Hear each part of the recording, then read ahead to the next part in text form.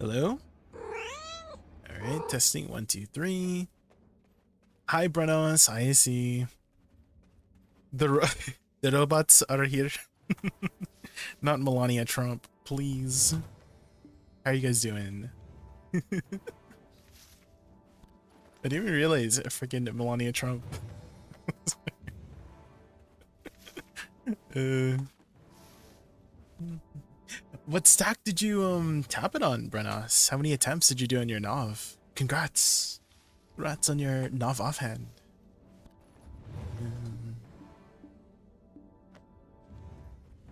Okay.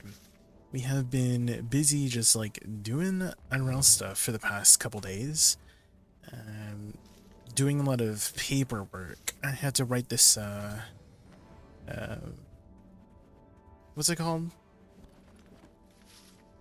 Basically I guess the people who collect taxes don't know where some of the money that I get is coming from, which is like the Twitch stuff, right?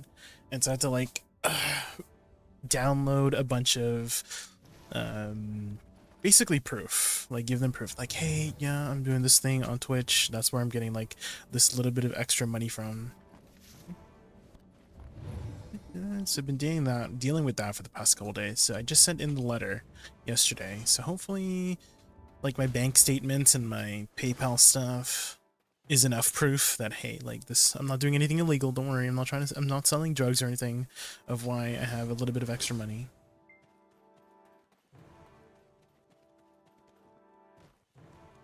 Or maybe I am, you know. VTubing is expensive. Sometimes you gotta get into the dirty business, you know.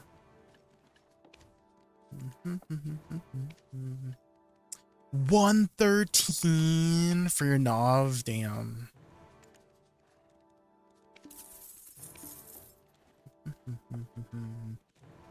Earn 2 360 stacks. Yeah, I mean, that'll be useful for going forward. Okay, that's done. Let's do our dailies. Hi, Jigen, I finally got all the class tests, and I wanted and have ended up on the last being wizard. I know you played witch, so I was wondering what advice you have for me. Track your cooldowns. Right, this is just like a really basic thing for any class. More or less so with certain classes, but definitely for caster in general, just tracking your cooldowns is really important. Take your time with your UI as well. It doesn't have to be anything fancy. I mean, I just have a box of cooldowns at the bottom here, so take your time with your cooldowns, or take your time with your UI so you can set up your cooldowns properly. Also, is the volume okay? I see. Is the volume okay? Like, is my voice volume okay? Is my sound in game okay? Is the music okay? It's all good. Okay, thank you. I'm just very anal about it. You know me. You know me, you know.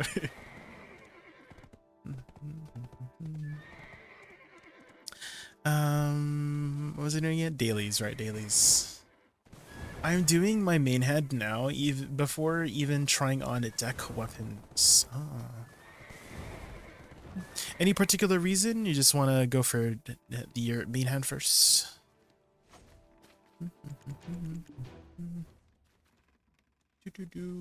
Show where to list cooldowns. Yes, it's in your K menu. So if you press K and then on the bottom side, there's like says skill cooldown slots, and then you can even write little notes here. You didn't know, right? So you can be like, oh yeah, lightning blast is on SRMB, you know, mana absorption is spacebar after skills or something. You can write them little notes.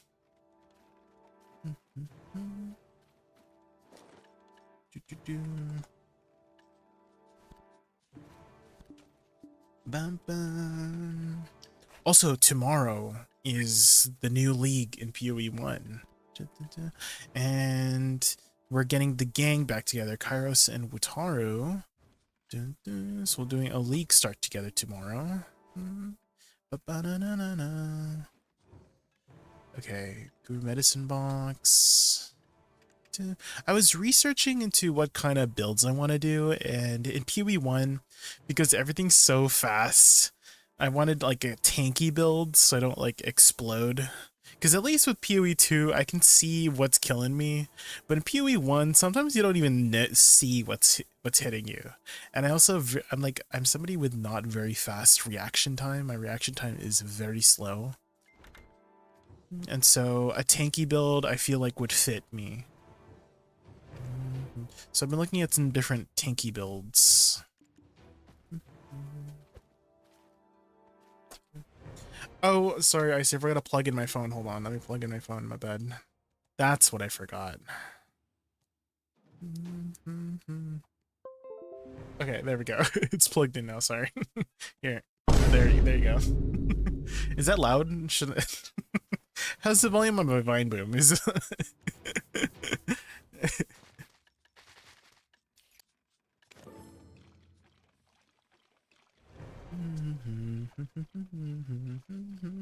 Oh, you're preparing for Savior. Ah. Yeah, we'll see how Savior is with the abilities next month. Next month is going to be Calpheon Boss, so most likely we'll see what she has to offer.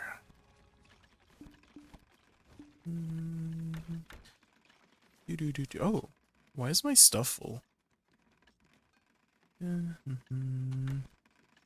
Oh, did they put all of our Reforged stones back or something? These are all my Reforged stones. Oh, for the preset, right?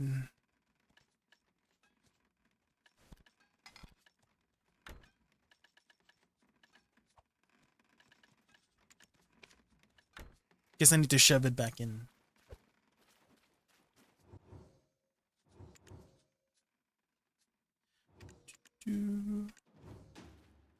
Ooh.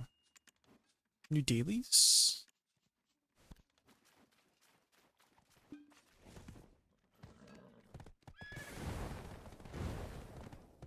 What's your go-to playstyle in PoE? I know very little about the game. Go-to playstyle? I usually, for the past many years that I've been playing PoE, a summoner build. Generally a summoner build. What am I doing again? Oh, engaging horse. It's usually a summoner build, but this time I wanted to go something really tanky. It's kind of hard to describe, like, if we're gonna have a discussion about PoE, you need to know about PoE. It's it's like very difficult to talk about how PoE is if you don't know anything about the game, right? It's like one of those games where it's so deep. Like the mechanics are so deep that explaining it in layman's terms is very difficult. You basically need to have played the game to really know. To really know the ins and outs of what's going on. Because it's so confusing to a new player. Like, I'm still confused most of the time.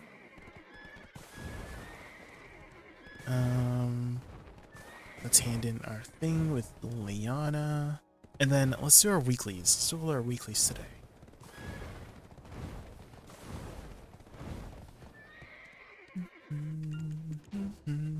But if you ever want to try PoE, Raz, it is free. PoE 1 is a free game, so. And there's no locked content behind a paywall. It is all completely free for all the content that you want to do. The only thing that is locked is MTXs. Well, okay. You can make an argument for stash tabs, basically more space, more inventory space, as being pay to win, and it does help you a lot. There is specialized inventories for certain items, like whether it be for unique items, for currency items, for whatever kind of item. It is very convenient to have extra inventory that organizes itself, and people call that pay to win, which, you know, technically does give you an advantage in the game if you're able to automatically organize all your things without having to think about it. So that is the only thing that is kind of pay to win about PoE, is the inventory, but some people don't even consider that pay to win, you know, because you're not directly paying for power. You know, there's always this fine line with pay to win, right? Some people's fine line is very thin. Thin being, hey, if you can pay for an advantage, that's pay to win, right? And then some people's are more a little bit thicker, right? A little bit more strict on, hey, if it's only pay to win if you can pay directly for power, you know?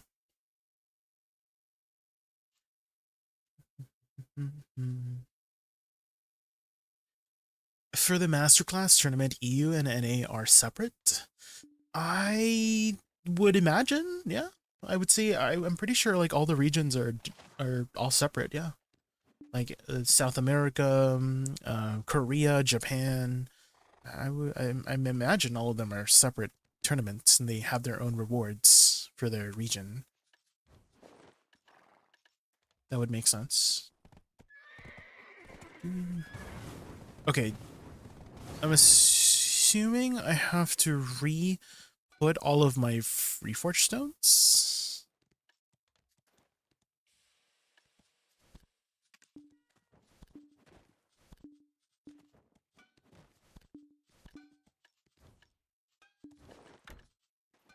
Oh, okay. What's this menu? Do you only need one of... No, you need 3, right? Wait.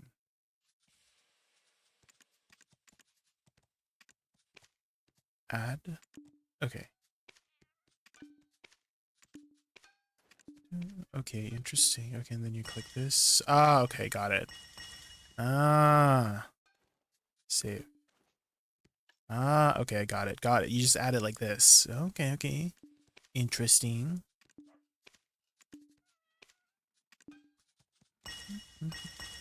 That makes me want to add DP. Just like DP and HP for like tankiness. For like PvP, just in case, you know? Because I probably don't need like BSR for PvP, you know? If I'm gonna do like uncapped PvP, I probably would want like DP instead. You know what I mean? Save.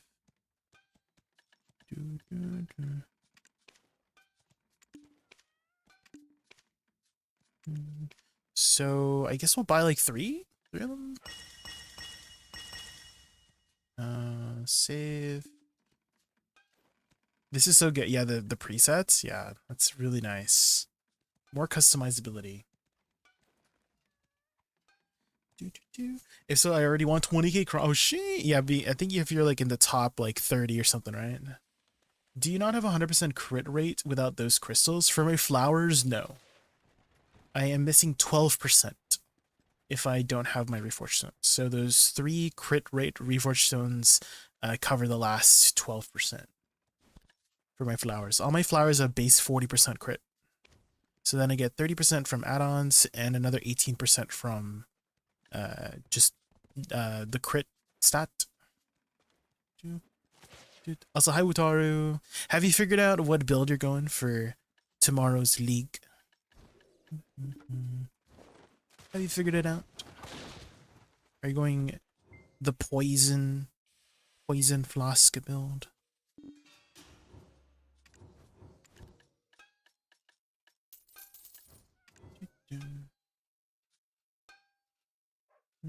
I tried getting into PoE years ago, but the UI was too confusing. Expecting the skill menu. Oh, you mean especially the skill menu? Yeah, PoE is a very deep game, but if you are somebody who likes those deep systems, Raz, like figuring it out like a puzzle, then you'll enjoy it. It helps to have somebody that you know, like playing with you, because that's how I got started with PoE. With some of my friends invited me, hey, you want to this game with us, right? We'll hold your hand through the process, you know. So it helps a lot to have somebody like on hand to just ask questions about, etc., etc. It is a very confusing game, definitely, 100%. Ewer2, thank you so much for the follow. Hopefully I said your name right.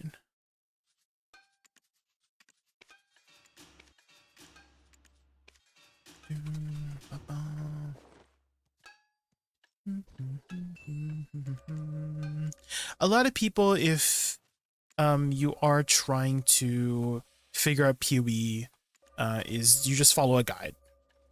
The guides usually, like the guide makers in PoE are very dedicated. Like some of the guide makers that I know told me that, yeah, like if you're a guide maker in PoE, you probably have more hours spent like theory crafting on guides than actually playing the game, which is apparently the case for him. The guy, when he was talking about him just like theory crafting all these like different builds and whatnot, he would just spend hours and hours just like looking at the skill tree, not even playing the game, just like having fun, just figuring all the basically it's like a puzzle is what he told me.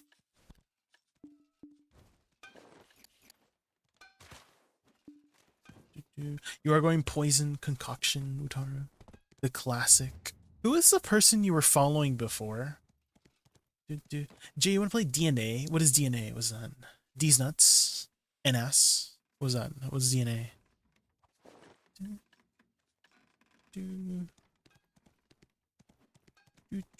D ribonucleic acid. Yes. Is that the right one? Say it again. Who do you remember who the person you were following last time? Last time we played PoE1? Back when we played Settlers of Calgar. Who was the person? I forgot her name. Because you were like following like this Scion poison. The lady, yeah, what was her name? Was it Vel? Okay, let's do some dailies here.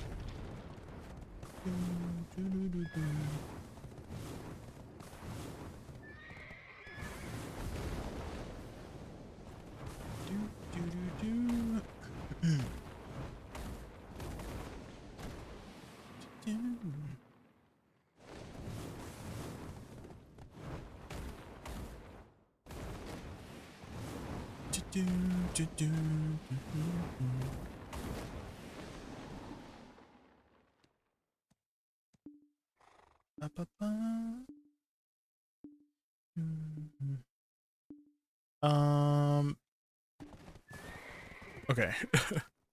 Not me getting stuck with that. Hi party rockin' Friday, welcome in, welcome in. Tomorrow is Friday.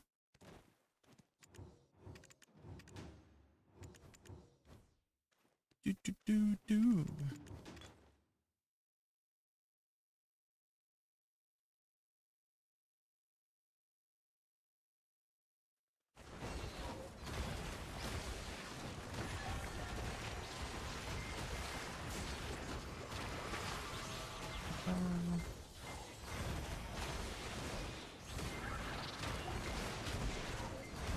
Have you been to the PH? Do you mean to the Philippines? What you mean by PH? If so, yes, I have been when I was younger.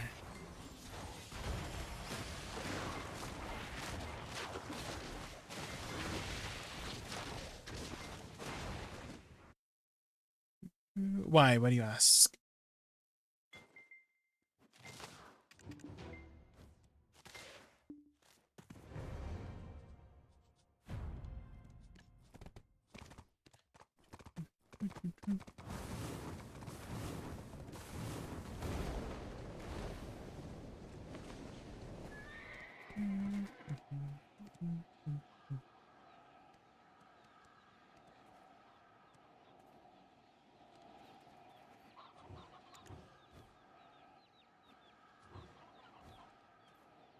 What do I do with this quest again? Is it this one?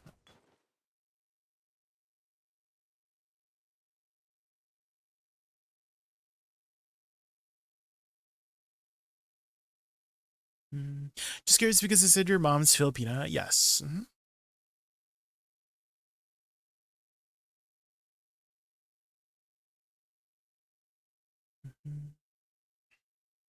Velina. Velina. Ah.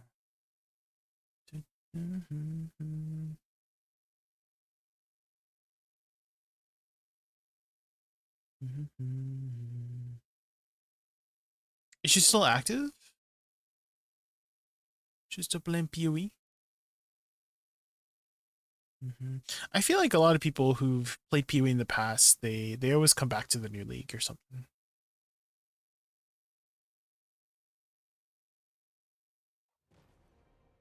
If not the league, or if not the current league, like the next league over.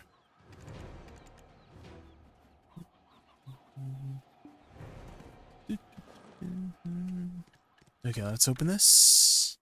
Any free stuff? Oh, we got a lot of tokens here. Ooh, let's get this free stuff. Let's get all of our weekly stuff here. Let's get that one, this one, that one. What other weekly stuff we got here? Oh, Pit of Undying. You can do Pit of Undying.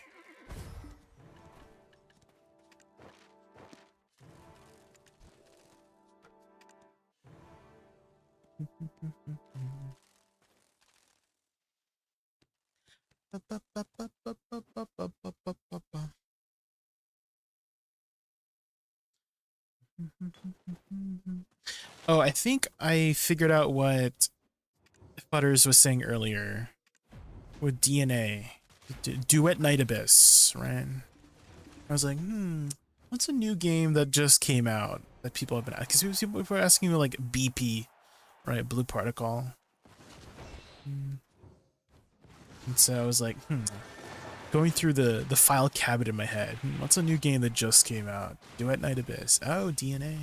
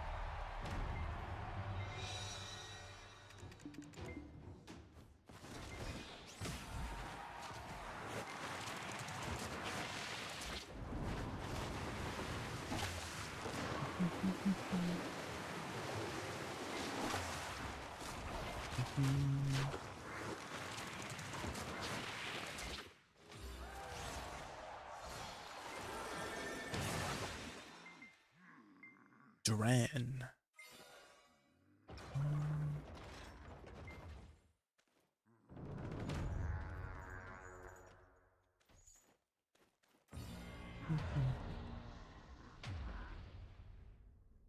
Okay, what's the CC? Oh, wait. It was something into a stun. Was it just a stun? If so, just like this one? Oh, I guess it's just a stun. I thought I CC'd the first one.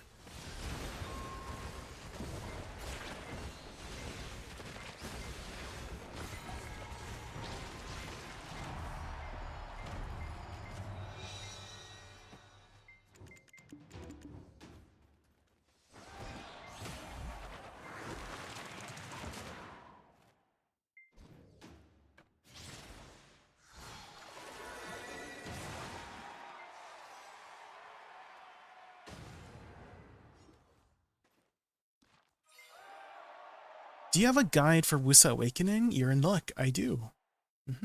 If you're just looking for combos, I have a combo playlist you can check out here. I recommend starting out with the very simple one, the very oldest video, and then check out the other ones and start like learning some other variations of that simple combo into more complex combos. And then I have a more in-depth guide here if you were looking. There are some mechanics that they did add after the guide, but the guide is still fairly, like, you're still doing the same thing. You're still following the structure and fundamental of planting your flowers and then direct to damage. So, and if you have any questions, I mean, I'm live. That's the perfect time to ask questions.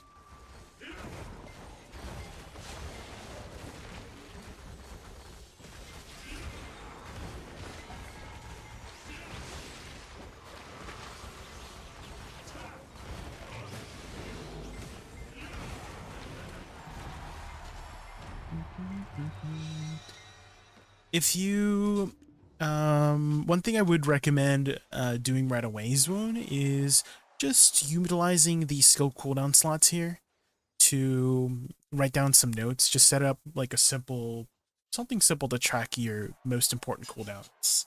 And so you can write down little notes like, oh, Nether Strike is the F key, you know.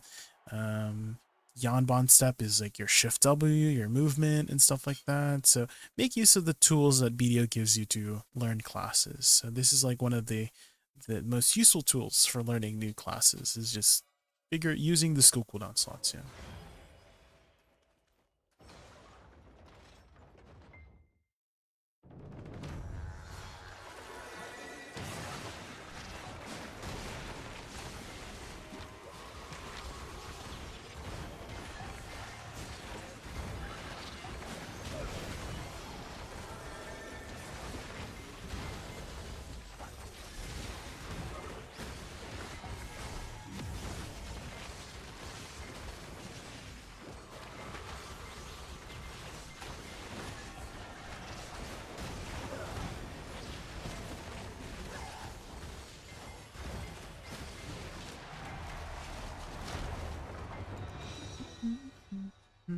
I do with every character so I can be comfortable with the class. Good, good, good.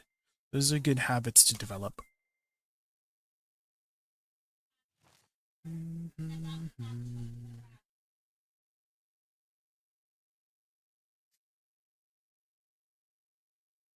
Don't you agree?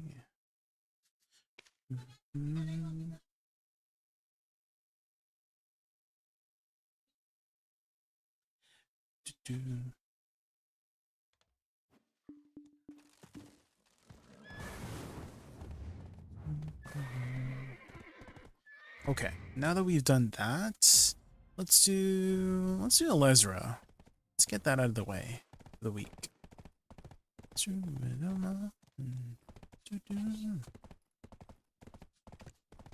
Let's get physical. Put this on. I got a choice. Come on.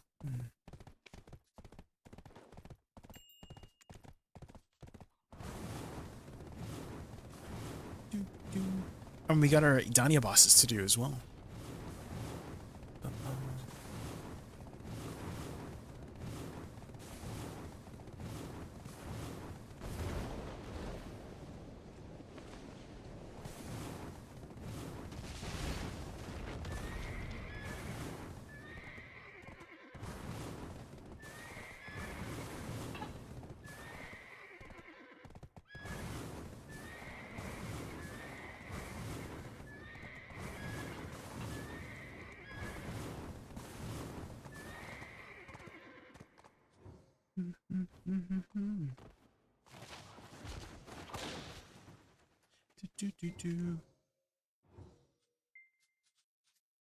Okay. Idania bosses make me sad. I've been on 459 DP for 2 weeks now. Yeah, it is time gated for those materials. It depends on how you view it. Party Rock on Friday. I think at least for me, the Idania bosses is nice that it's time gated so that I don't have to like worry too much about preparing so much money to progress. Basically, it's kind of capped, right? It's how many taps you could do, right? Which is like 4 taps for me with Tenebra. So I basically only need to prepare like 4,000 crons for the week, and then I'm done my taps, and then I don't have to worry going forward. I just get my 4,000 crons, and then I'm good for the week. So It depends on how you view it. It's like a nice, like, steady pace, especially since I'm still working on my weapons. I don't know about you, Party Rock on Friday, but I still have 2 deck weapons to work towards, so that's already a lot on my plate. It's definitely, you know, a lot more gonna affect the people who already have deck weapons, right? They have nothing else to go for, they're just waiting on stones. But that's like, how many people is that in the world, right? How many people in the world already have triple deck weapons, etc., etc.? So it's nice for me who are still working towards something to do. I'm not like so overwhelmed with everything that I have to go for, you know.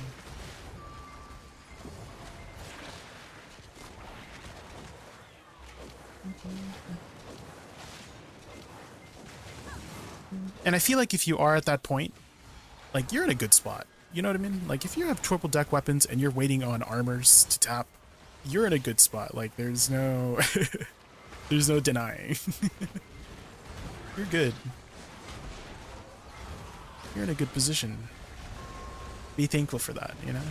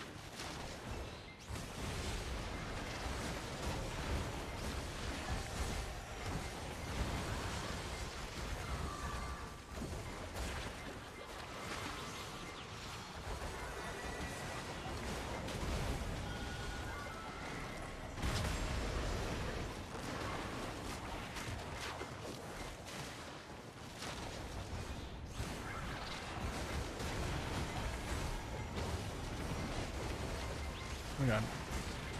Why is that being so low? Is that bug? No.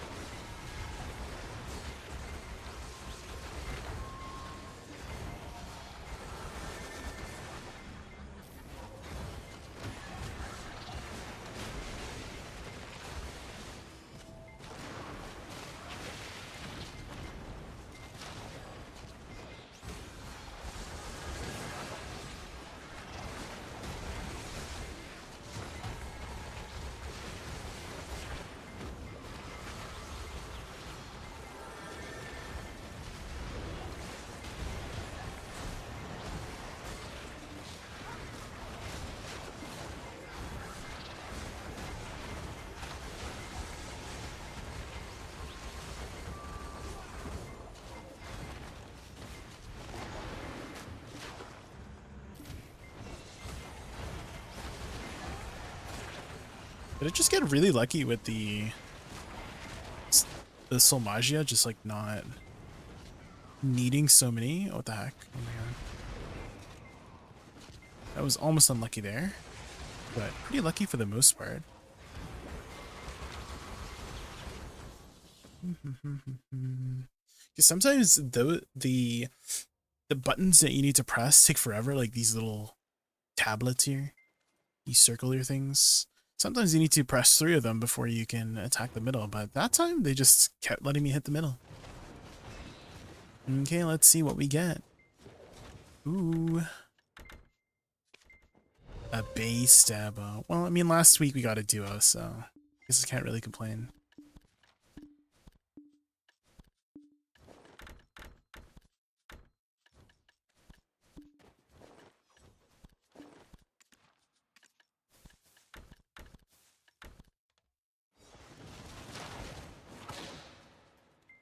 Okay, that daily, that weekly's done. Now let's do our downy bosses. Yeah.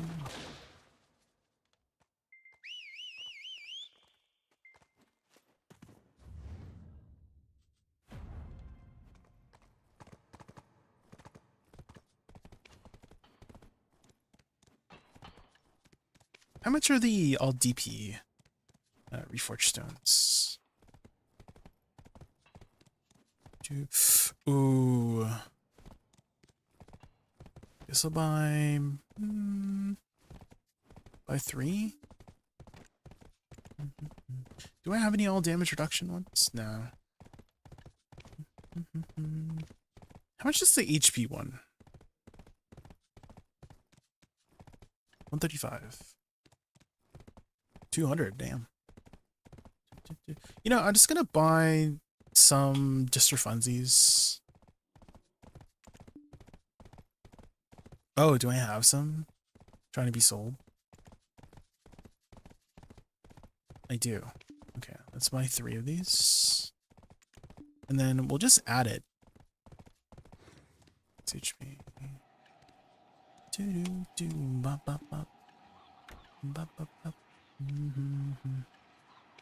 We'll add it here just in case.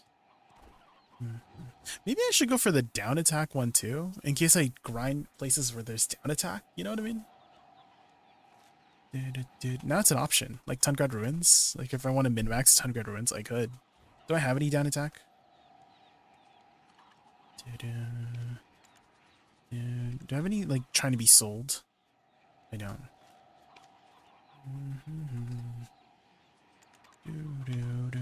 Might as well, you know. Might as well.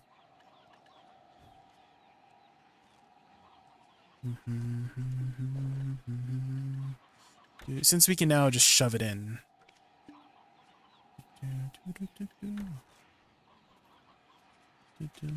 Ooh, should I go for the accuracy one too? I don't know. How much is the accuracy one? It's low. I'll just put it in. I gotta collect them all, you know?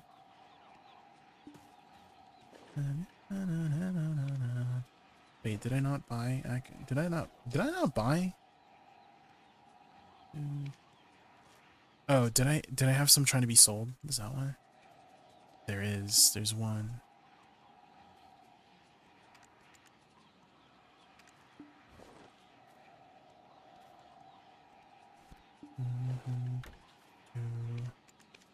There, it's in. Uh-huh.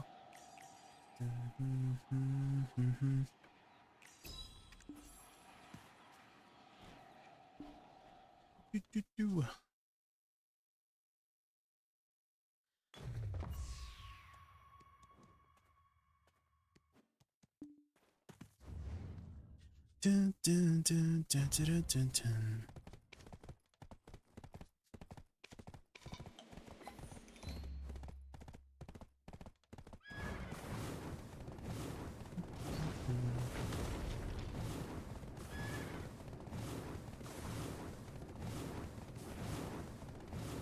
Do do do do do do do do do.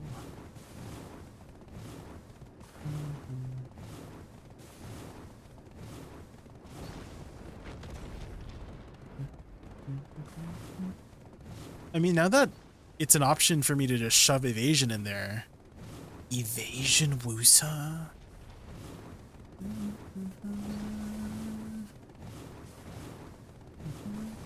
Full DP evasion Woosa? That's probably worse than DP Woosa, no?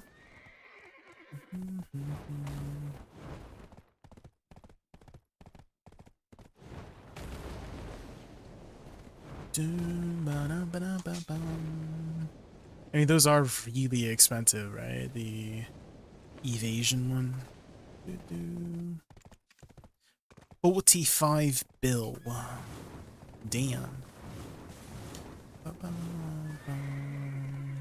Wait, that's the wrong castle.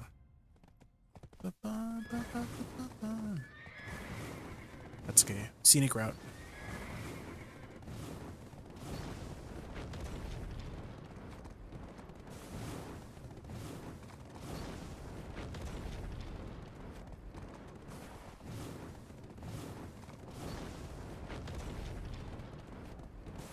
Do,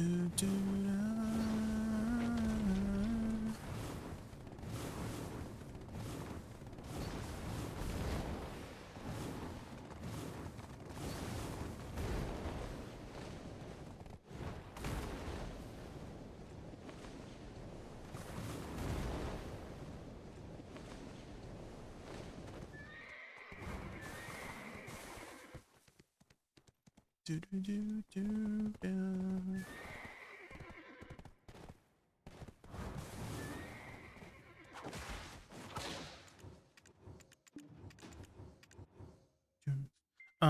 Let's boof up first. Okay. Defeat Karshin. Here we go. Bum, bum, bum.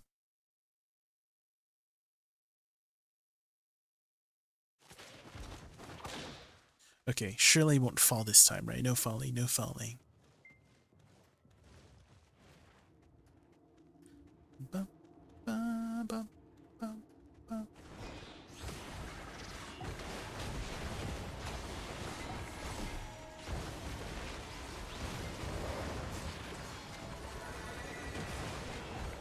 Oh, almost fell.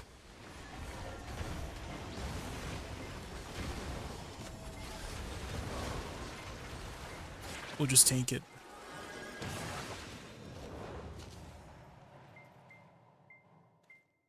Okay, and then I do this. No! Okay. Well, I guess we'll do that last.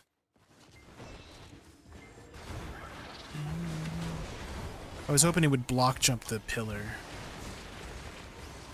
Also, reused pillars from Ataraxian Part 1.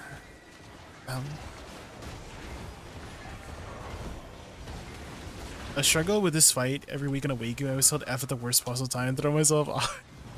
Yeah. Why do they make Karshin's castle so freaking dinky?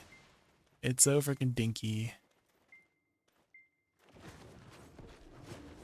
Okay.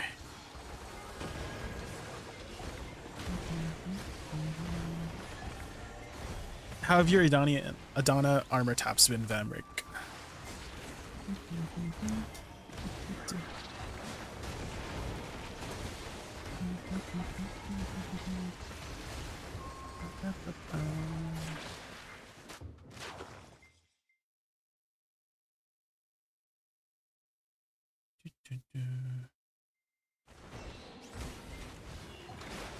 Three tats, 1 pen after this week could be way worse. Yeah, that's pretty good.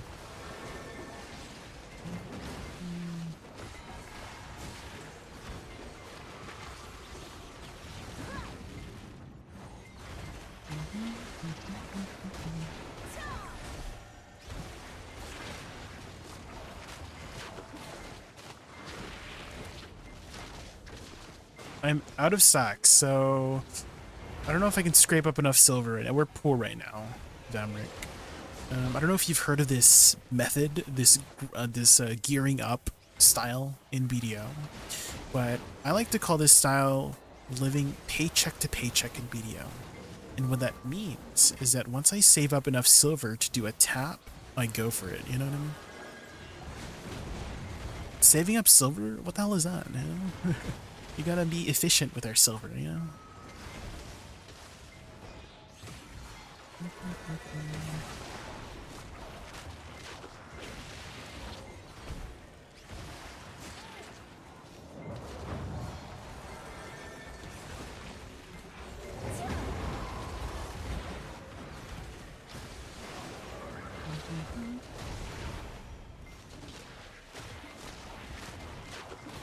Does it net you interest? There's no interest in BDO. Yeah.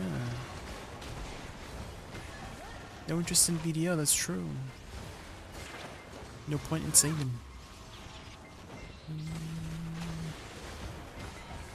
It actually loses value. You know? Because things are gonna get more expensive, right? You're losing value. Inflation is here.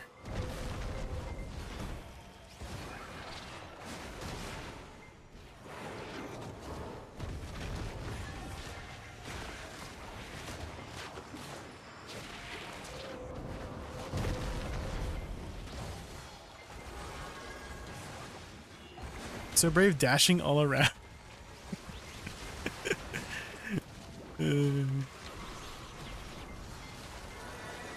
I'm not gonna fall off, guys. I'm a professional.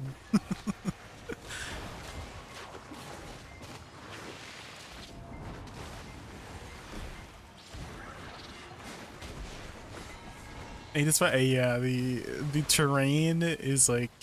Also, what was the point of these things over here? Like these three, like you would think there's like a mechanic with that, but there's not.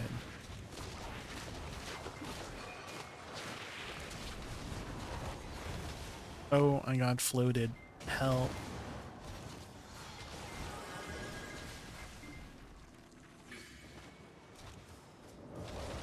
What? Isn't the safe spot over there? What the hell?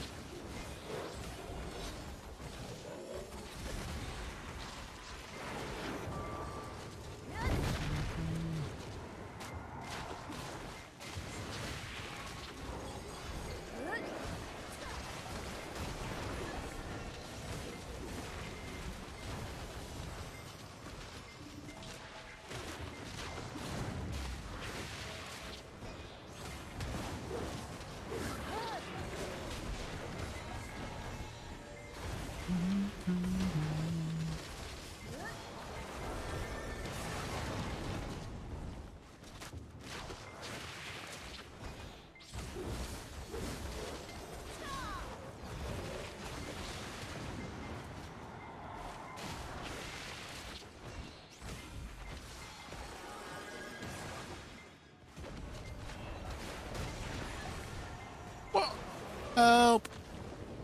Oh, I'm okay.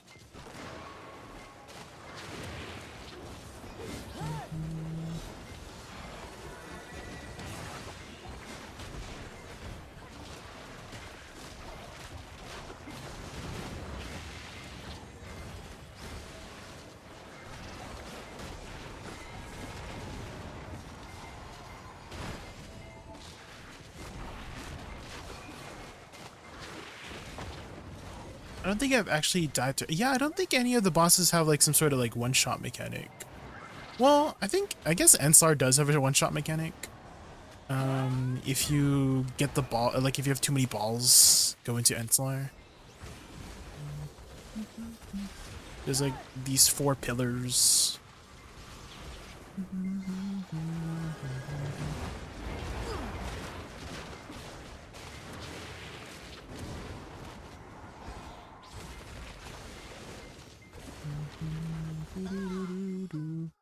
Okay, you guys ready? Ready for the weekly ash shot? Huh! We all know where we're looking. Oh, does Jordine have a one-shot mechanic? Oh.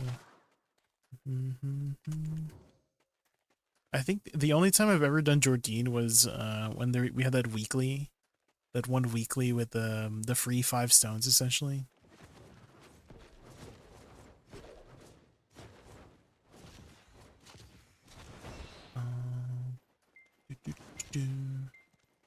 Okay, weekly dawn.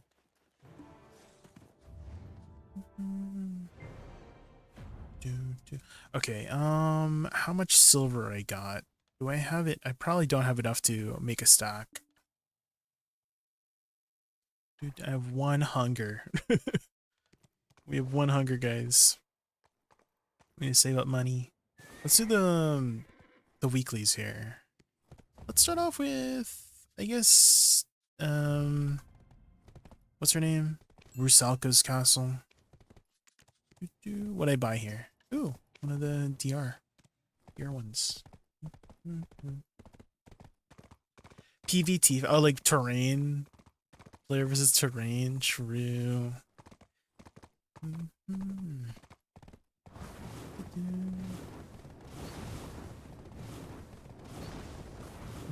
If Ethereon with Jordine had a huge area to fight. You're basically fighting in the castle.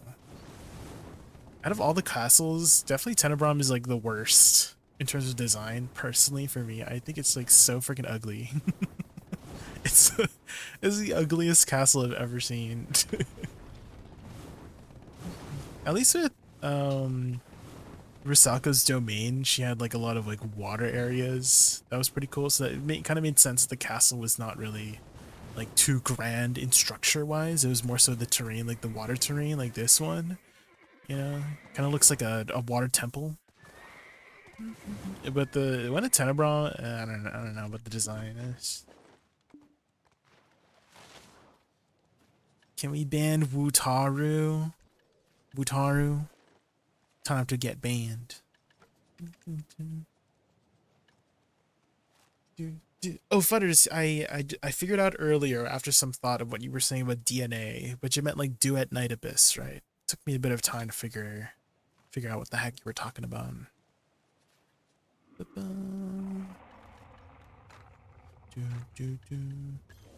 Do it. Have you been playing it? Is it fun? Is it fun?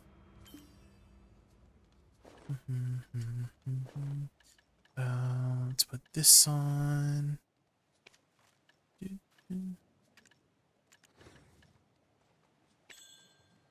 Check in. Do this.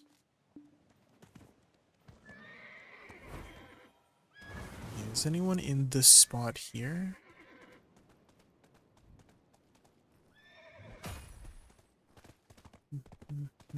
Someone's on this spot.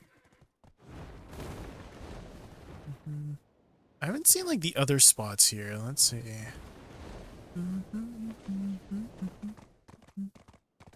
Yeah, I guess this is a spot too. Let's just do it here. Ooh, we're out of food for our workers.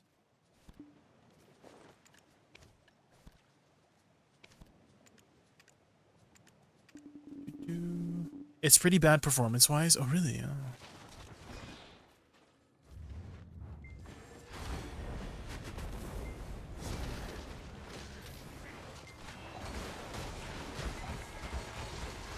They have been updating it constantly, so I don't know how long it'll be banned for. Okay.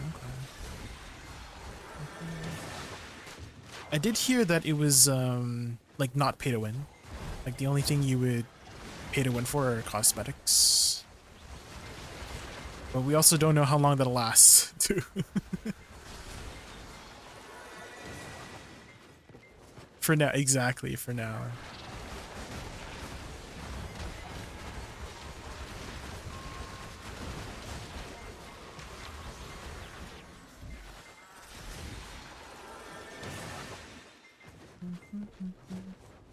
I did weekly task. I have not tapped yet, Artisan. I don't have any stacks. I'm poor. Ain't got no stacks. We need money for stacks.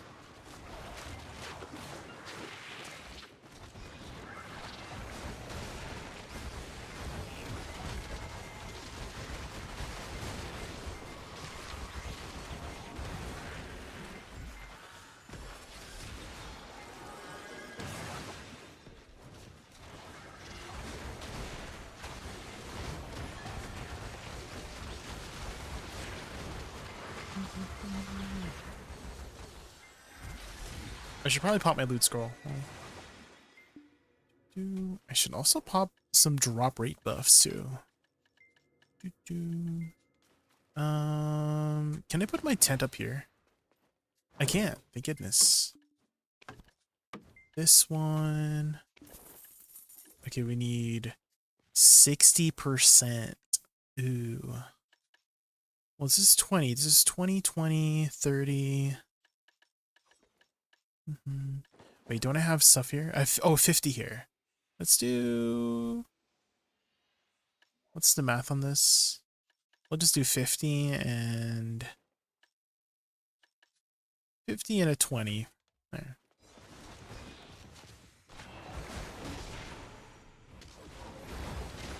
Oh, I need to put on some resist crystals too. Where's my Johnny? This song? Talking about this song? Let's do this one. Let's do stiffen. Here we go. Apply.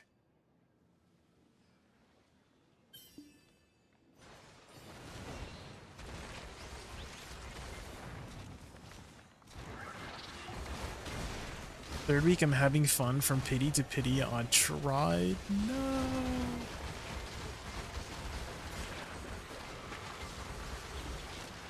Well, at least it's, you know, pretty easy to save up taps for. The cron cost isn't too high.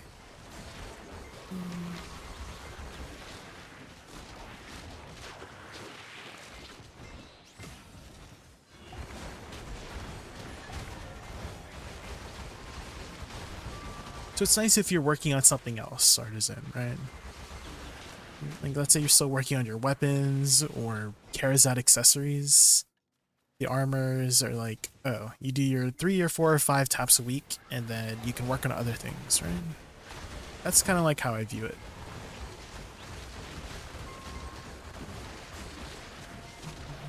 It's on top of everything we already have to work towards.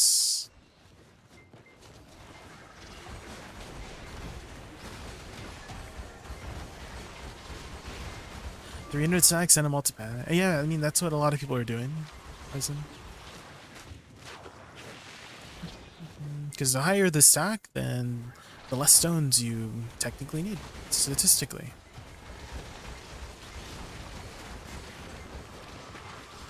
Working in deck, exactly, yeah. So if you, like, the only people really affected, I want to say, from the time gate are the people who already have, like, deck Karazads and triple deck weapons, right? Those are, I would say those are the people that kind of like suffer the most, because who's like, oh, let's say you have like Pen Sovereigns and you don't have deck Karazats yet, right? And I'm like thinking, are you prioritizing your armor weapons first? I don't know.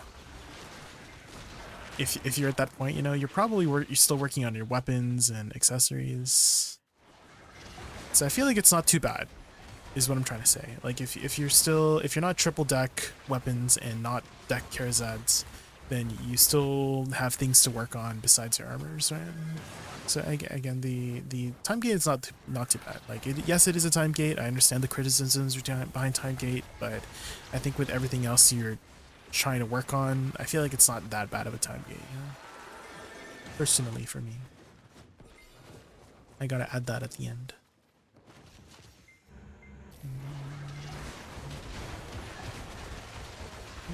100 tab soon. Ooh. Hopefully you get it soon.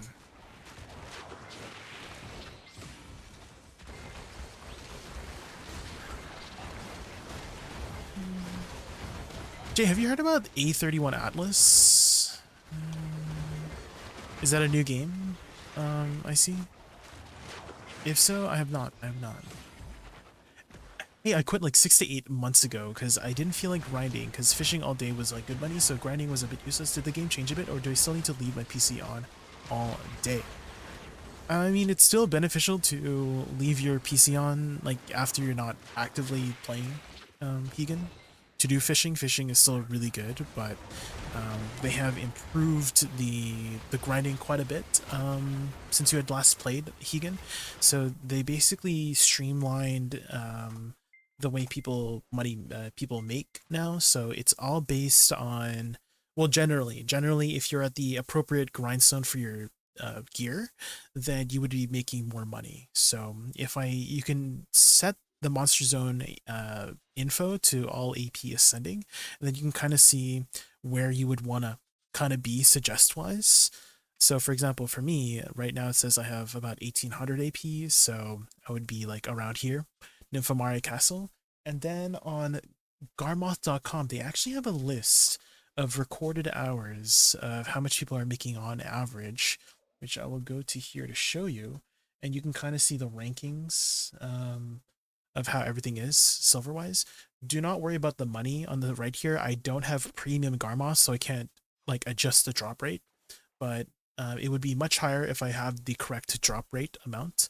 But you can just think of it as ranking, right? So right now Zephyr's Castle is making the most money. And so again, ignore the 2.7 bill here. It's probably closer to like 4 or 5 bill after you adjust for drop rate, right? I don't have premium, so I can't adjust for drop rate, but just think of it as like this is rank 1, you know what I mean?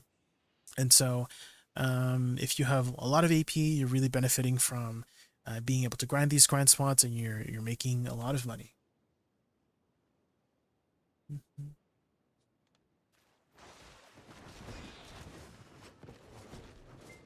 Take Garmoth with a grain of salt.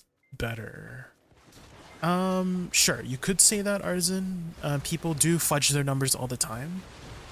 But there are people who don't fudge numbers, and that's why you gotta look at your own numbers.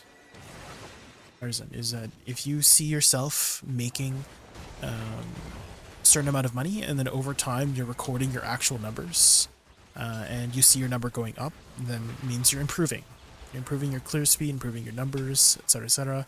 This is just a good idea of how to get, you know, a guideline, right? Of it's not necessarily something you have to follow strictly, right? Maybe you're making more money at this area than others, but it's a good way to just get an idea of where you would want to be to make money, you know? Fishing is like 1 to 2 bill per like 10 hours. About, yeah. Overnight, I usually make like 1.5 to 2 bill.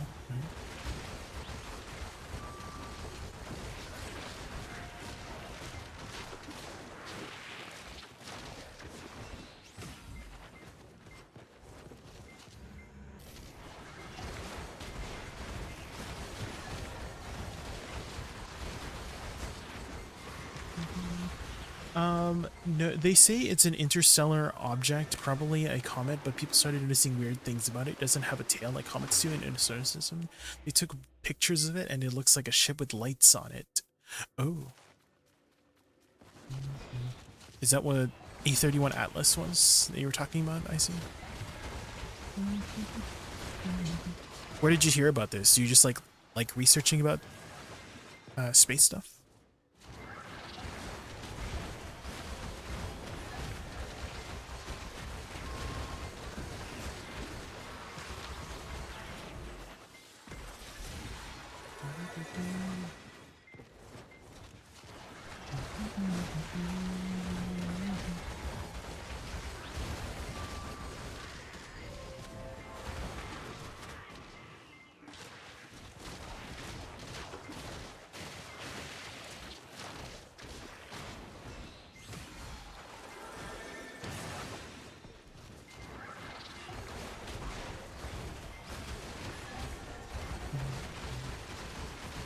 I don't know why I feel so bad at fishing. I feel like just trading my silver for electric bill.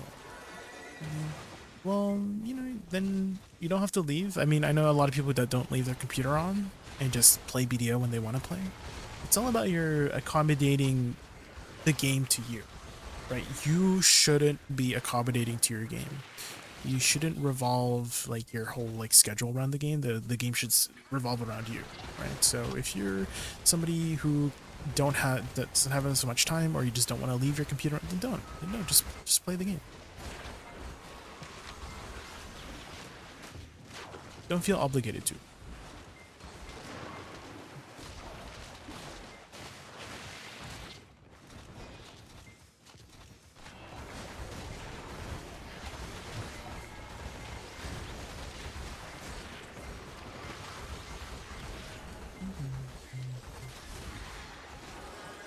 Besides the brain rot on my Insta, I also like NASA stuff. Oh. There's actually this YouTuber that I follow. I see. I can't wait. I'm trying to remember her name, but she does a lot of optimistic science stories, and she was talking about a lot of space stuff. Basically, asking the answering the question of when people ask like, why are we spending so much money, like billions and trillions of silver on space technology and stuff like that, right? And she was giving us examples in the video of like, oh yeah, so like these human inventions that we have that make it more convenient for like agriculture and stuff like that, or let's say comfort and homes and whatnot, like architecture for homes and whatnot, right?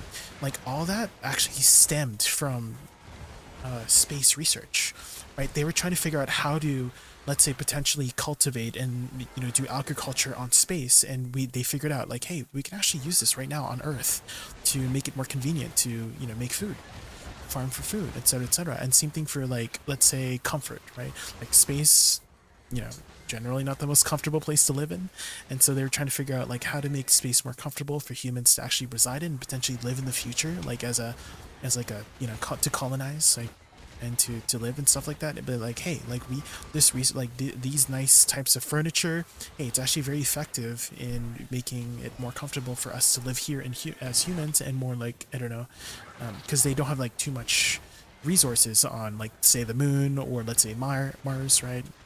So they got to use the materials there, or like find a way to reduce the materials. But hey, we can also reduce the materials here on Earth. So she was like talking about that stuff, like, hey, I guess that does make sense. Like if you're spending all this money to figure out space research, and you're like getting byproducts to figure out how to use it on Earth, right, itself, to make it more efficient for humans to live on Earth. I mean, then I guess kind of convinced me that, hey, maybe the amount of money that we spend on our space is worth it, So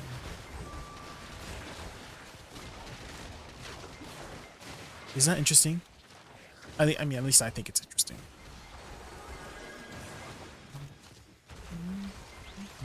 Hi, happy little pie. Welcome in, welcome in.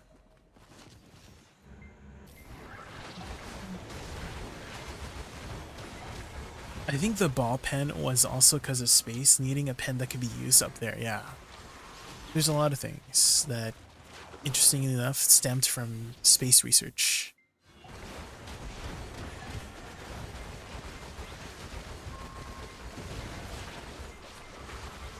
Another thing.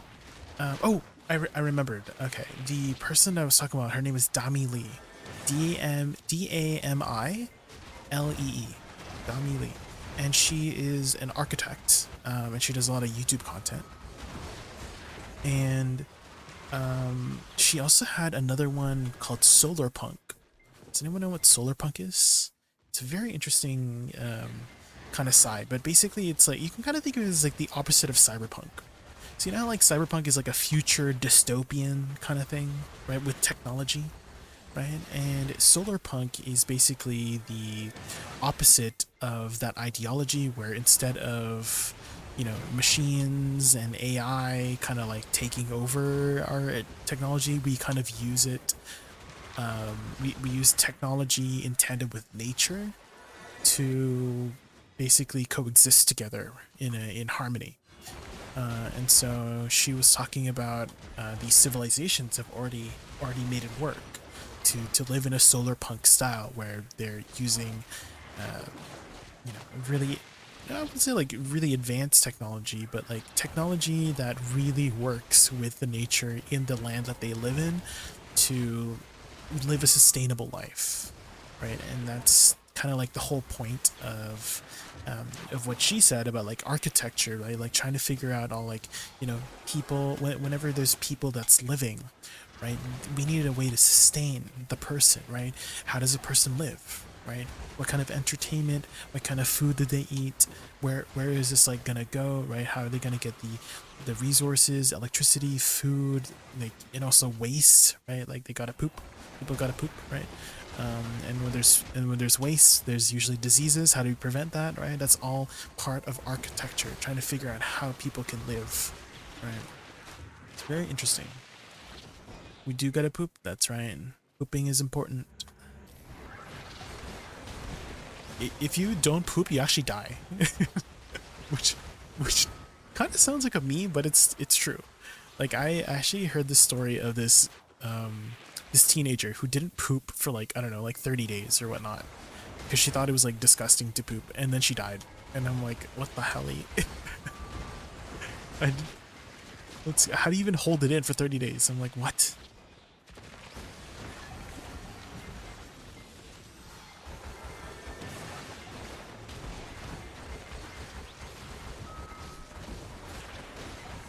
That was just so, I know, that was just so painful and discomforting, right? Yeah, I needed opinion. 95 hit percent rate on Thorn down percentage, 100%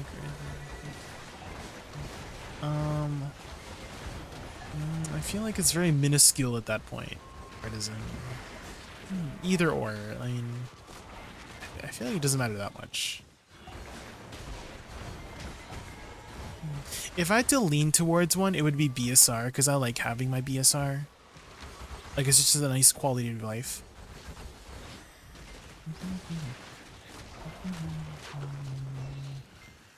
Actually, you said Thorns of Denial. That's a witch skill, right? Then I would kind of lean more towards crit rate, specifically for witch, because BSR for witch isn't not that impactful. Well, it is impactful, but it's not as impactful as, let's say, a class without a natural attack speed buff, right? Because witch just naturally has an attack speed buff, right? And so BSR is not that big of an upgrade for classes that already have an attack speed buff, right? It's like 5% more, right? But for classes like Woosa or something like that, it's significantly more impactful to have your BSR up, because we don't have a natural, you know, speed buff, right? So that 1 minute of extra speed is really nice. So since you're a witch, I would probably lean less towards BSR and more towards the crit rate.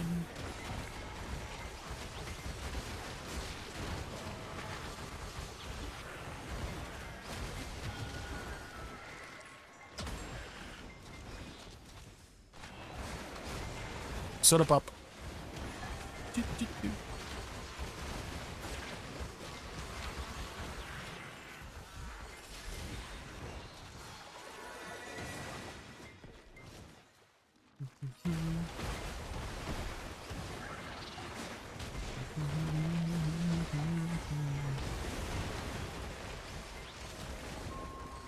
It's one skill, that's why I ain't sure.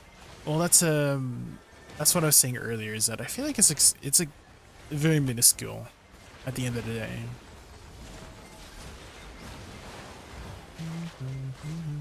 With DP, I don't know. Something else, I guess.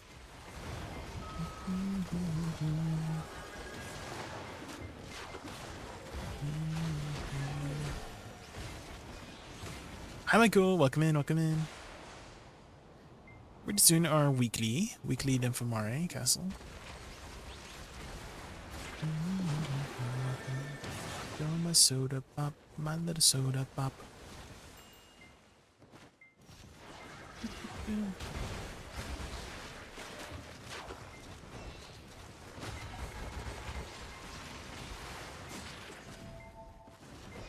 Someone in the comments said, look, the aliens are waving. The robots are here.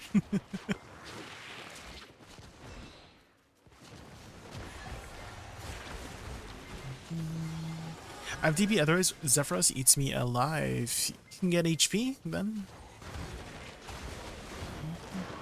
A little bit of extra HP.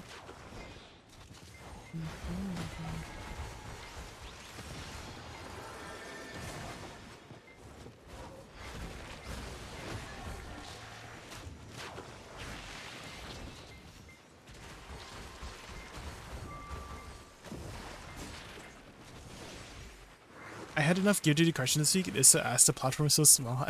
We just did Karshan earlier today. We like there's at least 2 people in my chat complaining about the platform for a Karshan. There's at least 2 people in chat. Raise your hand. Who are those 2 people in chat? Raise your hands. Press 1 in the chat if you're one of those people.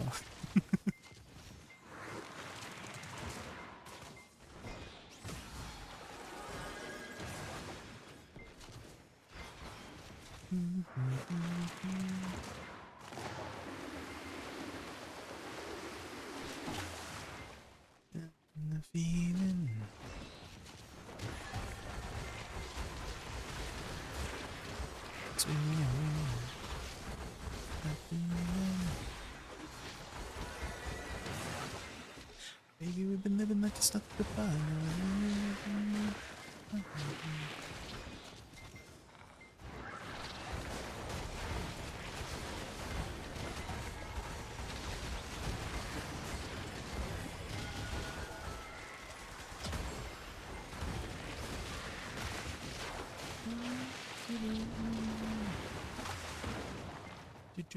I died last week as a developer supported off the platform. No.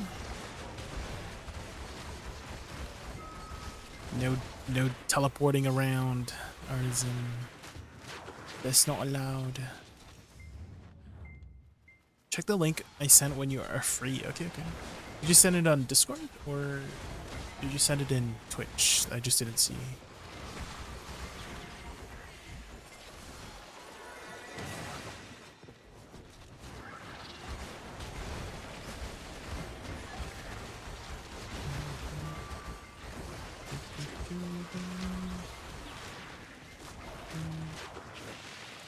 Oh, is it the video? Okay.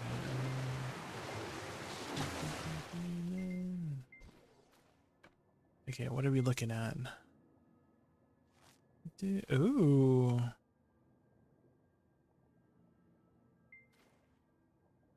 Interesting. Is this like close to Earth?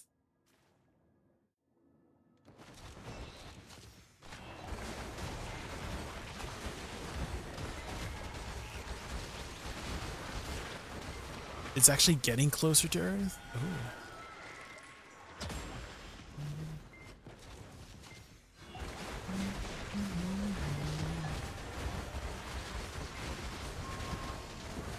And it's still not known what exactly it is, just lights.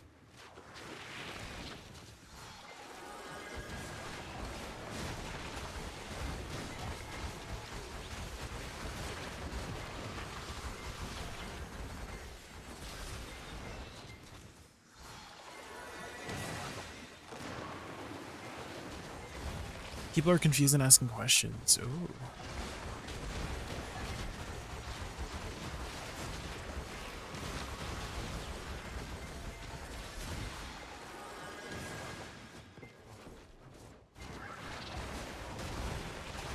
The robots are here.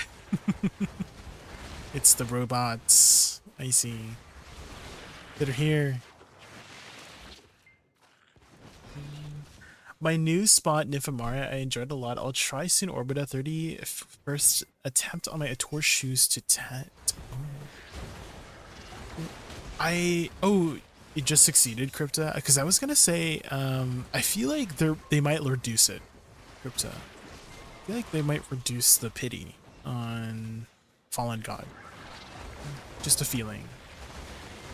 At Calpheon Ball, I feel like there's a good chance. So if you guys don't have your Tet armors yet, for Fallen God, maybe wait on tapping. Because I have a very, very strong feeling that they might reduce it. Similar with, you know, and Blackstar, right?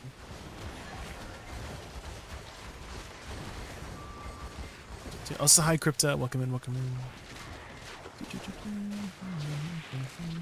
We're just here for the weekly. Have you been doing your weeklies, Crypta? Make sure you get those done.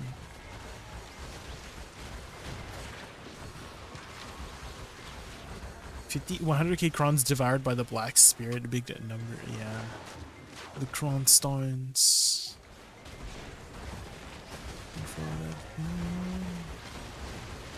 What's your next upgrade, Crypto? What are you working on next?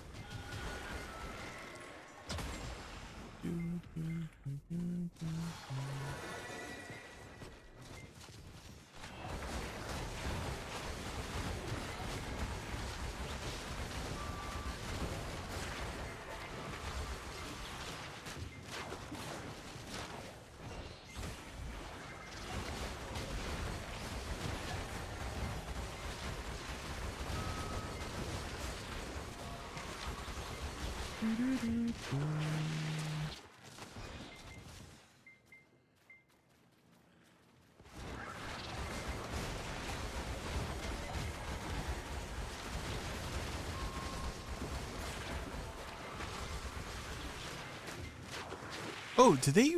Is the imperfect power back? It is.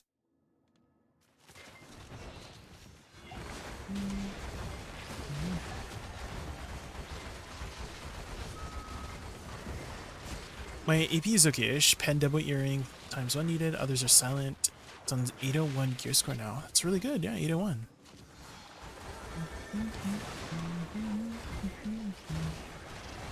Yeah, definitely. Again, Calpheon Ball, I have a very strong feeling they're going to reduce the pity, so hold off on any taps for Fallen God right now until next month.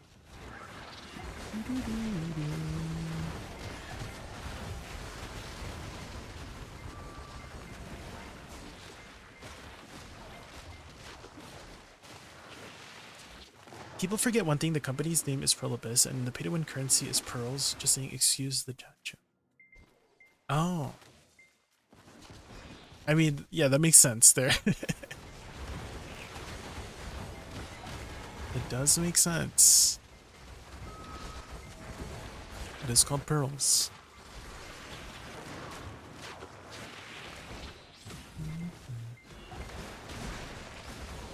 Actually, I'm pretty sure their trailer, like their early trailer artisan, was like an underwater thing. For Pearl Abyss. Like it was somebody like diving underwater. Does anyone remember that? That was like their original sort of company trailer.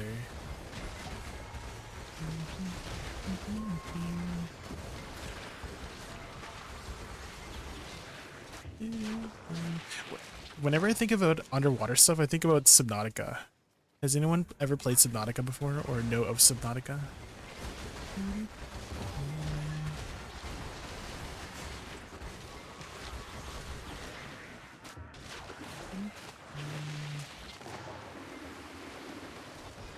Because why not? Black Star's horror movie ages ago. Yeah, I mean, before it was like 40 taps, right? It was 40 for Black Stars, and then now it's like 15, down to 15. So with Fallen Gods at 50, I have a feeling they might reduce it to like 20 or something.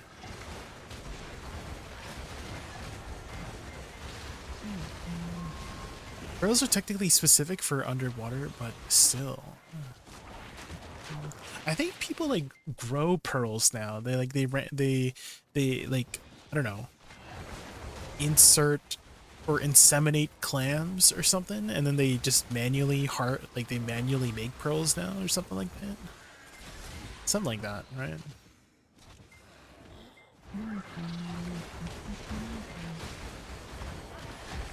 Subnautica 2, yeah, I'm really anticipating that game, Artisan. Subnautica 1 was such a good game. I haven't played Subnautica. I just know a lot about it because I watched like playthroughs and theory videos a lot about it, but have you looked into Subnautica, Icy? Because you said you were into like space stuff, right? Like alien, basically alien stuff. And I feel like you would like Subnautica because the underwater designs is very alien. I mean, they're literally on an alien planet in game, but I feel like it also is very reflective of Earth in a sense that like the ocean is still not fully known. It's still very much alien in a sense that we just don't know so much. We don't know everything about the ocean yet. And there's so many like creatures that we probably haven't discovered yet.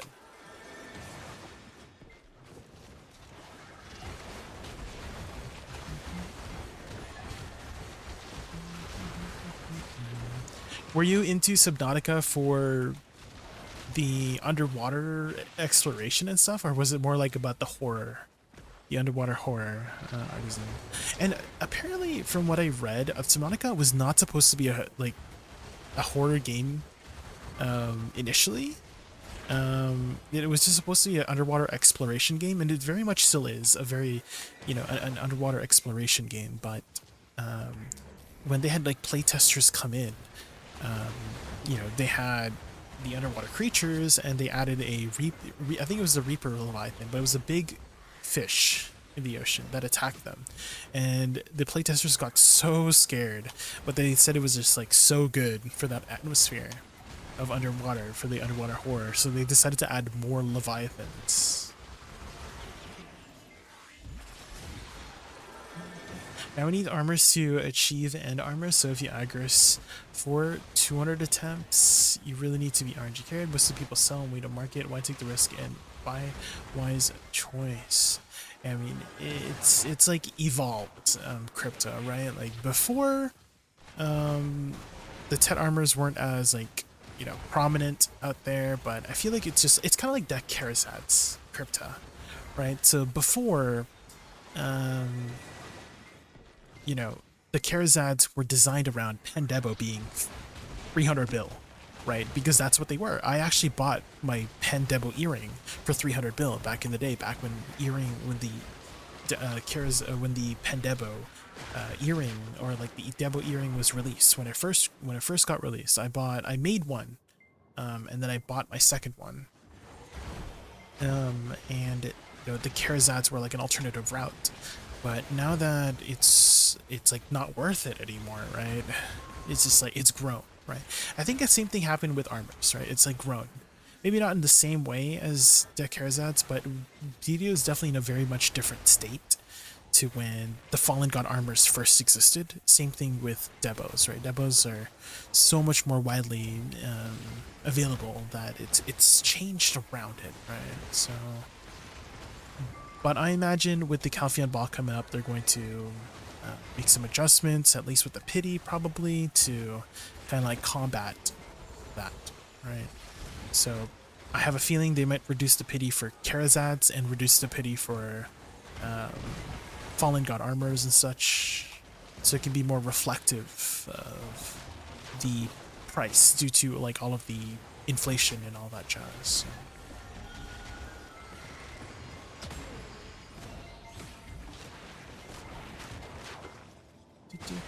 Really recommending Subnautica. Do not watch any videos online. Discover. Yeah, when did Subnautica first come out? It's been a hot minute, right? I feel like it's been like 5 years or something. Exploration part is amazing. Yeah, they have done such a good job with the underwater environments of Subnautica. Have you played, it's not like, well, I guess it is a sequel, but Subnautica Below Zero. Have you played Below Zero, Arzen? I did watch like a gameplay, and like a playthrough of Below Zero, but I feel like it did not give the same like feeling as the original Subnautica. I felt like it was a little bit of a downgrade from the original, personally. They definitely expanded more on the story, but I felt like it was missing that like original charm that the original story had.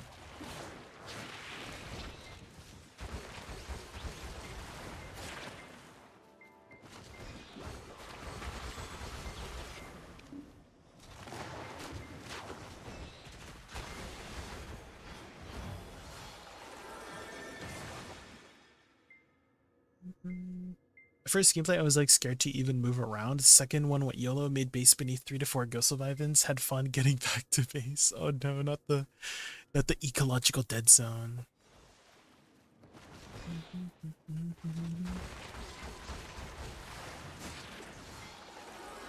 Did you like the new angelic and demonic scenes? They're okay. They're okay. I wouldn't say they're like anything new and creative, Crypta.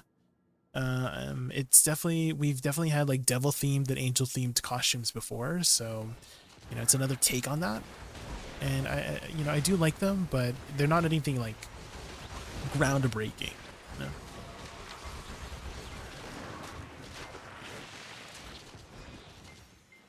Below Zero is at a Bastion expansion, gave it 3 hours and stopped it. Boring. Yeah, I do know a lot of people had the same kind of reaction to Below Zero. It was like fun knowing more about the world, right? It's like the world building was like the best part about Subnautica Below Zero, was we got more story behind, like, you know, the planet of 4546b, Altera, the research behind everything, right? More characters. But the gameplay and all that other stuff, it just like the environments, they just like, I feel like it felt a little bit short on that.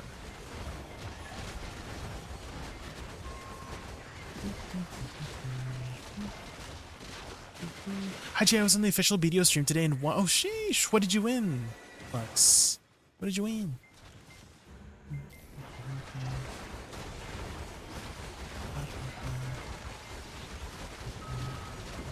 Another thing with Subnautica was how satisfying the progression system was. Getting better materials to go deeper and deeper into the hellish abyss was amazing. Yeah. The pacing, right? You're probably talking about the pacing. Yeah, the pacing of Subnautica 1 was really good. Like once you got an upgrade to go and explore a new area that you haven't explored yet is so good. And I love the idea of the ecological dead zone as being kind of like the idea for, you know how like a lot of games that have open worlds, they have like a wall, like they have an invisible wall, either like a mountain blocking the way or just like literally straight up an invisible wall blocking the way. But in Subnautica Below Zero, it wasn't like that. It was like, you know, if you went too far from the main area of where you're supposed to progress the story, you go into the ecological dead zone and then you get got by these freaking giant ghostly leviathans. Oh my gosh.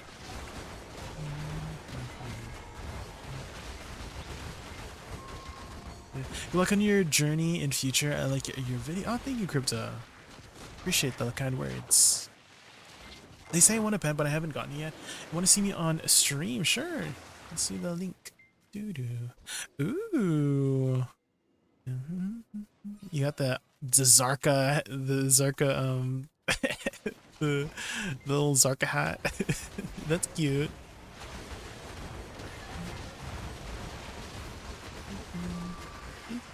Oh, are you not the one on the left? Oh, okay. Wait, you're the shy. Oh, you're like the oh, okay, you're not the Zarka on the left.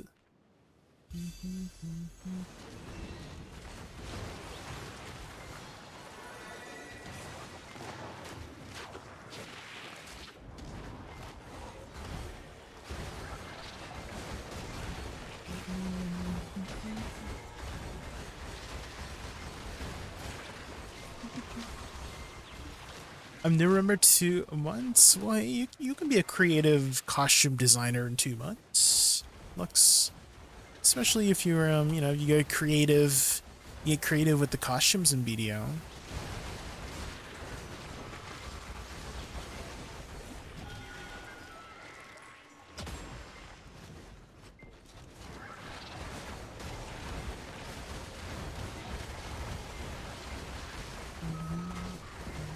I'm scared for guild bosses. Now we're gonna have so many shies with the new attendants. Oh. Guild bosses? Well, the guild bosses aren't that... Wait, are you talking about the Ferret and Mudster and stuff? Or are you talking about, like boss splits, like guild boss splits? The Huanghe one. Are you talking about this? Because if you're talking about the regular guild bosses, they're like a pinata, a loot pinata for the most part. These ones, guild subjugation. If you're talking about these are basically loot pinatas.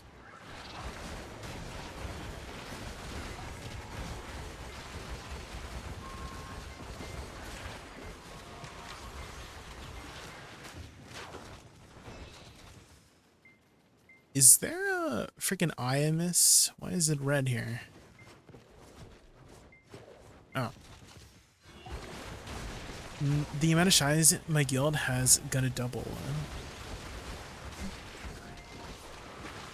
And that's a scary thing? Wait, why? Why is that a scary thing?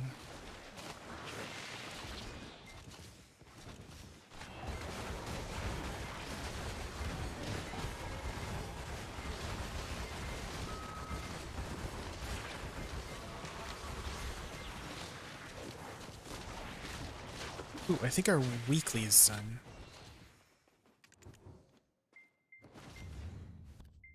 Yes, okay. Too many shies are scary. Oh. Well, children are pretty creepy.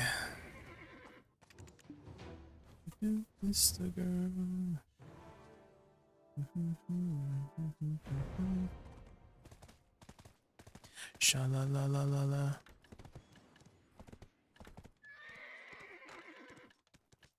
Do.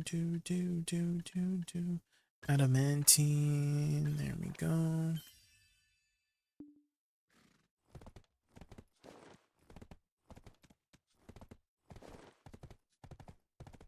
What? Wait. Did I get a duo demo, guys, from that grind? Wait, what? Excuse me? I think that's the first time I've ever gotten a duo demo. What? What the helly? That's insane. Easy money. Yeah, that's 4 bill. That's money I need.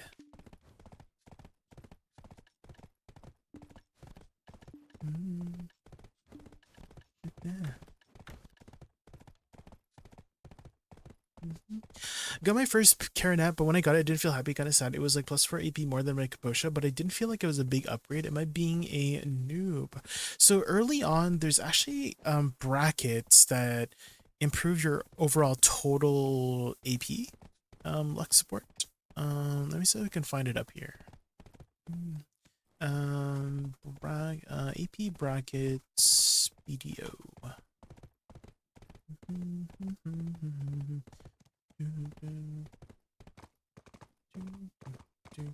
And at lower APs, every AP like above, I think 245, yeah, 245, every 4 AP is a bracket, and you get bonus total damage based on that.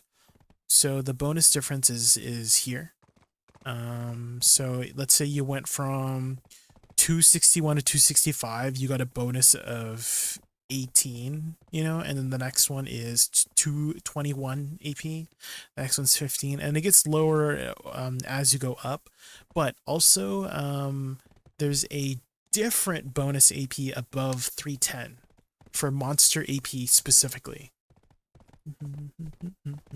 So on top of the current brackets here, so that 4 AP is one more bracket. And so the big thing, you got a 283 to 287. So you went from the 281 bracket to 285 bracket. So you got 6 more bonus AP on top of your 4 sheet AP. So it's sort of 10 AP. But it all, as you keep progressing, you mentioned you're only 2 months, right? And that's really good for 2 months, 287. And then as you keep going up, it'll get slower and slower, right? Like for me, I'm 387. So I'm 100 more sheet AP, but it starts like ramping up around 310 as you get more AP. But the amount of AP you need for each spot like changes as it keeps going, right? Too.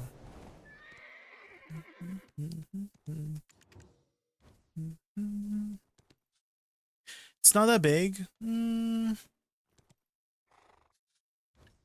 I mean, I would say it's pretty big early on, because the amount of money you make for each spot, right? That 10 extra AP might allow you to do another spot that you haven't been able to, right?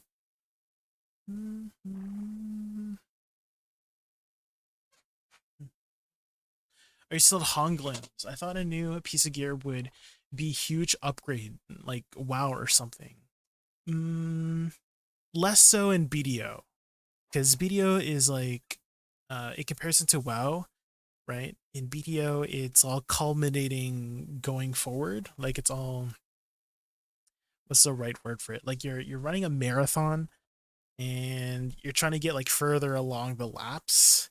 Whereas WoW, it's kind of like a new race every time, right? New expansion drops, like all your gear from the previous expansion is like thrown out, and you replace it with something, right? And BDO, it's not like that. It's like you're running this really long marathon. Water. Oh yeah, I should get some water. Hold on. I should make a drink or something. Hold on. Is there any daily dose?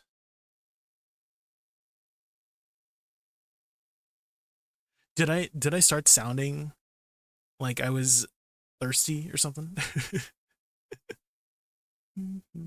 Oh, the song. Okay, I thought the song. You're talking about the song. Okay. Water. I see. Okay. And the robots are it's gonna feel. I would say it feels more impactful as you get closer to 310 lux. Once you get to that point, 310 might seem a little bit far away. Every upgrade in BDO as you keep going forward, like I am at my gear because I've been playing the game for like 6 years, so it's like a long-term kind of game. So in comparison to WoW, where I think every expansion is like 2 years, and then the expansion, like they give us a new expansion, right? And then you just basically reset your gear and you gear up for that expansion. Take it at your own pace. Looks like if you feel like I got my upgrade now, and then I got something big to work on next time, but you don't feel like it, then take a break, come back to it again. The nice thing about BDOs is always like you continue from where you left off, and you keep going. It's a nice thing about BDO. Okay, let me go to character select.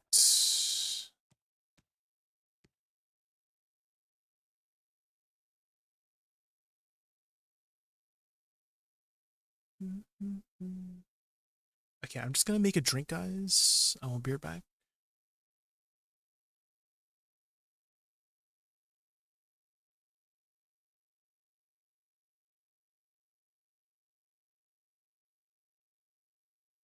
This is your daily dose of internet. So there's currently a Category 5 hurricane in the Caribbean right now. The scientists flew their plane into the eye of the storm, and the wall is absolutely massive.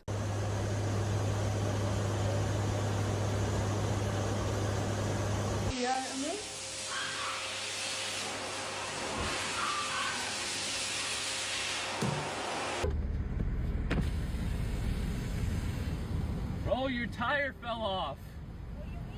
Bro, huh? Pull over. You don't have a tire on your rim. Yeah.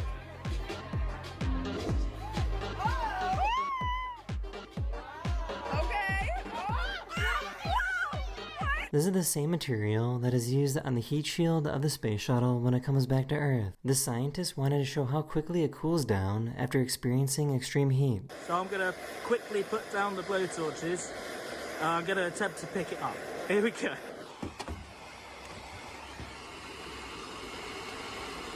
What? I'm just picking it up with my bare hands. I'm so hungry I could eat a newborn baby. He was super sad because someone stole his ice cream.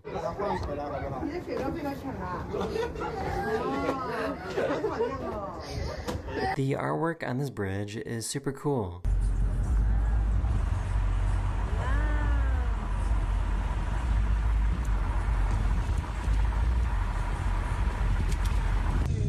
What? No!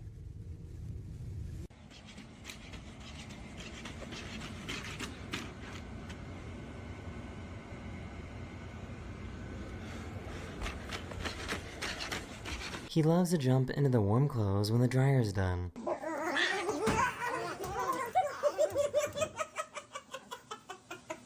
I just found out that chameleons really love to pop bubbles. Good girl. Get him. Good girl. Pop him. Pop. Yeah. I bet he don't bend that corner without falling. He gonna fall when he bend that corner.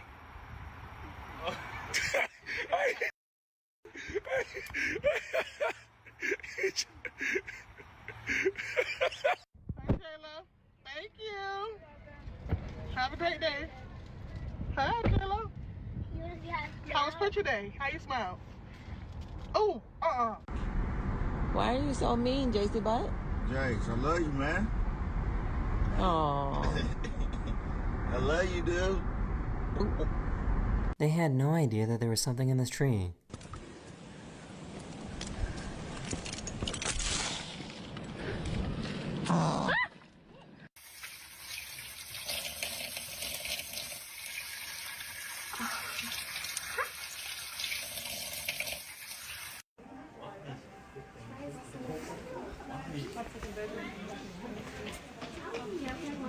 His dog was super confused.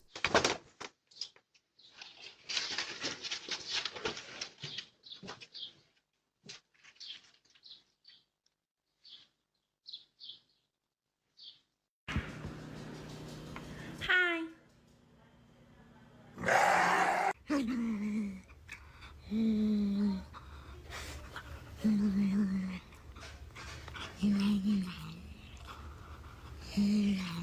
It's crazy that scallops swim exactly as if they were in a cartoon. Oh my god.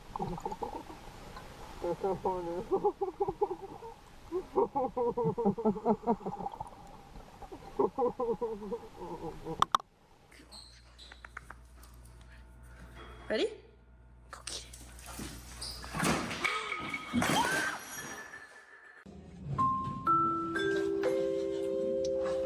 Southwest Flight 192, your flight is ready to board. Southwest Flight 192, your flight is ready to board. Lily, you want to go for a walk? How about a ride? You want to go for a ride? I had no idea that this is how they put reflectors on the road.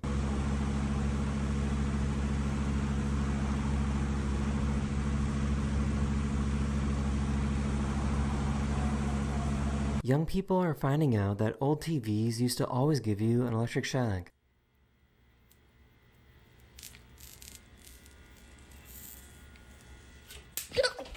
I didn't know it was possible to inhale a watermelon like this.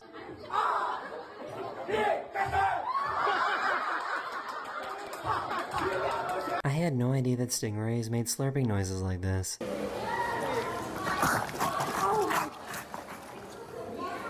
This office conference room has glass that blocks out what is being shown on the TV screen from outside the room.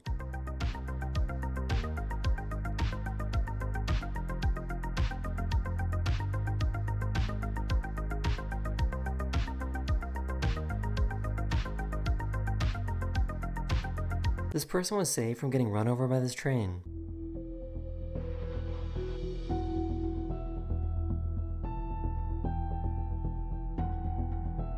This dog really thinks he's a crocodile.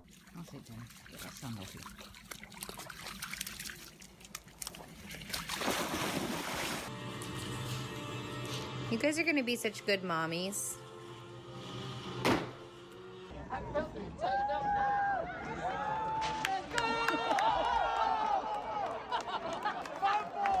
Take them out.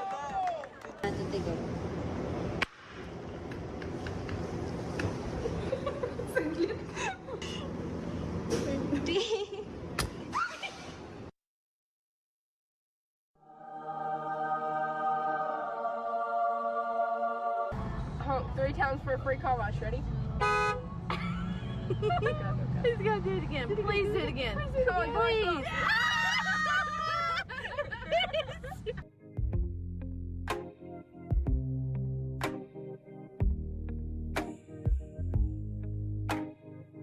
I had no idea that chickens could do this so casually. That was him.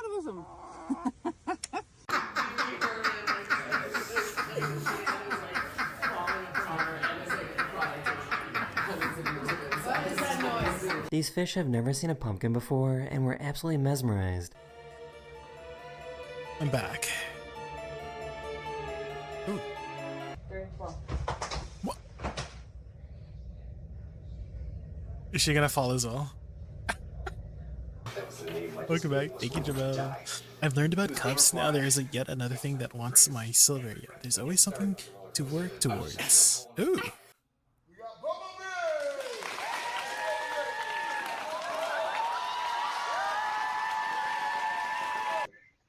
I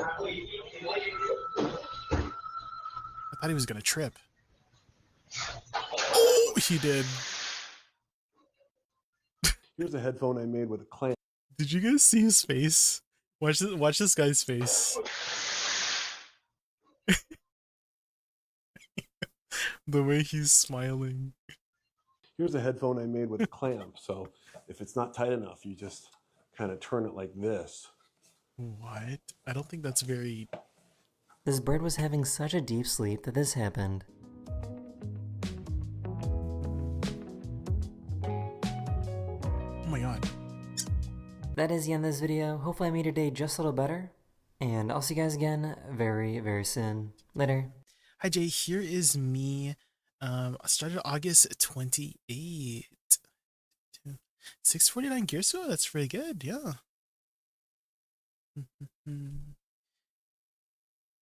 Have you looked into the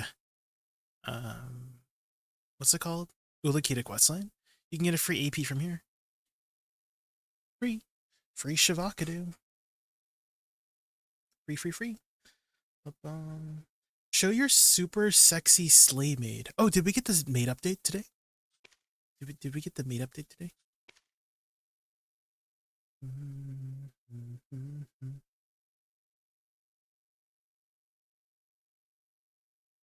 Kama Sutra show and tell.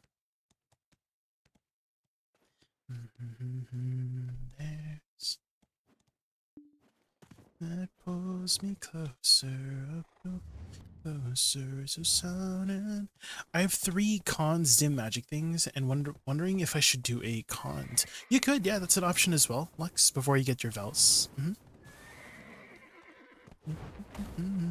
But it will be replaced by Vels in the future, so it's kind of like, oh, do you want the slightly bigger upgrade now?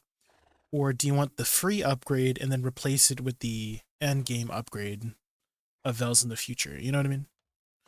So cons dim magic, that's your way off, right? You get cons is a little bit more stats, but it's investment that could be going towards a Vels, or you just like take the free one for now and then replace it with the Vels in the future, right? That's kind of what you're weighing between those options.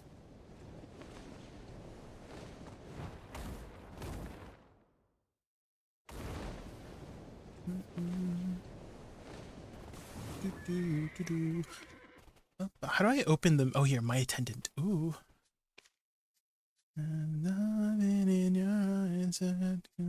Wait, can it be any? Can it be any of these? Maybe I'm making my Dosa. We just have my Dosa.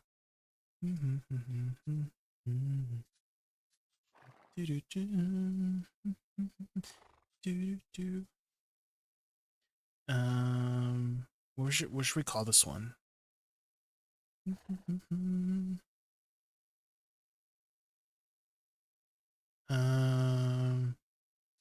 Maybe we can ask Lil J.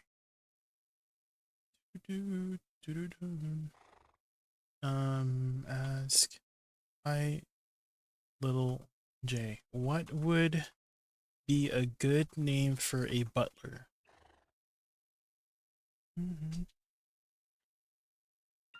JaykunVT says, hi Lil J, what would be a good name for a butler? How about Jeeves? Classic butler vibes, right? Wow. Or maybe Alfred, if you're feeling a bit Batman. Trust me, Alfred, nothing ooh. says I'm here to serve like those names. Mike Uchi? Okay, I see. Actually, what about Sebastian? I like the name Sebastian. Can I name it Sebastian? It doesn't even fit. Sebas. I'll call it Sebas. Great. Wait, you can have multiple attendants? Below. Okay, so if I call into my maid, will it summon Sebastian instead? No. Wait, how does this work?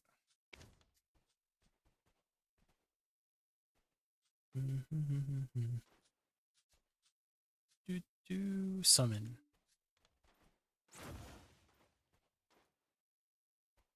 Oh, there he is. Okay, so how do we equip like stuff on him?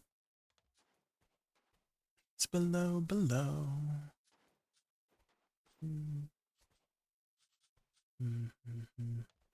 Does he just follow me around? Does Sebas just follow me around? Oh, he got dismissed. Do-do. What does he do again?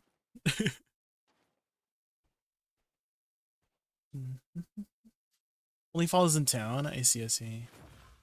Oh, you can customize the attendance thing. Distance below.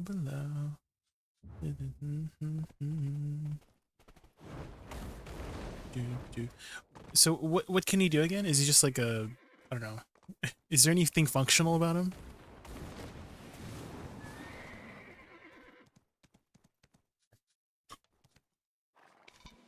Nice meal made, thank you.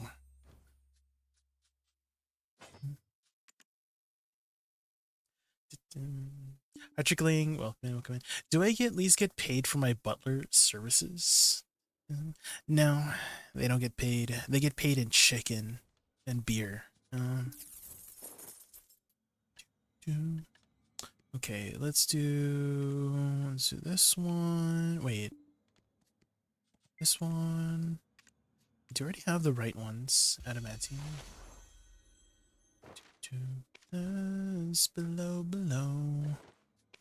In the ground. Deep in the cold below. Below.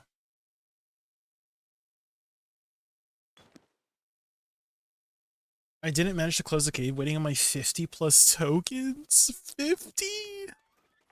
Holy. Any particular reason you're doing Pig Cave? Was it for the money? Was it for the title to close the cave?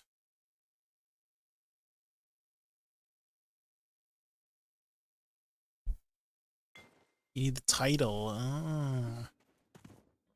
Do you think it's gonna close today?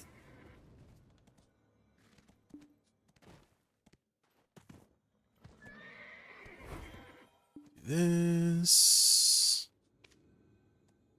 below. I feel like I'm missing a buff. Bum ba-dum bum. Bum ba-dum bum. Ba-dum bum. Here this morning. Another dip my tongue.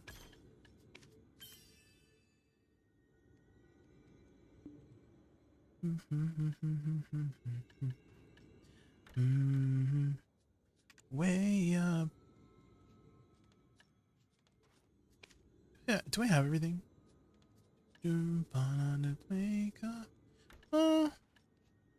I guess maybe the attack speed might be better since we're going to be capped.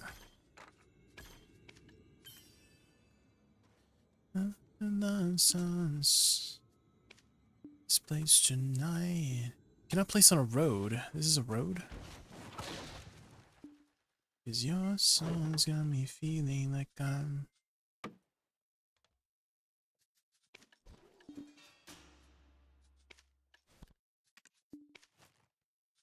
Okay.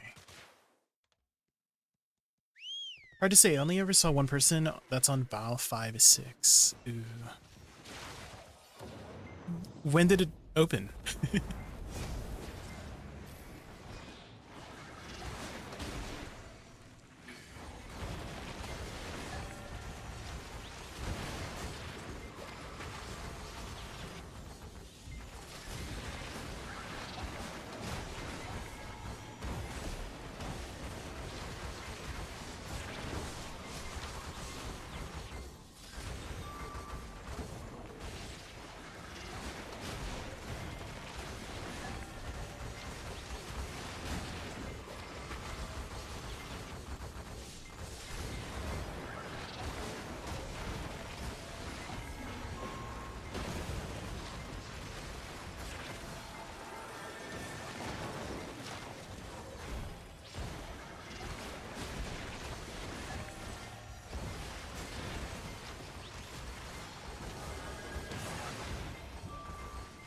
Space tonight.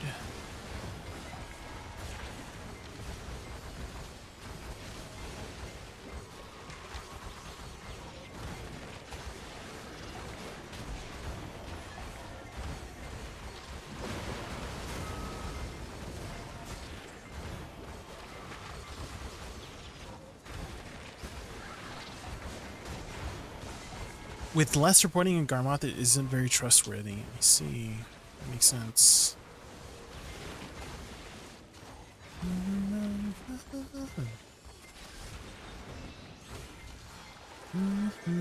Definitely not what it used to be, which is a little bit sad because I thought Golden Pig Cave was like a really fun spot to go to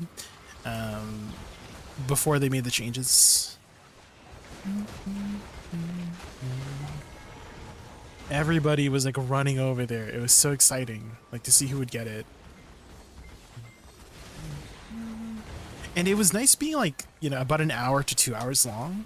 Because that's about like a grind session, right? For like the average person. It's like 1 to 2 hours and then they take a break, right? And you would get your tokens and then you would leave.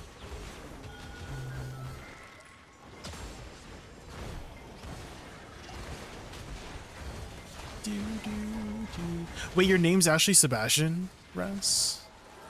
Wait, why? Did I just guess your name? Okay.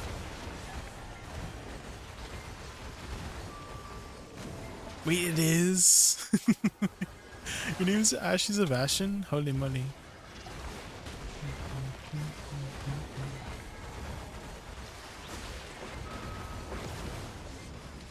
Wait, I got CC'd? Wait, why?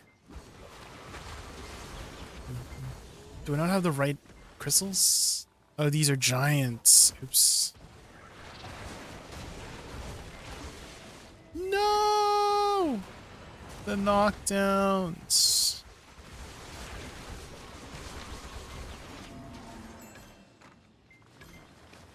Come on, before they hit me, come on. Yes!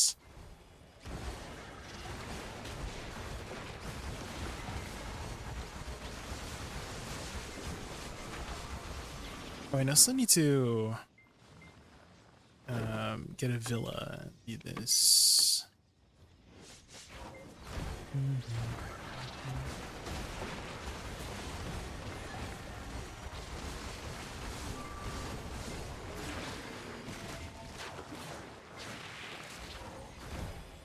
Was gonna be Bastion, like from the Neverending Story movie, but last minute my parents went with Sebastian. Oh.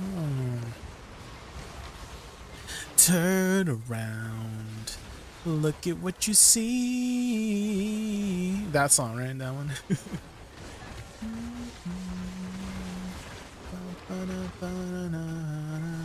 You make grinding look so effortless. Well, I mean, I've had a lot of practice. Happy little pie.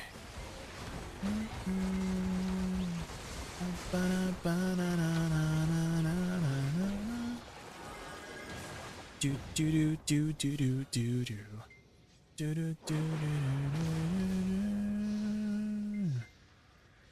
Mandatory best phase is the same duration as Zephyrus. Oh, for Golden Pig. Oh yeah, because you gotta wait after killing the boss, right?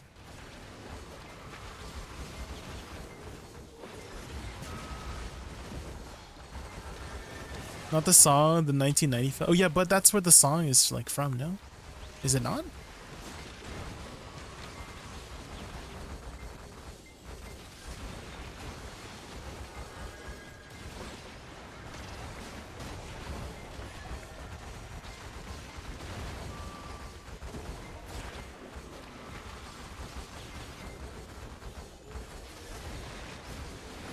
I actually do not know. Oh.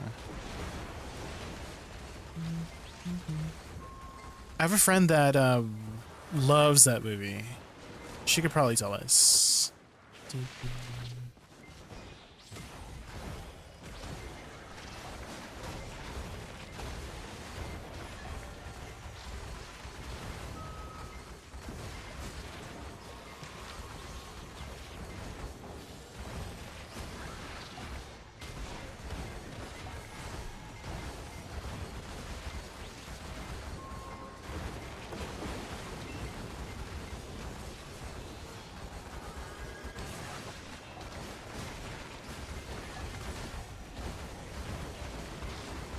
Why does the front of the golem look the same as the back of the golem? Holy moly.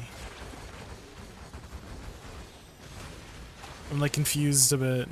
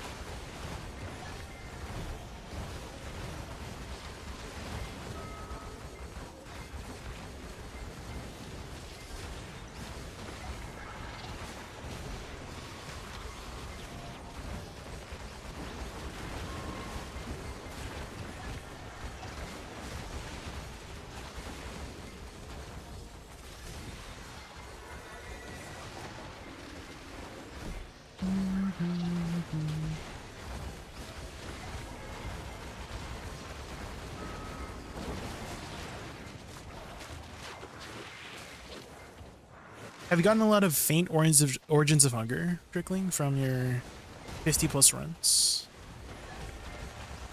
How is Wizard later on in PvE? Pretty good. Happy Little Pie. It's definitely one of the more, well, I wouldn't call it like super meta, but it's kind of like Awakening Witch. You know, it's like your caster class that there's just big AoE.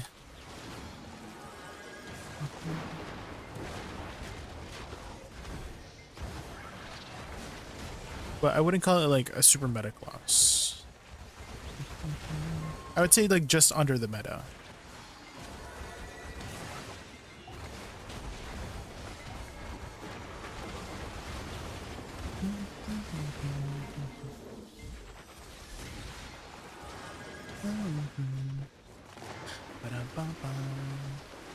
Doesn't seem too APM intensive, yes.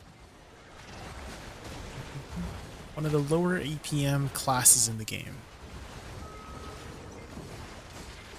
The important thing is finding a balance, and then you choose your class based on that balance of aspects that you like, you know? Like if it's a fast class, slower pace class, right? That's kind of like your play style. And then aesthetics, like, oh, magic class, martial artist class, sword building class, bow class, you know? That's your aesthetic. And then performance is another factor, right? Performance, pretty self-explanatory. How well does it do in PvE, PvP, right? So once you find a good balance between all of those things, then that's the class for you.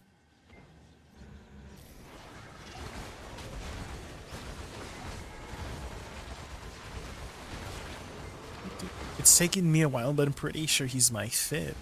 It's good to hear, yeah. How many other classes until you ended up on Wizard? Happy Little Pie. Which other classes have you tried out?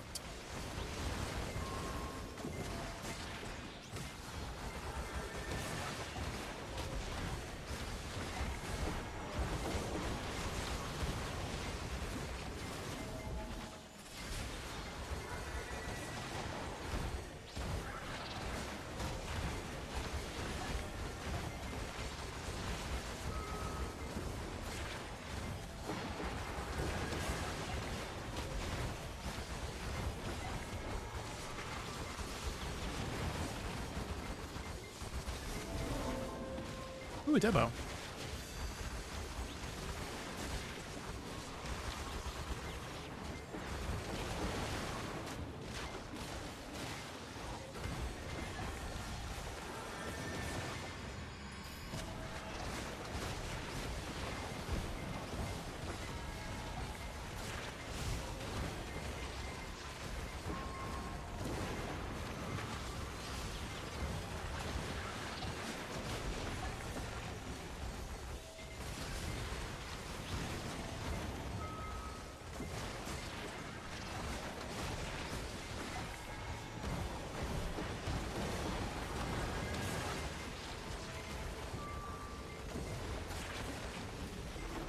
Another demo? Sheesh.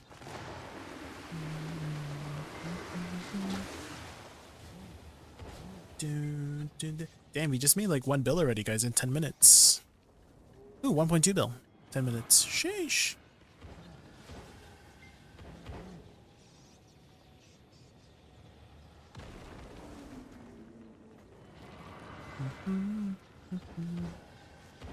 I played on and off since it launched, so I've tried all of them, really, over the years, but I've only really recently started playing again. I would say that you can feel he is an older class compared to some of the newer ones.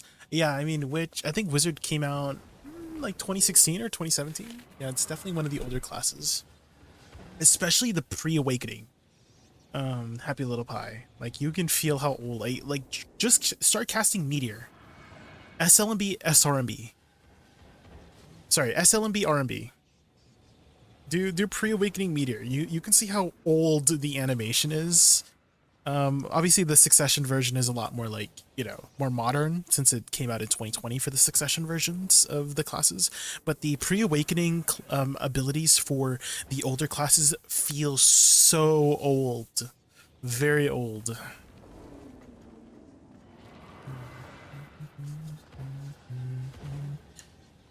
And then if you compare it to like Woosa, right? Pre-awakening Woosa is literally Succession Woosa, but like slightly weaker. Like the animations are all the same. It's still like very beautiful animations and still very powerful as well. Because I don't think anyone's really using pre-awakening abilities in their kit other than for like utility and CCs. But at least for awakening Woosa, like your pre-awakening hits pretty hard for some of her abilities. Much better at making classes over. Yeah, I mean they've had a lot of practice making those classes. Definitely a lot more. It feels a lot more modern for these newer classes. It would be nice if they went back to kind of like, well, okay, to be fair, they have added and changed some older classes' abilities here and there. I mean, Witch and Wizard, they got Archmage Teleport, you know, that, I mean, I wouldn't say that's like anything like new, right? It's still basically a teleport skill, but for your party. But, you know, at the very least, they were still thinking about the older classes and were making some changes to those. And then another one was Berserker, right? Berserker is also, I would say, one of the older classes. They had changed it quite a bit, albeit for balance reasons. But even they have touched the older classes here and there.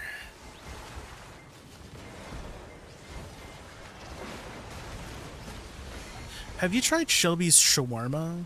I have not. I have not. I know what shawarma is. It's this type of food, right? It's like a wrap. Middle Eastern wrap, right?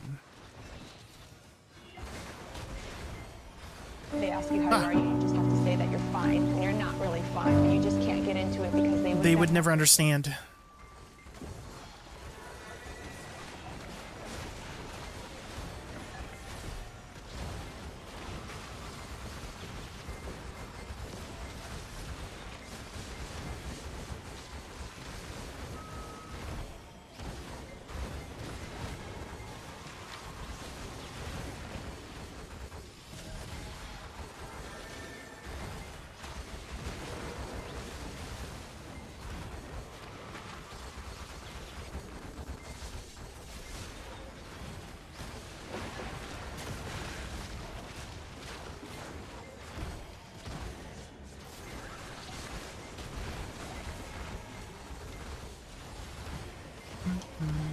Code from Halloween stream, Halloween 2025, Adonis Kitchens, 666 crons? Ooh.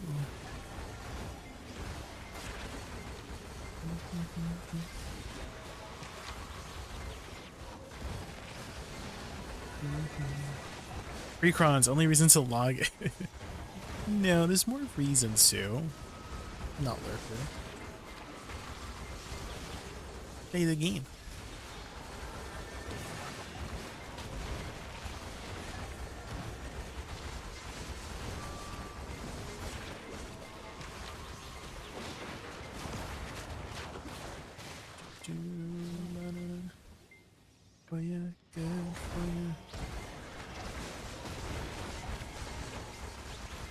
Selena Gomez.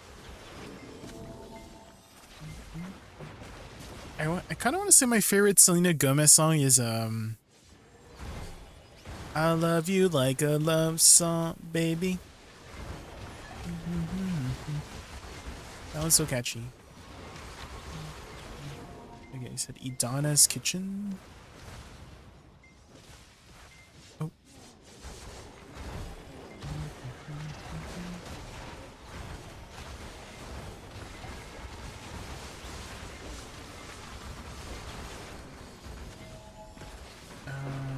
It's in here, right? Discount.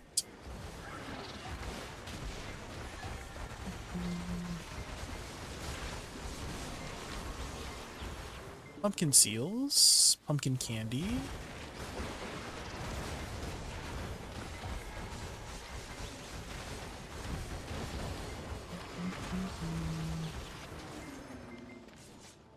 Spooky pumpkin seals.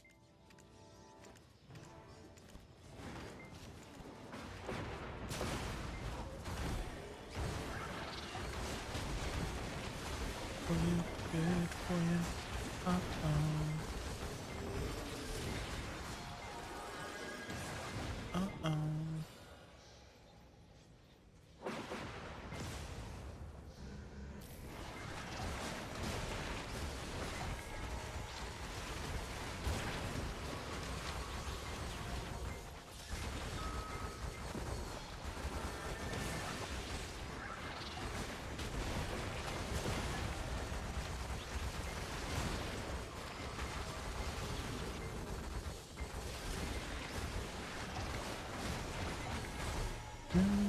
Ooh, who knows the song?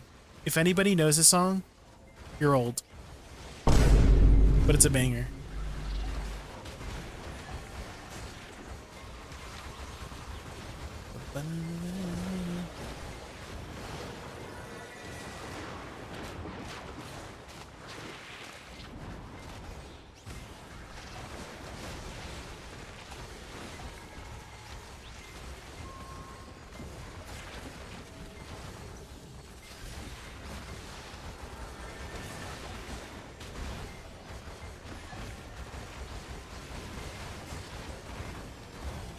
Yeah, I think it's better to stagger the towers. Seems like if you kill them too quickly next to each other, they don't spawn two golems.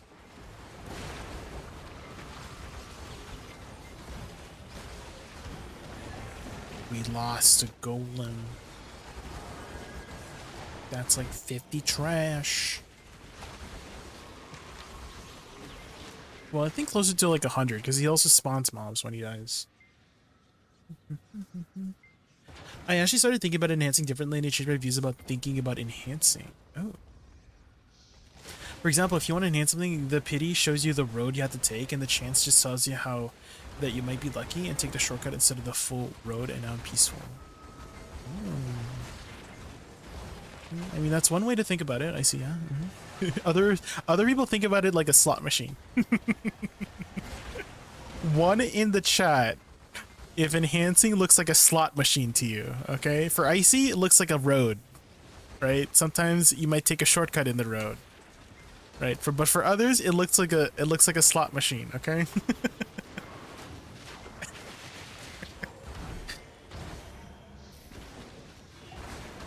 But that's definitely one way to think about it. It's a good way to think about it, Icy.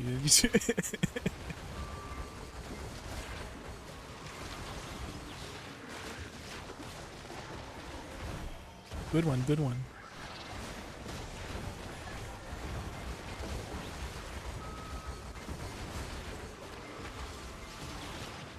That's why I started buying stuff and not enhancing, you know. If you're afraid of Gamba machines, then yeah. Buy stuff, buy stuff. You're from Vegas. Dude, isn't Vegas hot? Temujins! Okay, please tell me, have you ever heard of something called Omega Mart by chance, Temujins? Do you know what Omega Mart is? Omega Mart. You have not? Because I saw this video on this thing called Omega Mart, and it's basically kind of like an augmented reality kind of thing. But it's supposed to be like a storytelling device, but basically they have like a grocery store, but it's not really a grocery store. It kind of looks like a fun house and whatnot.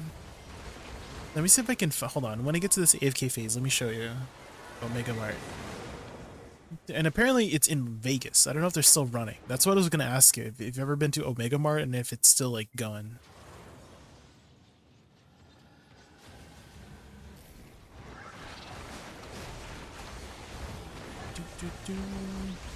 You saw a video about that years ago? Yeah, it's like so weird and fun to think about. Omega Mart.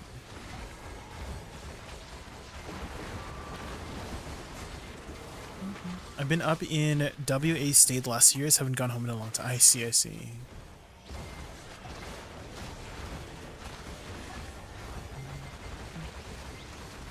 What is this? I see. Wario XDXing.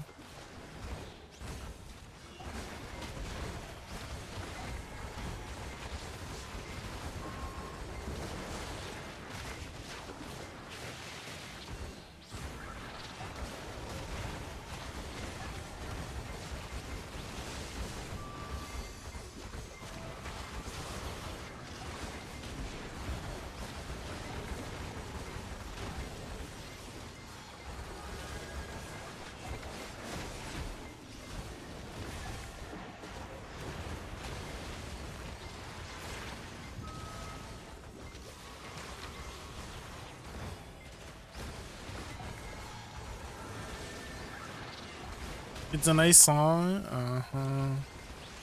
Sure.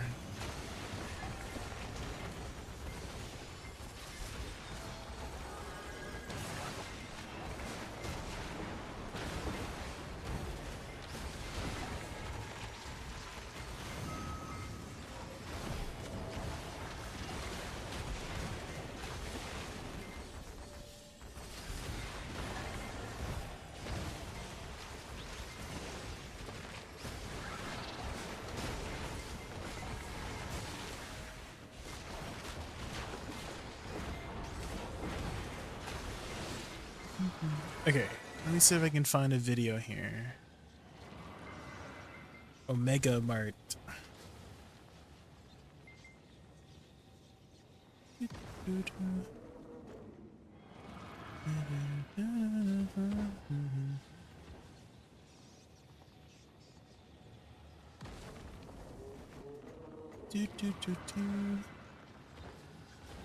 Let me see if I can find like a retrospective video on it. Oh, here, the food theorists.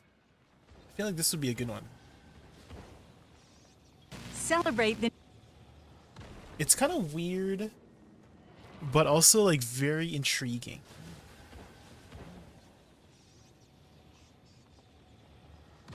New Year with savings. Like this honey glaze and... Is the volume okay? Let me know if I need to change the volume. It's gonna be a great 2020. It's a bit loud. I don't think we're in Kansas anymore. Hello, Okay, how's Internet. that? Welcome Is that better? to Food Theory, the show that's like the tomatoes to your sauce. You are the sauce, and all its tomatoes. Oh yeah! If you couldn't tell already, this is gonna be a weird one. Today we're gonna start our exploration into the wild world of Omega Mart. Maybe I should say Omega worlds Mart. of Omega Mart, but I'm getting ahead of myself. For months, you guys have been asking me. And for this an is Omega apparently in Mart Vegas, so yeah, again, that's why I understand asked you, like, have you been? food industry. Please tell me it's real. Heck, there's even an ongoing ARG that unlocks more lore. The ARG, the lore. It is like the Theorist Channel trifecta. But there I go, getting ahead of myself again, because before I go any further, I should really address the most fundamental question of all. Hey, what's Omega Mart? Huh? Omega Mart? What's Omega Mart? Yeah, what is Omega Mart? What's with all the questions? Howdy, I'm Willie Nelson. Omega Mart is just a totally normal supermarket in Las It's Vegas. totally normal. Celebrity you can Totally trust. normal, yeah. Omega Mart has all the under-refrigerated dairy you need and all the organically recommended produce you want. It's like we always say. Oh, Omega Mart. You have no idea what's in store for you. It's so catchy. Las Vegas, next to the Big Gorilla. Tickets on sale now. Thanks for clearing that up, celebrity endorsement Willie Nelson, but you know, you skipped a few details in Nightmare there. Fuel, I know, but it's so intriguing, I see. Skills that appear to rip a hole in the fabric of space-time, and how to win that darn Butter Frenzy 2 claw machine. Seriously though, the mysteriousness of Omega Mart is very much the point, as they like to constantly remind us. What's in store for you?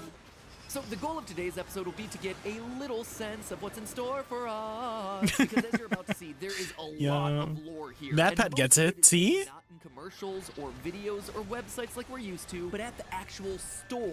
You heard that right, Willie Nelson wasn't yanking your chain when he said it was off the I-15 in Las Vegas next to the Big Gorilla. Omega Mart is a real physical supermarket where you actually explore, shop, and give your life. I kinda wanna work here. Eternal corporate overlords feasting on a fountain. Like, if I was gonna work at like a grocery store, it would be Omega Mart. To go there in the hopes of finding every bit of lore that's tucked away in every product. Because then I would have no idea what's in store for me. Alternate alien world. Because Meow Wolf, the creators behind it all, have made it clear that there are entire Omega Mart storylines that haven't been discovered yet. And until fans manage to unlock them, those storylines will never see the light of day. The robots are here. Okay. I need to add. Okay, I see. Please send me that clip of Melania Trump. I need to add it as a soundbite. I need to add it as a soundbite. Chapter of the story. Come on, how cool would that be? I'm definitely putting The robots are here. storyline on the old bucket list. Right under that top Freaking Melania Trump. which I'm still waiting on Sean Evans. So here we go, theorists. Today we begin figuring out the secrets hidden inside the aisles of Omega Mart. What's our secret? it's you! Oh my god, me? Something tells me it might be a bit more than me, but thank you. Anyway, I am very special. Now, most of the theorists watching who requested we cover Omega Mart know it from its online commercials. This week at Omega Mart, save on gestating mammal liquid, just $4.75. Mammal That's liquid? Good news for Okay. my brittle bones. That's Omega Mart. Some customers have confused Omega Mart lemons with lemons. For that, we're sorry. Please return this product to Omega Mart immediately. Or for assistance, please call the number on your screen. And admittedly, there are dozens of Omega Mart commercials and corporate videos spread all across the internet. Multiple different channels, websites, you name it, and Omega Mart is there. But as I mentioned before, the star of the show and the main point of focus is the actual physical location. Omega Mart is the creation of a group named Meow Wolf, an arts and entertainment group based out of Santa Fe, New Mexico. Since 2008, Meow Wolf, by the way, the group's name came from pulling 2 random words out of a hat. How cool is that? Anyway, since 2008, Meow Wolf has been creating interactive and immersive experiences, which have just gotten steadily bigger and more legit over the years. We did the first Omega Mart in 2009. Welcome to Omega Mart, valued customer. And it was pretty much like a glorified indoor yard sale. A few years later, in 2012, we rented a space and we just sent all these press releases out that said Omega Mart comes to Santa Fe. People thought it was a real store. Like, we'd have to tell them, oh, I'm sorry, like, this is not a real grocery store. But then, It's not. their Santa Fe-based installation What? which looks like it also deserves its own theory, come to think of it. Meow Wolf took a third crack at Omega Mart in 2020, this time as a permanent store in Las Vegas located at Area 51. Area 50. What? Oh my god. Sorry. Yeah, makes sense. Sorry, Area 15, not Area 51. The robots are I'm here. not warmed up enough to do a Naruto run today. Now, when I say that this Not the thing is a Naruto run. We just we watched about that the other day. You've got the store itself, Naruto filled run. with all sorts of actually purchasable products that are, well, they're all just a tad bit off. Often it feels like Omega Mart is run by aliens or machines who can't quite seem to get the whole supermarket thing quite right. Cans of sop form The Skinwalkers. The chicken is all heavily tattooed, and nothing says refreshing quite like a tall, cool glass of vegan goat pus. Might I recommend a side of Not leg? vegan goat So pus. The point is, the sheer number of supermarket items that Meow Wolf and its collaborating artists have designed and manufactured for Omega Mart is staggering in and of itself, each potentially containing clues as to the overall mystery happening within these walls. But on top of all of that, there are actors portraying Omega Mart employees throughout the space that interact with you, the customer. The portals and the apples. Oh my god, did you say the portals? Yes, I did. Okay. So why don't you go get a drink over there? Go get a drink? Okay, we'll go get a drink. You too, thank you. It's like a twist. Have an Omega Day? Ain't no way. There are lots of hidden secrets everywhere. Go through the right refrigerator. This would be like such a fun job to just troll people with, you know? Out into what they refer to as the forked earth. Ladies and gentlemen, we are a long way from the local super target. Robots, aliens, hazmat suits. You just portals, troll everybody. It's like you're stepping into something. You have no rich idea straight what's in out of store Rick for and Morty. I gotta you. be honest here. I haven't even stepped foot inside the supermarket yet, and already I feel like giving Omega Mart a round of applause. Not to mention my money. $9.99 for Kaleidospice? $49.99 for ham backpack? Just take my money, take it all! But for as much time as we can spend bargain hunting for the best deal on whale song deodorant or sniffing the various scents of verbal agreement air freshener, I do want to take some time to actually discuss Omega Mart's lore. And as you might imagine, it is spread everywhere. The physical supermarket, the secret forked earth through the portal, the commercials and corporate videos, the websites, and yes, that is plural, websites. So since I haven't been able to go to the store in person just yet, let's actually start online. When you visit OmegaMart.com, you're immediately greeted with a link to buy tickets, a corporate video, as well as some real GeoCities page builder vibes. But down in the corner, you're directed to 3 additional sites: DramCorp, Jobs, and Employee Login. Since it's the first, let's start with the DramCorp page. Oh, and friends, this is where things really start to get spicy, because when it comes to the DramCorp board, there's some serious backstabbing going on. As in, literal backstabbing. We quickly come to learn that DramCorp is the parent company of Omega Mart, along with their other brands, Drameuticals and DART, short for DramCorp Advanced Research Team. The CEO and founder of DramCorp, Walter Dram, quote, won his first store in a game of poker in 1968 and has been on a winning streak ever since. DramCorp soon exploded into a global enterprise thanks to its exclusive access to products infused with something called ADVgg. What you see here is an epical achievement.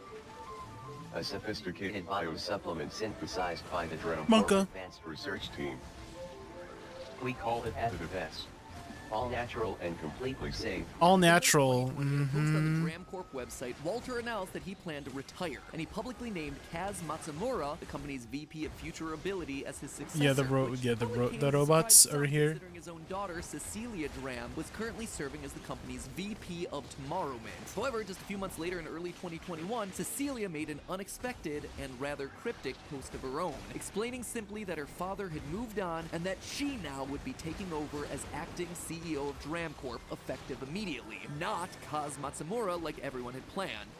Something suspicious is going on here, especially when you consider that we've heard nothing from Walter Dram since Cecilia took over. But the corporate intrigue goes much deeper. What is Cecilia doing now that she's at the helm of DramCorp? Well, it comes back to ADVgg. See, ADVgg seems to be DramCorp's branded concentration of a material called Source. Despite DramCorp's claims that it's completely safe, Source actually seems to be a really dangerous substance capable of doing some weird stuff, like making things a bit more alive than you'd expect and creating difficult spills. Difficult spills may cause unsafe situations, such as tripping hazards, misplaced customers, and equipment failure. People sporting hazmat suits and other protective clothing and are melting the floor. Megamart and DramCorp's Forked Earth facilities, with Source spills and leaks seeming to be a major reason why. So, what is Source then? Well, judging by an incomplete post made to DramCorp's website, Source appears to be a physical manifestation of desire. And wouldn't you know it, but one of Cecilia's first acts as CEO was to announce a new process where unlimited desire can be drained, as well as, quote, a spectrum of innovative new products hyper-localized for peak consumer desirability. In short, OmegaMart seems to have a magical substance that can be infused into their products so that when consumed, people become addicted and want more. It turns them into the universe's most satisfied customers. Our studies show ADVgg increases customer satisfaction by up to 700% over 700%. Where are they Sheesh. getting that source? Us. At least partly from us. After making us crave their products, OmegaMart drains that desire from us and adds it back to the source. You see, there's one particularly interesting attraction at the real-world OmegaMart location, a slide. When visiting the store, customers will have the opportunity to ride down a slide with OmegaMart employees cheering you on. Hold on. What did they say? Nicholas James, thank you so much for the follow. To the source? Folks, it sure seems to me as though I'm just watching this video about OmegaMart. You have no idea what's in store for you. But what is the long-term goal here? Just to addict more consumers? I want to go here one day. One day. Have you guys ever been to Vegas? This is where OmegaMart is. That clashed with her father's vision. In one video you can only see in store, and that we can only see thanks to this video on the Carpetbaggers YouTube channel, thank you for uploading that, Cecilia has an argument with her father in the source well about a girl named Marin. It's special, Dad, in so many ways. She's going to change everything for us. We later see hints that Marin Dram We've never been to the is missing. US. So then who is Marin? This girl who's gonna change everything? Well, she seems to be a creation of the source. Elsewhere in the store is a journal full of lots of juicy lore details. I wonder if EU has anything similar to this. But by slowing down and enhancing, Because in reality, it's trying to tell a story, right?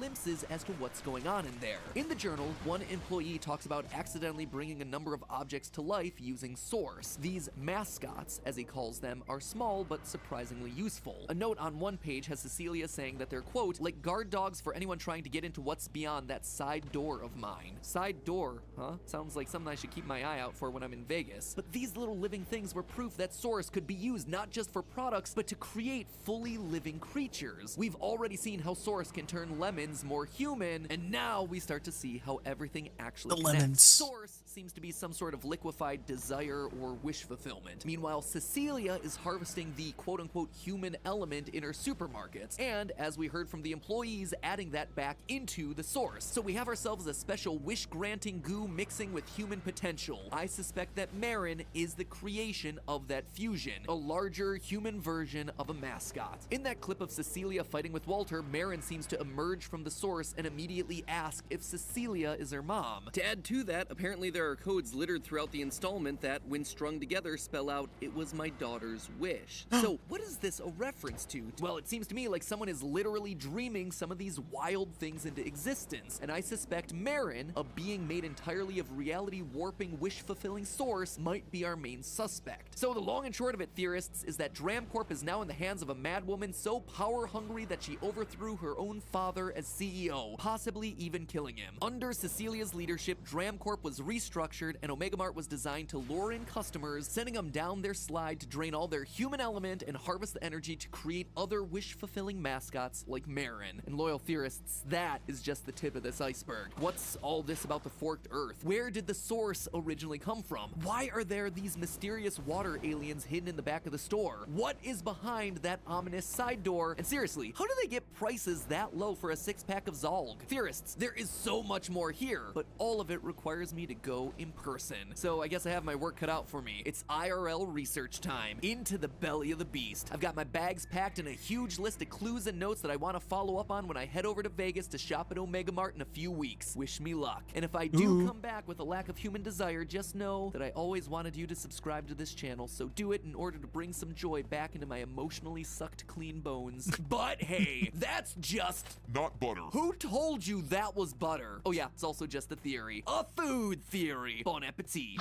Theorist. Not the friggin' off-brand. What's it called? I can't believe it's not butter. Who told you it was butter? What the hell? That's good. That's good. I wonder if we can find some videos on Omega, like an Omega Mart, I don't know, YouTuber or something.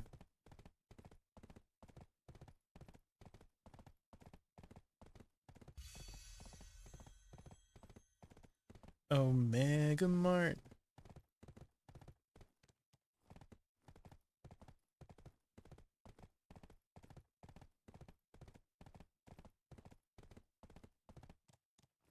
It looks fun, yeah. It's kind of, again, it's not like a supermarket, it's like a fun house, like a, I don't know, like a theme park. The ultimate tour. Let's see what the heck Omega Mart's all about. Tour through Omega Mart in Area 15 in Las Vegas, and my review of Is It Worth It? Now, if you haven't heard of Omega Mart, I wonder how you ended up watching this video, but if you haven't heard of it, let me tell you a little bit about it as we walk through here. It's like a tourist attraction. Omega Mart just opened this year in 2021 in Las Vegas. It is the hottest attraction this year. It's by this artist collective called Meow Wolf, and it's basically an interactive art exhibit that is a supermarket, an advanced research area, and a warehouse. And it is Las Vegas, so yes, in fact, it has a bar too that you can see right here. Capacity of 58 people right in this little bar. Now, admission into There's people drinking. is $49 for adults, and so that's also why I'm going to be sharing with $49 for admission. through here. That's not too bad. Worth it. Is it worth $49? It's not too bad for like an experience, for right? a Las Vegas attraction. Now, this front Again, part it's not a supermarket. It's like an attraction, like a theme park. Factory. So if you want to skip to one of those areas, feel free to go ahead and find the timestamps or my review. I wonder if you can actually like buy some of these In products. the supermarket section, yes, it's an actual supermarket. There are checkout stands. Oh, you can? You actually can buy the things here. It's not really meant for buying things, but you can really meant for pictures, just experiencing it. You can see right back here, there's a little butcher shop where family meets freedom. But if you look at the meats that are in this case, what have we got in here? We've got the Birth of Venus party platter, grade Omega ham pack, salad Purdue. You can see everything in here is art. Like going to zoo, but it's supermarket stuff you look at instead. Yeah, but there's like secret rooms too, so we'll see all the secret rooms here in a bit. You can even get like a bust of ground beef right there. And there's what looks like Campbell's canned soup right here, but this canned soup is actually Camel's meal substitute, hint of husks. Sup, not soup. It's missing the U.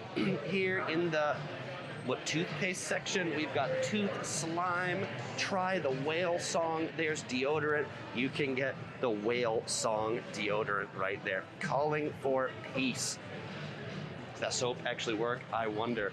Now, right here in the dairy section, this is kind of interesting because you see there's like a glitch in the environment with the dairy. We've got like a technical glitch right there. I mentioned is Meow Wolf that runs Omega Mart. So here in the cat food section, you can see it's the Meow Wolf cat stuff. There's some stuff that I guess they didn't make, like this little Fred sushi push pin tacks. They've got little pillows down there. It is really impossible for me to walk you through this entire exhibit because there is so much stuff here, but I will get you a good walkthrough, but just say we're absolutely not going to see everything. Now, when you come here, in addition to walking through it, there's also a training experience you can get. You can get one of these cards, then you can be trained to be an employee. Now, I mentioned that there's 3 sections. One of the ways to get to those sections is right here through this cooler. And if you pop back in here, then you can see this brings us into the little town where the factory is. I'm gonna show you this after we're done with the supermarket. So we're gonna pop back through the cooler into the market. Actually buy this stuff? Well, they did say that there was an actual checkout area. So it seems like you can buy some of the things. Maybe like for souvenir, right? That's kinda the I mean, if they're way operating out of here's the cereal section. This is the rumored out of Las Vegas, they're trying to you know keep it as like a permanent attraction. So it kind of makes sense. We've got Crisper Crunch off-road health nuggets. And they also let us know right here, attention to Mega Mart shoppers, they recently had an overstocking of oranges. To combat this issue, they introduced a handful of scorpions. And then it goes on to let you know that if you don't have scorpions in your box, there might be spiders. They've really tried to make this look as much like an actual supermarket as possible. And these things are food. Like, this is the hot sauce aisle, and the prices that they have on it are the real prices. $9.99 for the hot sauce here. Though you can't eat or drink anything in the store, you have to buy it and take it to go later. I don't know, I'll see if there's something I want to buy. It looks like I'd want to get a Slurpee here, but this is Angel Slime and Primordial Ooze. This is the little outdoor... I'm sure they're like regular products, they're just labeled weird, you know, for like, for fun. You can see the whole store kind of has like this creative lighting. And hi. Oh, right on. Your videos are awesome. Thank you very much. I do a lot of the things that I do. I want you to Awesome. That's very kind of you. I'm just doing a video here on Omega Mart, so that's cool. Nice to meet you. Thanks for saying hey. Bye. It's always a pleasure to see some fellow explorers. If you couldn't hear them, they said they watched my videos on YouTube, and I'm the reason they do a lot of their stuff. So, fellow explorers, when you watch this video, thanks for saying hey. I love it. This is the produce section, and they've got these things to talk about what's going on in produce. America's Forgotten Vegetable, Zalg. What is Zalg? Yeah, so these things, these are art. You can't buy these, but you can bring home a broccoli pillow for $30.99 if you wanted to. And like, see this little art? There's like a watermelon. I don't know if I would pay $30.99 for a broccoli pillow, but hey, at least you could buy it. Apples right here. And this area with the roses, this is another area to go back into the town. And then you can see there's some interesting flowers here in the floral section. This is organic rose beef, nature's beefiest flower. Restrooms on both floors. And then this staircase that says employee micro break room. You might think that this is for employees only, but this is the staircase that takes you up to Dram Corp. Whether you want to walk it in this way or you want to go through the town, there's no real way to do this, and they don't hand you a map and they don't really give you any instructions. Like, just walking. You got to figure it out yourself. Is part of the experience. By the way, if you notice the video, our sound looks a little different now, and right in the introduction, it's because they told me I couldn't use my gimbal, so now I'm on a DJI Osmo Pocket 2. I walked through this once before, so I know that there's a handle here to make this a door to go into. What the hell? But you see, there's so many things in here that you can explore it over and over again for hours and hours and hours. Dramcore, we've got these things. Oh, and by the way, this window looks out on Area 15, the main kind of mall. that this is in. So this would This be this feels very like we walk in this door, backrooms the esque, entrance to you know? Dramcore, where Like we've things got are things are just they're supposed to be normal, but there's just something off about them. AI receptionist, reception There's just bot. something a little bit off. The receptionist's name. We can type things to it here and ask It's it a like question. trying to be recreated, but they just recreated them just a little bit off from just like regular human things. I don't know what that means. Reynolds has a lot of technical knowledge though. Yeah, curious. I don't know what that means. I don't know what it means either. This looks like some, you know, like a company setup where you've got some memorabilia about Dramcore. And that's the door that on the other side was the locker room. So let's go ahead and walk in to their research division.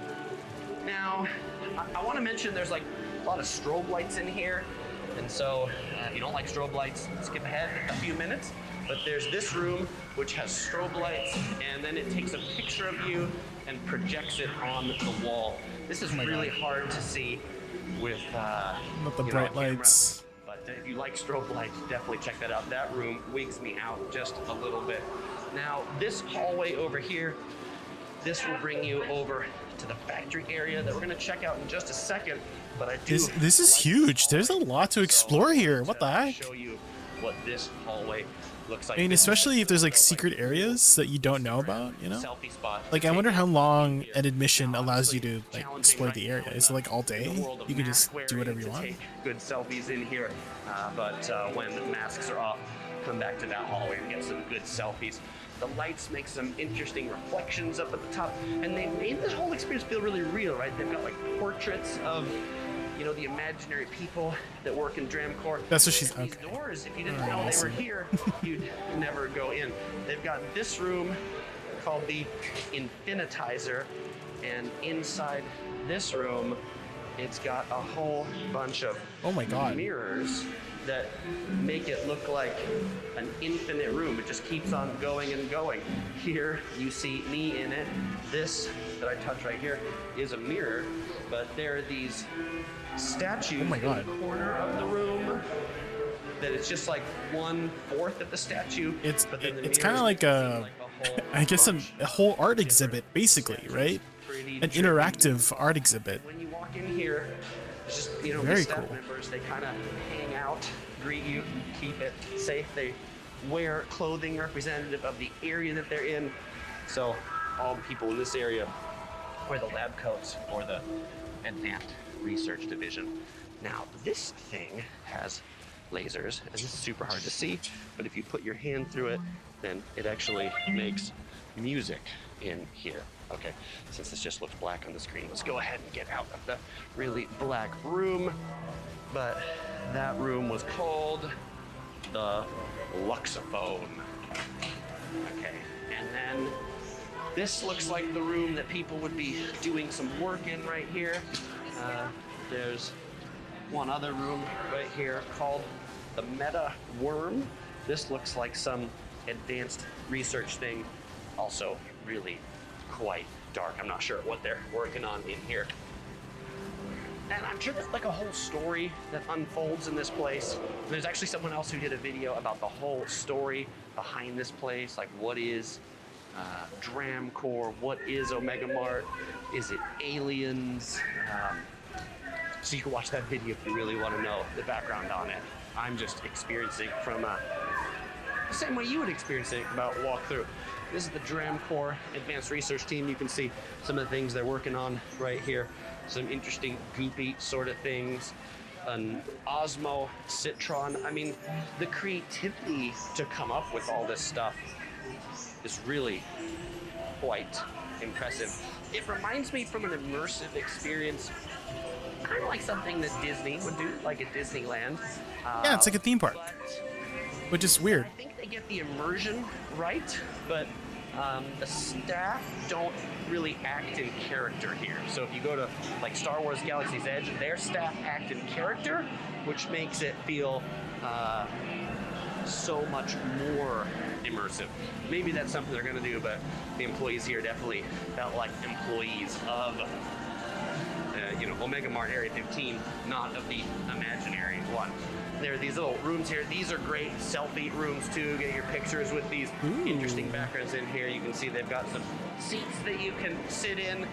Everything is just really trippy. I've never seen anything like this. This reminds me out of Mark Zuckerberg's metaverse presentation. I'm like, how long did this take to just create, you know? You don't need the augmented reality art. You can do that. And now there's even like hallways you go through that you have to crawl through. I'm gonna go through that in just a second. But there are so many. I mean, this came out in 2021, so I'm like wondering if they've changed anything since then. Probably. I mean, it's been 4 years. Space, just because it's kind of fun sometimes to duck down and go through things. I'm 6 feet tall, and this tunnel is about 3 feet tall. It's nice that they've had the top for people like me so that we don't hit our heads. Okay, so we can see the what it looks like the security cameras for Dramcore right here.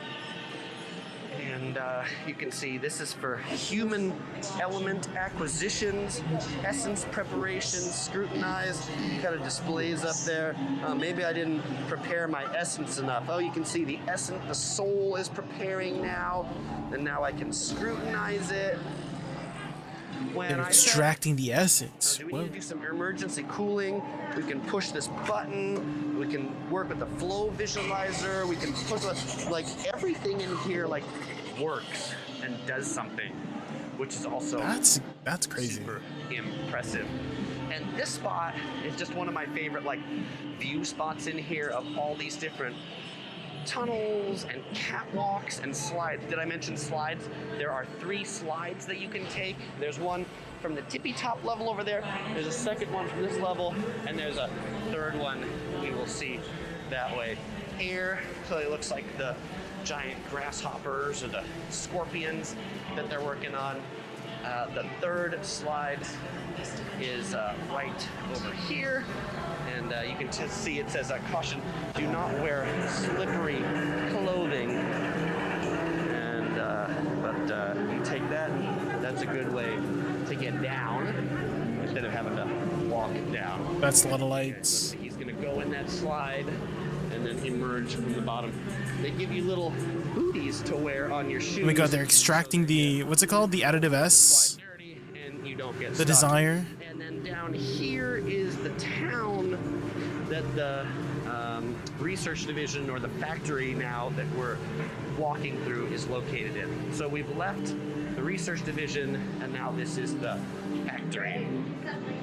Okay, there was that hallway that we saw earlier, where we began with the Dramcore lobby, and we can descend down this staircase.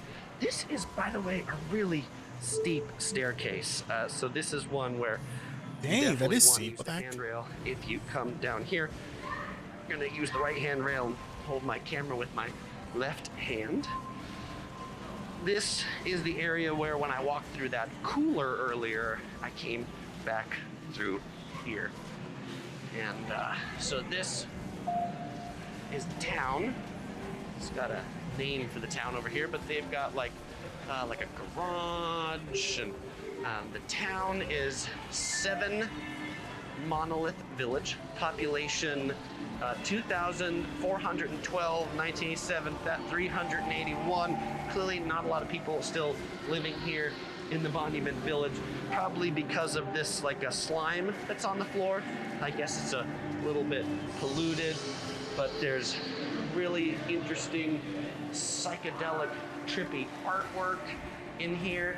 There's also more little tunnels back here that you can explore, good for the little ones or people who can duck down. That one's almost a little too small for me. And the interesting part about walking through here is everybody walks through here very, very slowly, because you don't, like, there's not really like a destination. The experience is just walking through. Now these are the other 2 slides right here. Now you can see they're lit up. They're currently not running these at the moment when I was here because they were down for some sort of maintenance. They said they hope to open them at 6, so I hope to be able to go on those rides. The training program is like these little screens that are through here. If you take your card and push it on here, you boop here, then it tells you like, hey, welcome employee, and you can see like how you're doing with your different missions. And you can see I haven't really gotten that far on my missions. Little corner over here in the town. It reminds me a little bit of, for anybody who's played the game like Fallout. Dang, this guy is good at like yapping. Advanced, you know, sort of. He's like, he hasn't stopped yapping for like the last 15 minutes. Nuclear explosion that, you know, the world is so. He's very good at just like describing everything in detail. And let's go ahead and go back this way so you can see the front part of the town. Professional yapper, exactly. This is one of the entrances from the supermarket into the area. You can see the bright fluorescent supermarket lights back there. They really made it, I think, so that you come into the supermarket and then it takes you a long time to figure out that this is back here. Although, I guess now that you've watched this video, it's a little bit of a spoiler alert, but hopefully you're enjoying this video too. And I don't think it'll be spoiled because I don't think I could watch this and then quite appreciate the magnitude of what I would actually experience. There's so much going on. What? So when we walked in through the soda container, this is what we walked into. This is the garage. There's some sparkly things back there. That's the soda hallway. You can like read some things. There's even like pamphlets that you can pick up about the Fort Paranorma tour, self-guided tour info. Do you know when they removed the ability to hunt from horseback? Do in here. Okay. Put that The back exact in date? Okay, now let's exit the garage through this door I have no idea. and see this last part of the experience. There's some little houses in the town. Just in general, She looks I like have no somebody's idea. missing. Hopefully we can find her. This looks like a little girl's makeup table in here. Some fizzy jars, a salt lamp. Are you trying to get XP? Happy Little Pie? Because I'm pretty sure Narkion Step is still the best. Like hunting the rhinos in Narkion Step. Pretty sure that's still the best XP. Welcome Marin, and we can do some of our training or pull-ups and things, but in order to use this stuff, you have to get one of these cards. We'll try that? Yeah. Go to Odalita, Narkion Step. Hunt the that you can get rhinos. some of the employees out in the supermarket if you tell them you There's want also like a specific setup for training employees killing them efficiently too. for Happy Little Pie. Omega Mart. Do like specific crystal setups and all that jazz. Back here, we have a interesting. I don't know if it's still a thing with like strikers, but strikers naturally have additional crit rate and crit damage and whatnot. Of the experience. And so it's advisable to be hunting on a striker. Is it worth $49? I think so. I have never been to anything anywhere like this in the world. As I mentioned, you can easily spend hours in here. I think I'll have spent about 2 hours in here, and I have just brushed the surface. I think if I were planning it again, I might actually plan for 3 or 4 hours to come here. There really is that much stuff to see and do. So if you come to Vegas, definitely check out Omega Mart. If you're coming during a busy time, you might want to buy the tickets online because they do have timed windows for them. And there's a whole bunch more to see out in Area 15. You could easily spend an entire day just in this one building. Well, fellow explorers, I hope you do come to Omega Mart, but don't bring your gimbal and don't bring your selfie stick. And don't bring your DSLR camera because they won't let you use any of those, but I don't hold that against them because it's an awesome place. If you want to see more of my videos on Las Vegas, you can click right here for my entire Las Vegas playlist, or you'll find a couple other ones here on your screen. And Las below that you might be Vegas. interested in. As usual, I won't say goodbye because I'll see you in one of those videos.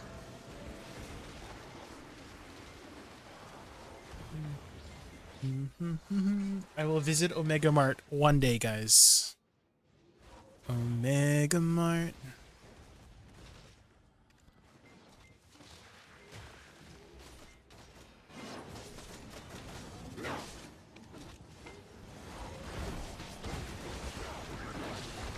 Okay, I see.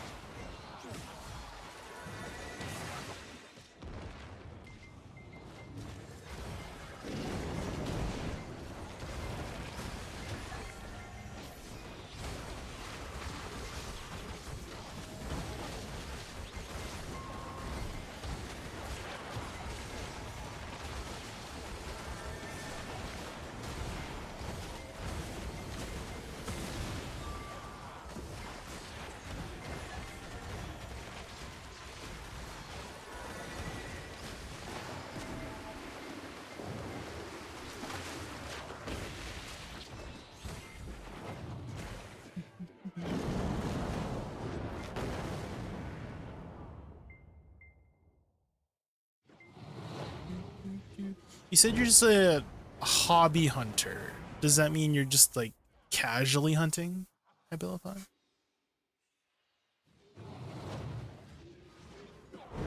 Just a casual hunter? Do you have any life skill gear? You have like your +10 hunting matchlock and all that jazz? I always tell you guys I'm not a life skiller, but it's like, you know how like I just have like pen manos and all that jazz, and like the hunting matchlock I have like +10 hunting matchlock. I have the upgraded hunting matchlock too. The gauche master matchlock. The upgraded one just gives more durability, if anybody's wondering. I think you can also upgrade the Marnie rifle too, to the gauche version.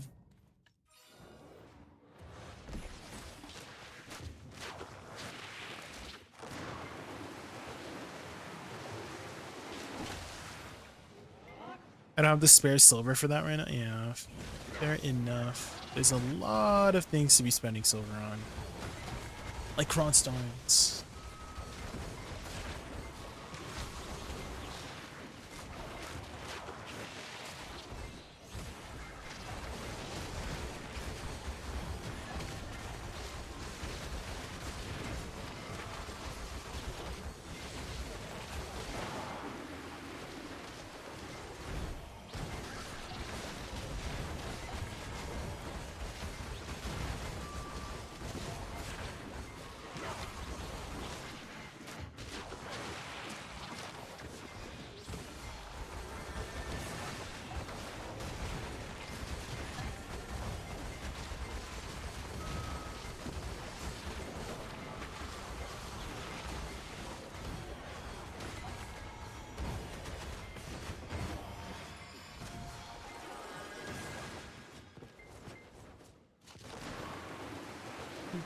I do gather a bit, so I did get 10 Manos gathering clothes, but hunting is a bit more fun, so not got anything crazy there. I see.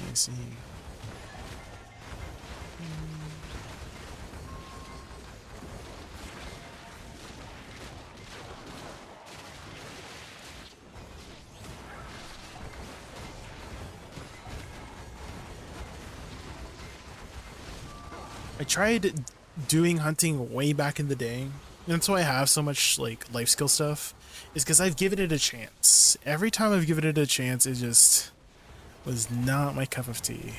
And I still have the gear because I'm afraid, like, oh, what if I do get into it, then I have this gear available. You know, a bit of a hoarder in that way. Hoarder.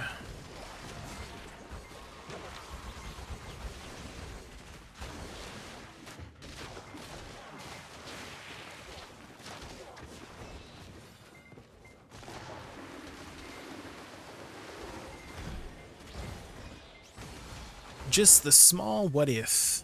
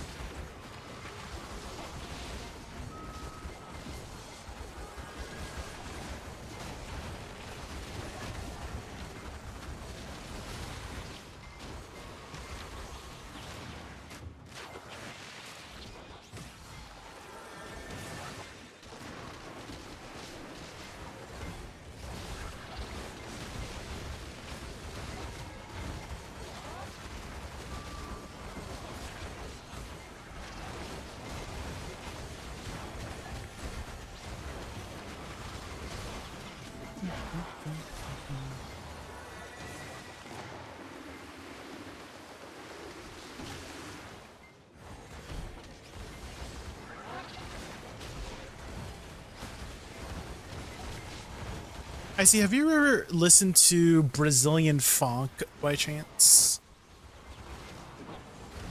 Brazilian funk.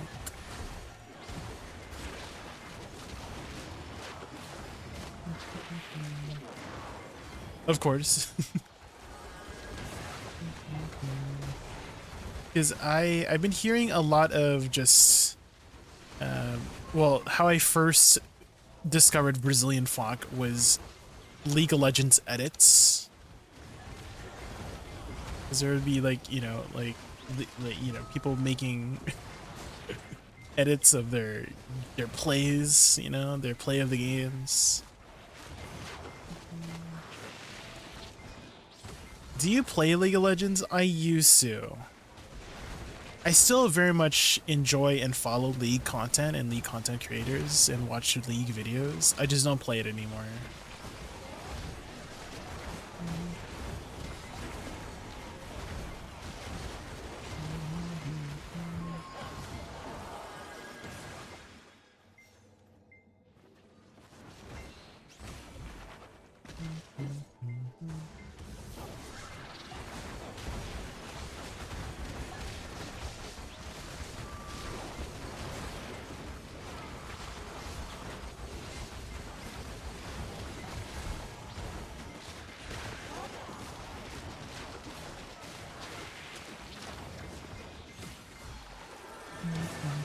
There's actually, I saw this clip of somebody. I have to show you the clip, but it was basically him saying, "Oh yeah, guys, I was supposed to stream today because I woke up late. I was supposed to start stream, but I was told myself I was gonna play one game of League of Legends, and I didn't stream because after I played that one game, it turned into 14 games, and then I just went to bed after." I need to find that clip. It was so freaking funny.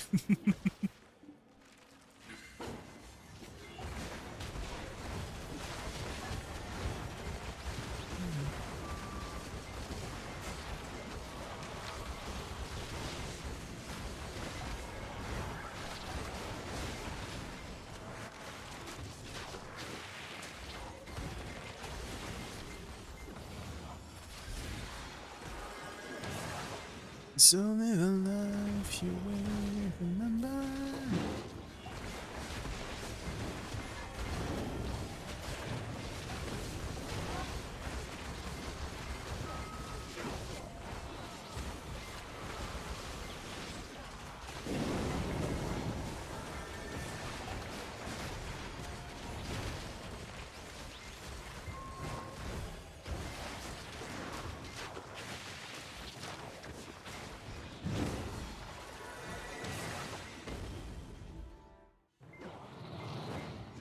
Do you happen to know the difference between the two wizard summons? In the past, they used to only augment certain abilities. So, for example, I'm gonna use Witch as an example because Wizard functions the same thing, but for Witch, her Gore summon, the Earth one, augmented 2 Earth skills, and Tet, the Lightning one, augmented 2 Lightning spells. But they changed it so that it augments all of those spells. And so it doesn't really matter which pet you have out. It's more so kind of just aesthetics at this point, Raz. But it used to matter in the past. I thought it was cooler in the past too. I thought that was like an interesting choice too. It is choosing the type of pet you want to augment certain skills. But yeah, they just made it so that you just buff all the abilities. I mean, you might notice, Raz, if you don't have your pet out, like if you desummon your pet, you'll notice certain abilities look different.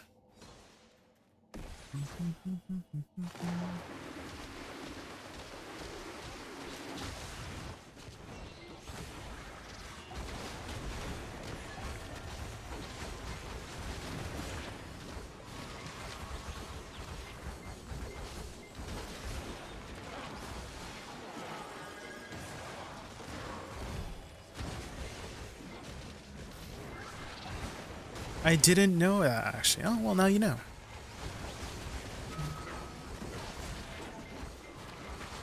A true BDO player, as you don't read. If you read, you would have known. Unfortunately, the R skip.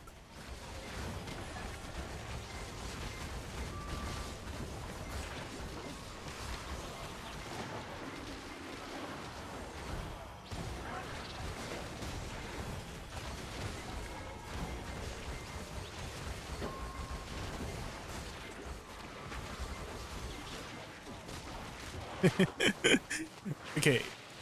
Every time I think about League of Legends edits, it always goes back to she says Condi. Does anybody know about she says Condi? Anybody know what she says Condi? Please tell me. If you do know, then you know. Did you know? I remember there was like one comment I see where it was like, came for the con D, stayed for the con D, and I was like, same. It's so stupid.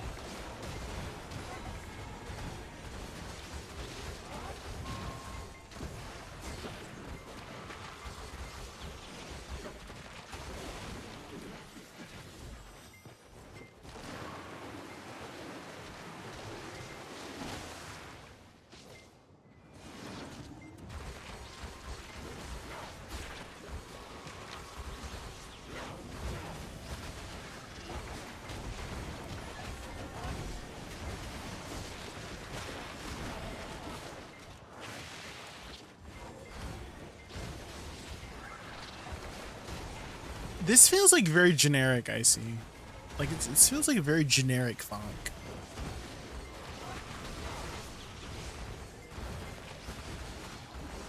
I mean, it's funk, but I've heard better, is what I'm trying to say.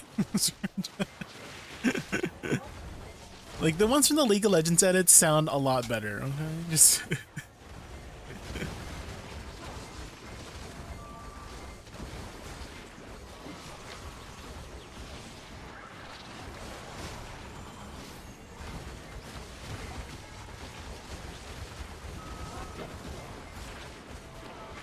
yeah, let me see if I can find it. Hold on. Might be in my history page. History.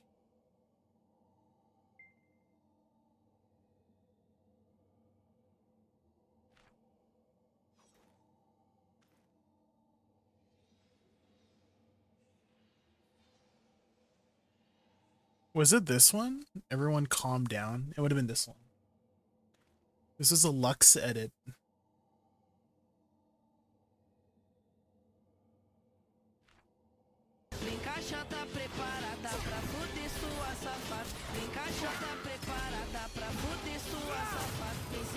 Right, you need to calm down.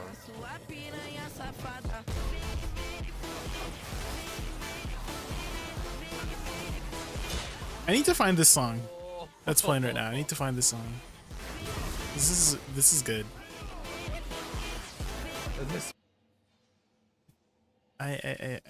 It's not like listed here in the short, unfortunately. Put it on Shazam. I could. Put the link, I'll find it. Okay, yeah.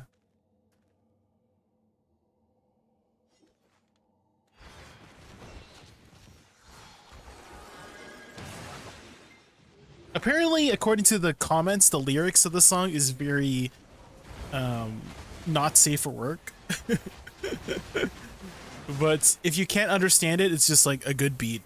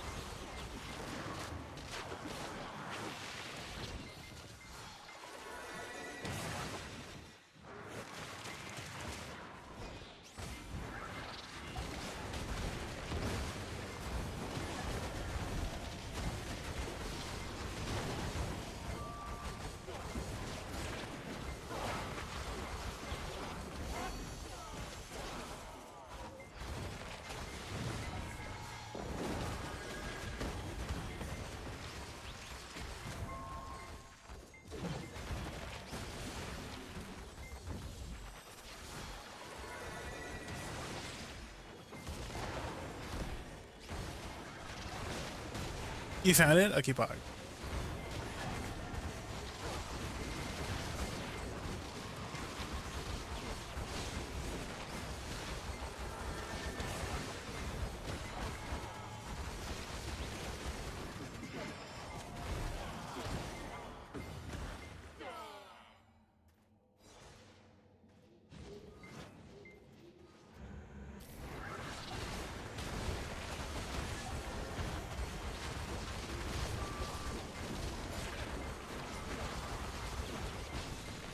I wonder how the name Funk came to be, or why it's called Funk in the first place.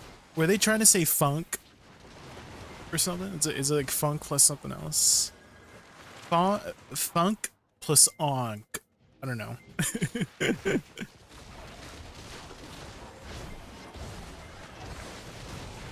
What is the history?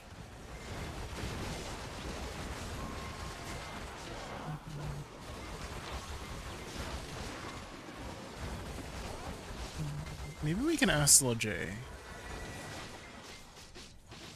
Why is funk music called funk in the first place?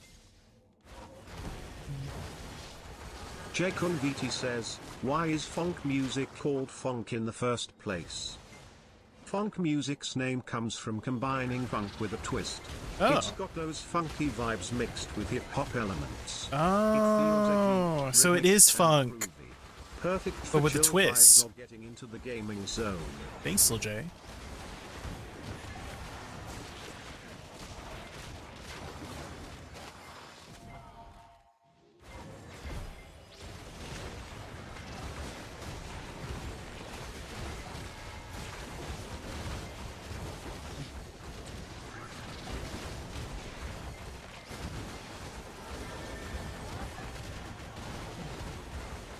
See, this is funky.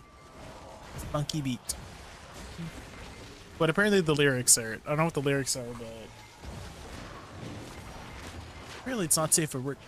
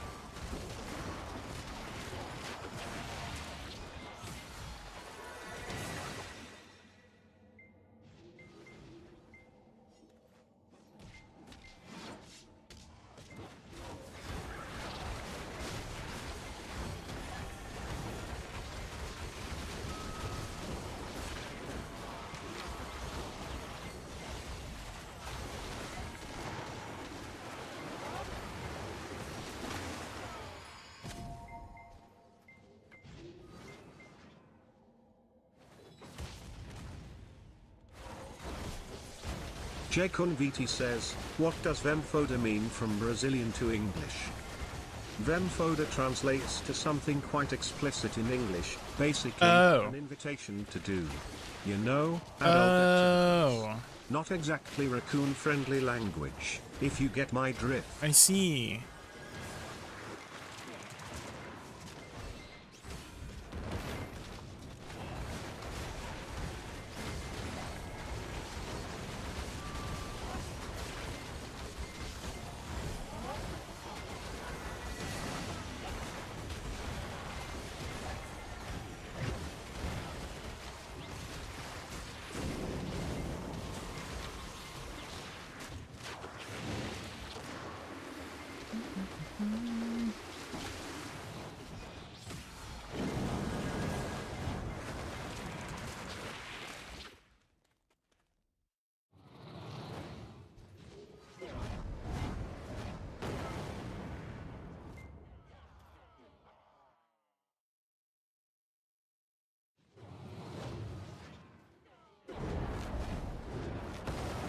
I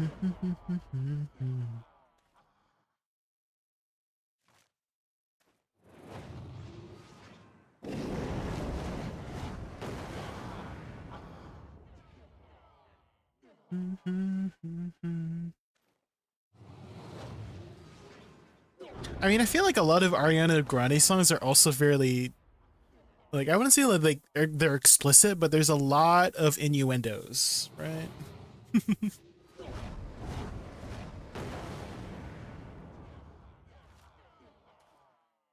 Like, if you examine the words very closely in many Ariana Grande songs, they're not exactly very innocent.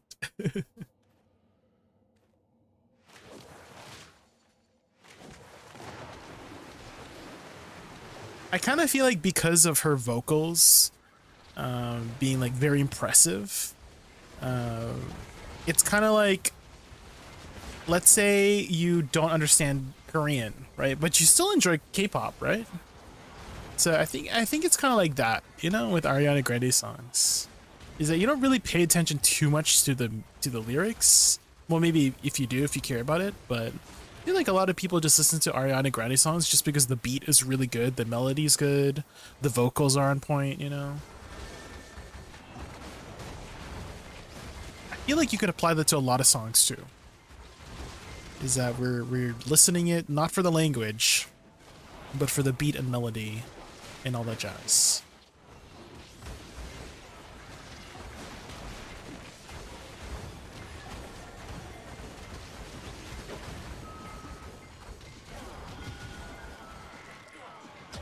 As I listen to music most of the time, to be honest, yeah, again, especially if you're listening to songs from another language, right? Like K-pop is like the most evident example of songs that, you know, a lot of people enjoy but don't really understand Korean unless you're Korean.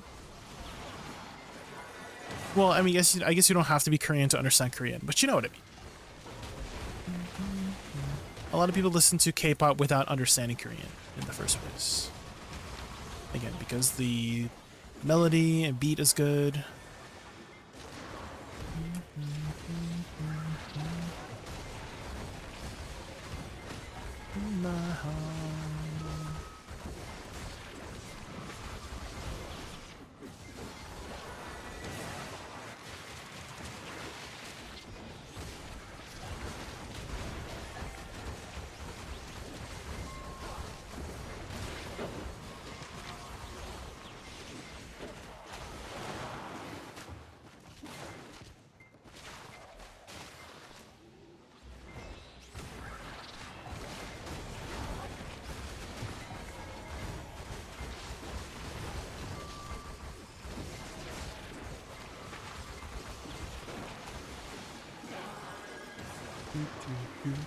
Rhinos was a nice call. They are super chill, yeah.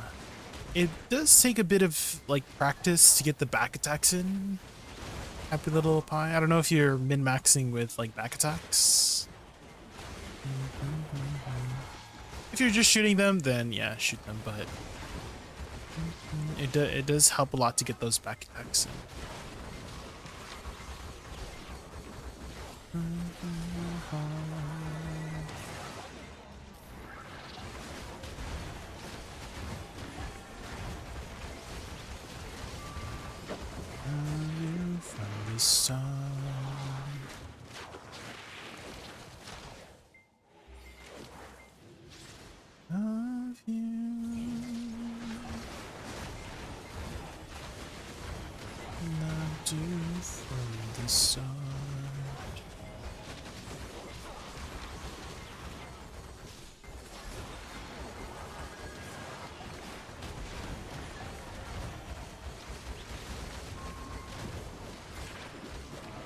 Aurora, your blood. What matter is made of.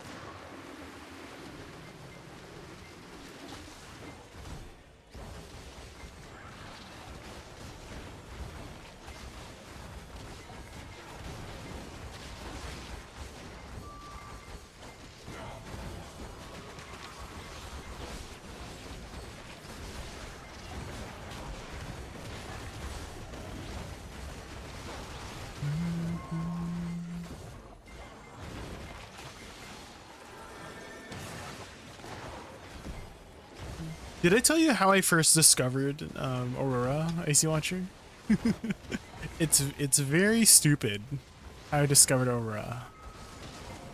I feel like I felt like I told you before. Minecraft parkour. It wasn't parkour, but yes, it was Minecraft. It was basically a video showcasing like aesthetic Minecraft world seeds. Aesthetic Minecraft world seeds, and then they used the song "Run Away from Aurora."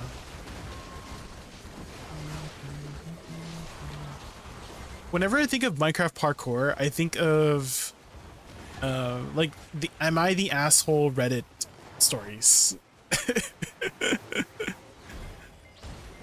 Or it's like a like one of those like AI stories too.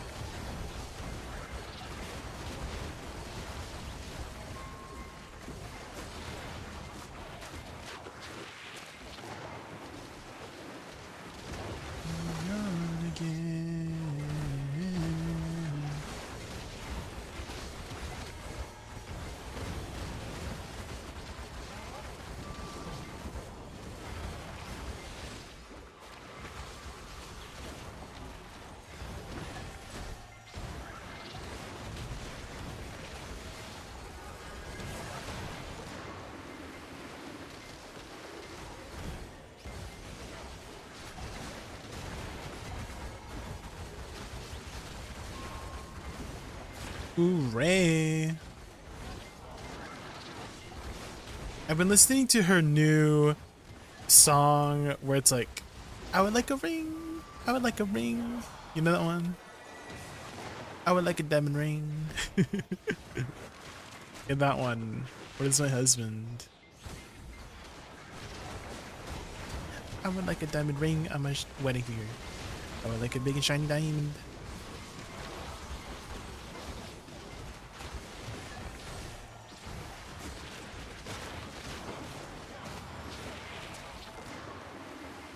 You won't believe it. I remember watching this a video of Ray and how she started and all that jazz. And apparently she was like scouted by the record company that she was in for the longest time, so when she was like a teenager, and started writing songs for like big name folks and whatnot. And she kept working like very, very hard to, you know, because the company kept kind of like egging her on. I don't know if egging is the right word, but basically she was asking, hey, like, when am I gonna get to make my own album, right? I keep making singles, being featured in other people's stuff, but it's never really mine, right? It's always other people's things, and she wants to do her own thing. And then the company says, yeah, it's like after this thing, or like if you keep working hard, we'll finally get you your album, but they never did. And then she finally was able to be free from the company and went independent. And afterwards, she started winning so many awards for her music.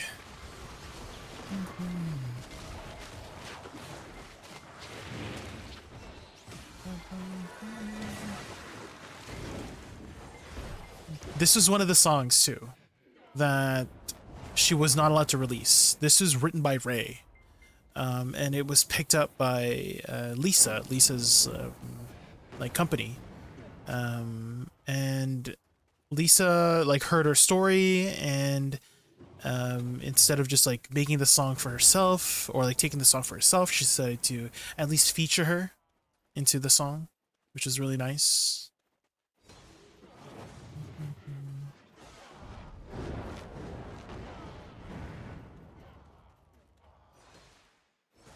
Why would they do that? It's kind of like, okay, have you ever heard a situation where, let's say an employee works really hard at their job, right? And they're asking for, you know, like a raise or like a promotion, right? And then they could do like a different job, right? But because they're so effective at their job, right, they kind of like, the company wants to keep them there at that job, right? So in this case for Ray, she was very effective at just like writing music for other people, right?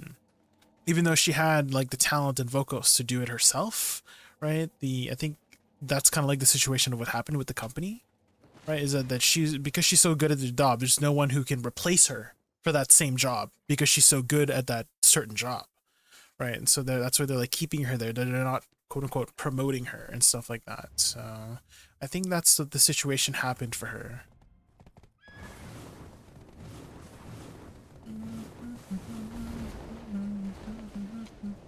Jesus.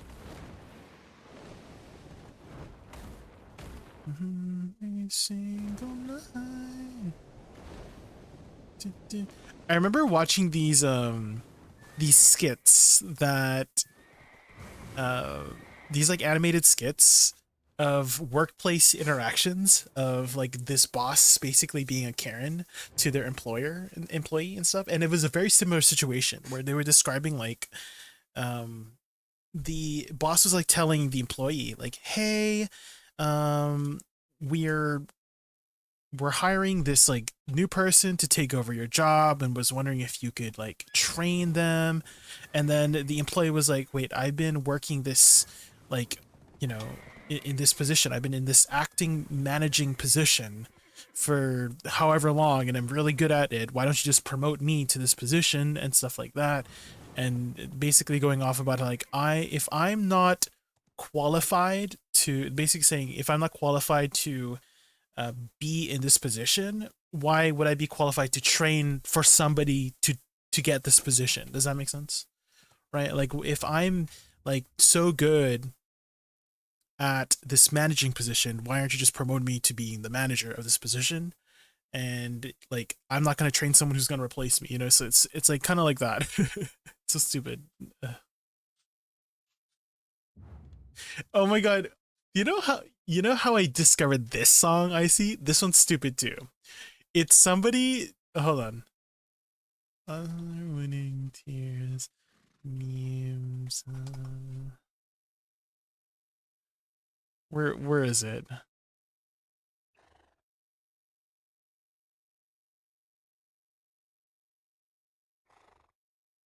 Where is it? This is the one where she says like, "Oh baby, baby, you baby, baby," that one, right? Go ahead, go ahead. There's like someone doing like a stupid meme of this one. Yeah, would you go ahead and baby, would you go ahead? That one. That's the one I heard first. I need to find it. Hold on. Hold on. Or if you can find it. Baby, would you go ahead meme sound? Was it this one? Baby, baby. Yes, this one. Baby, would you really go ahead and go ahead, and would you go ahead and go ahead, and would you go ahead and go ahead and go ahead, and would you go ahead and just go ahead and cry, cry. So stupid. Where is that sound from? I need to find that freaking. Was it this one? No. I need to find like the original. Where was the original? Was it this one? Baby, baby, baby, would you really go ahead and go ahead, and would Is this you the original? go ahead and go ahead, and would you go ahead and go ahead and I think this is the original. would you go ahead and just go ahead and cry, cry. It's so stupid. Would you? Okay. I'm pretty sure that's your. Let me save this for later. Hold on, let me save it for later. These are so stupid. They're not so funny sometimes. Just it's anyways.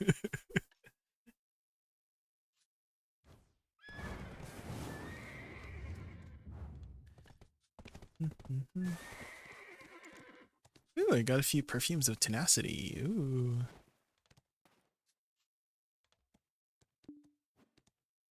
What that sound? Here, let me send you this one. It's the very first clip. And it's like a meme cover of this song. It's so stupid.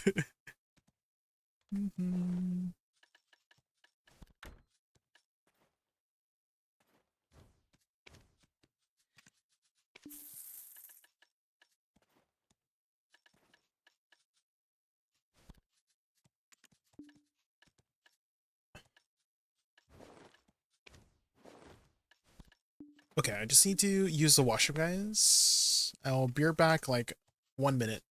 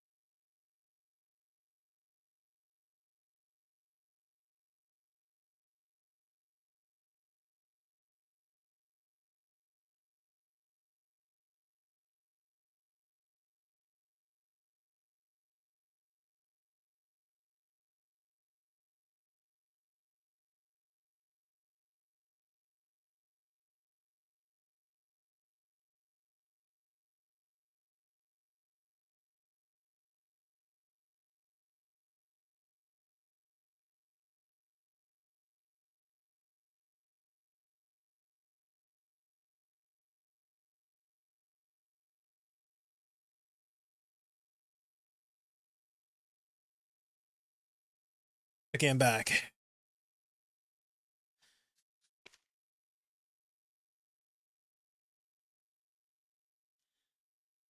Someone grab me started.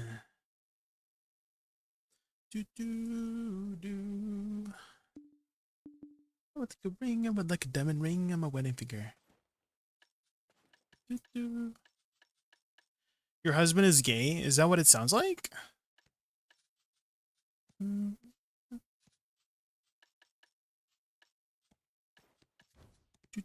Okay, why don't we do a little bit of AOS? It's a Wendy Williams meme? Oh, I haven't seen that meme yet.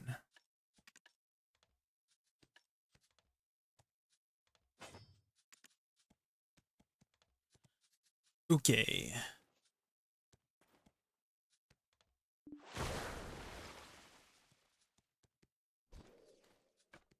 Arena of Solaire.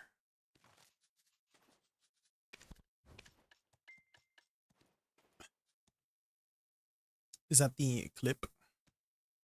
Denial is a river in Egypt. Your husband is gay. He's a Bunko.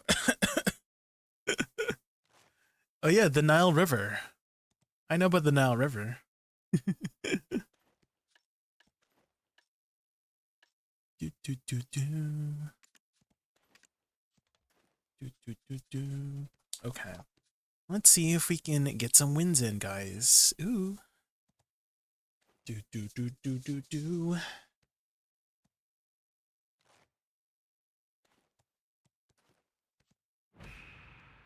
Do. And why you have 10 kilometers? Wait, 10 km? Huh?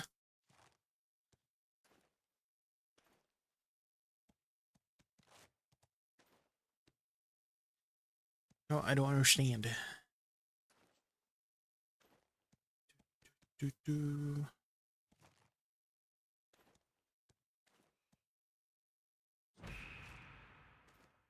Bought something? Are you asking me like why I have a certain amount of money? Like why I have like 10 bill or something? Are you talking about silver? Do, do, do, do. Ba, ba, bum, bum, bum. Ba, ba, ba, ba, ba. If so, I'm buying crons. That's what I'm buying. That's all I've been spending the past like the betterment of this year. That's the majority of where my silver is going, is buying cron stones.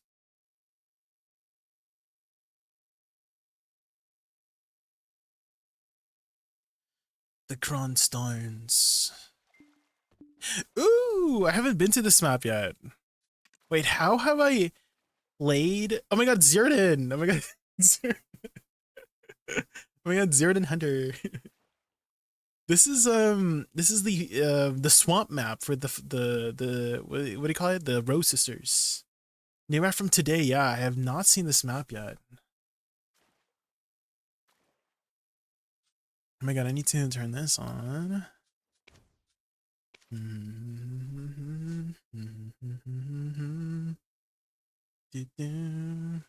Okay, what the heck? What is humility? I show feet on stream. Oh, the feet. Yeah, let's take a look at their feet. Yeah, there's the feet.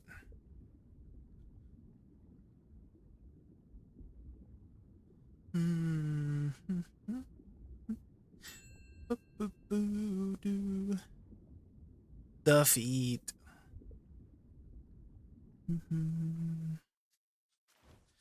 Double Rekka. Ooh. I'm here for feet. Eyeglasses hero. There's no feet here. I don't know why one of my teammates is saying there's feet here. There's no feet here. There's just PvP. How are you?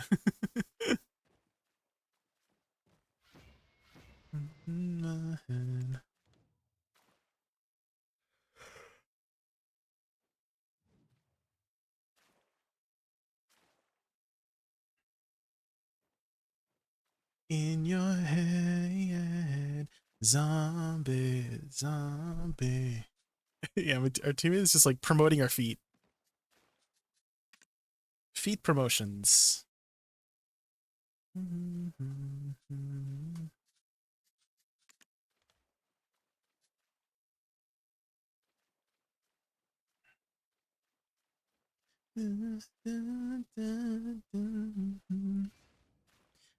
Ooh, looks like I think we have a DC on the other team, unfortunately.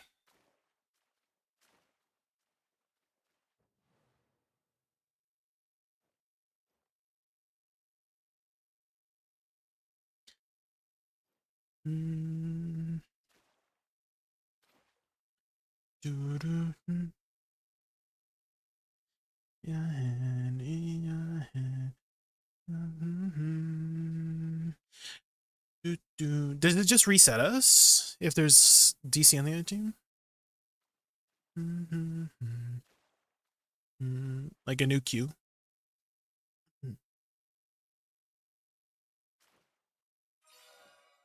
Yeah. Zombie. Your head. In your head. Zombie.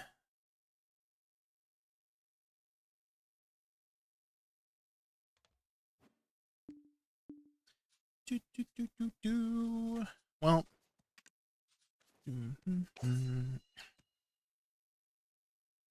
Our first match was a flop. I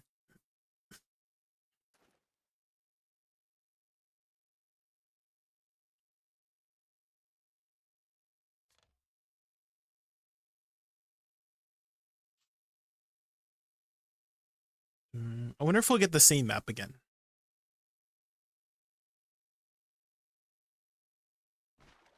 We did get the same map.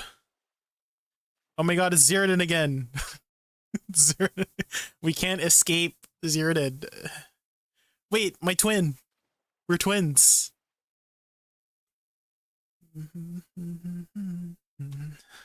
They can't figure out who is who. We're the same.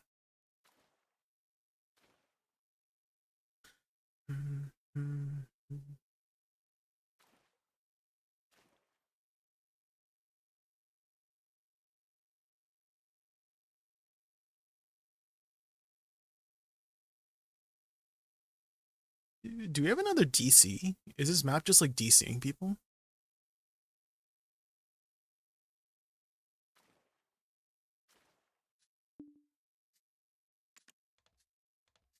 Some of the wolf. It's not a wolf. It's a fox. Zonic. Get it right.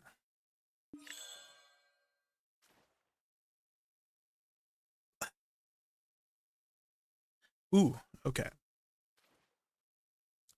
So we're against a Sork, Deadeye, and Megu. Okay. We cannot catch a Sork. It's hard to catch a Deadeye. Maybe the Megu is the play. Okay, here we go. Good luck, everybody else.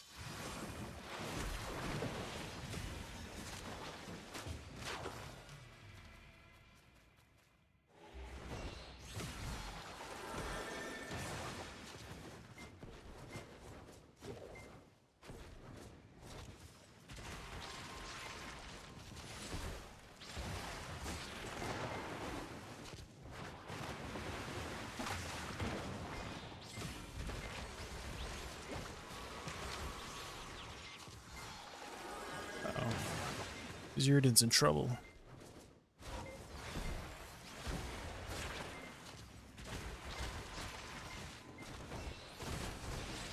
Oh my god, I'm just dying from damage, guys. What the hell?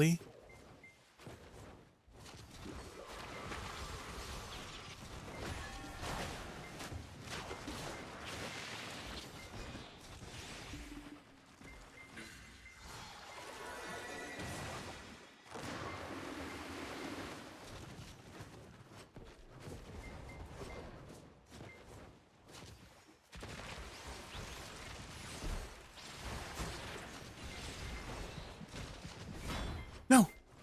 No, Ian!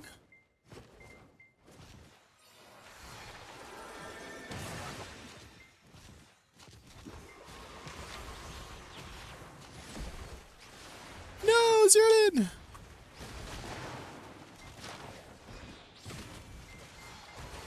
Oh, they just do so much damage. Holy moly.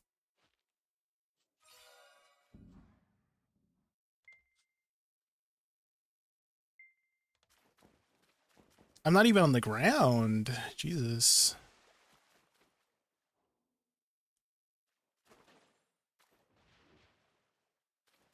Is it the Deadeye doing all the damage?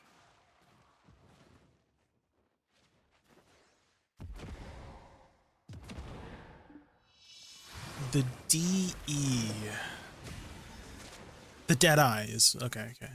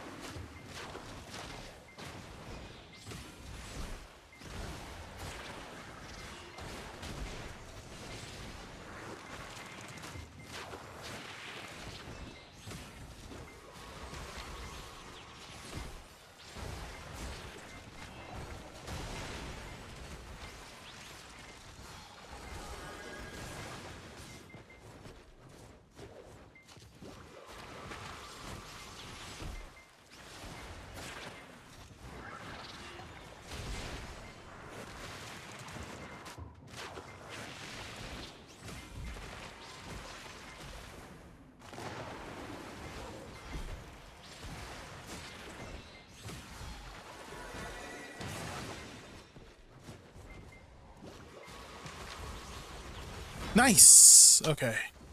We got one.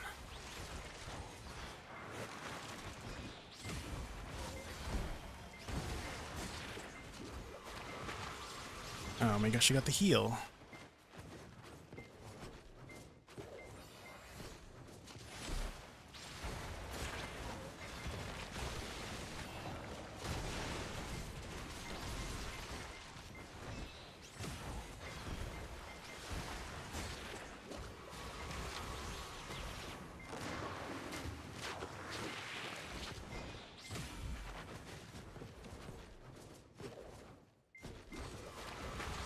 I got the catch.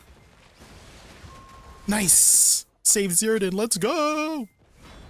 No, Zirdan, no.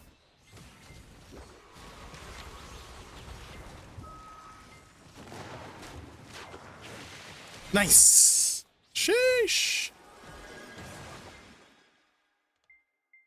I got you, Zirdan. Don't worry, I got you.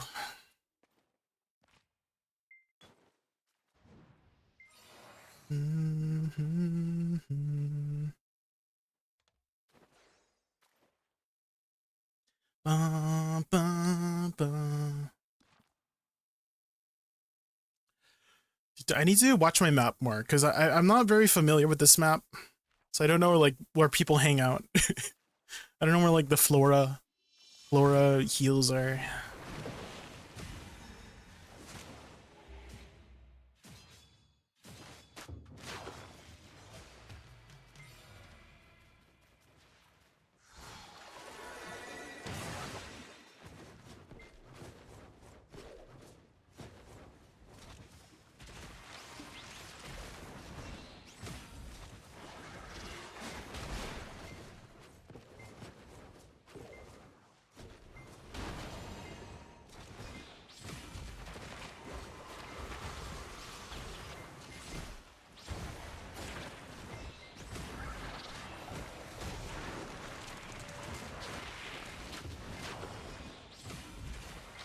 They're going for Zirdan. I need to save him. No, Zirdan, no!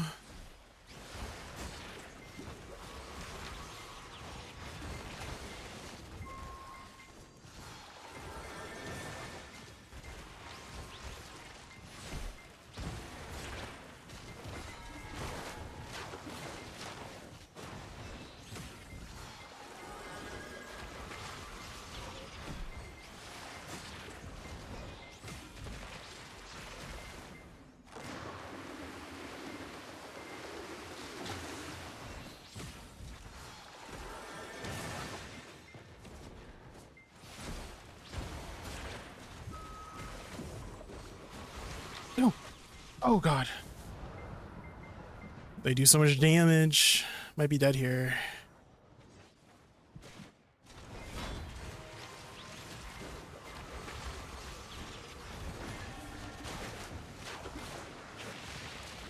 Dang, I didn't get the re-CC on her.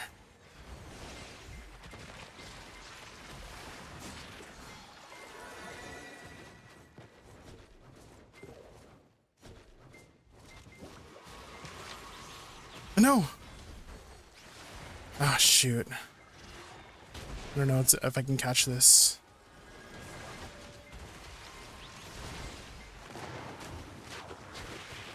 No. No. Goodbye, everybody.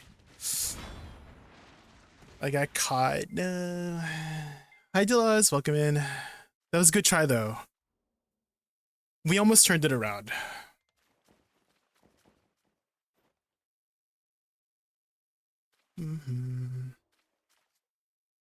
You're a Megu now? No. I look like one, yeah. I look...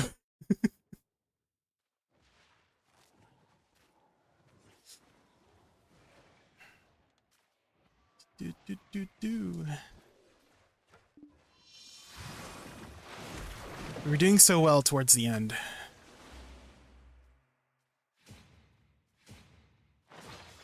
Okay, Zirdan's plan is to go for the Deadeye. We'll try to go for that.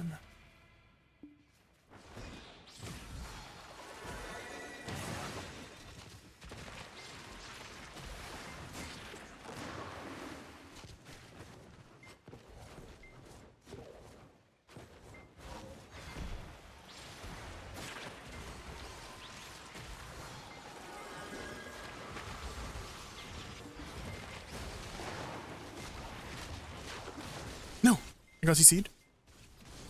Okay. Recovered?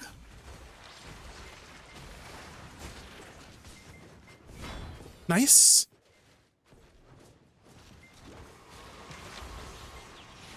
No. Get up, get up. Nice. Woo.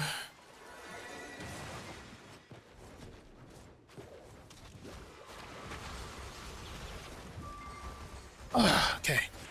Woo.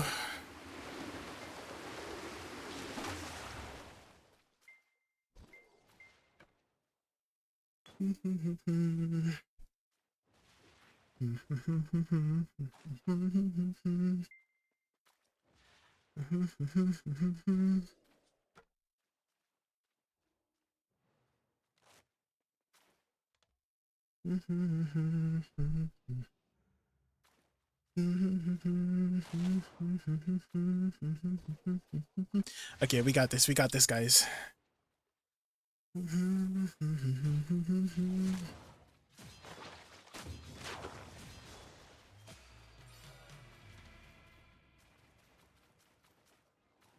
Where'd they go? Where'd they go?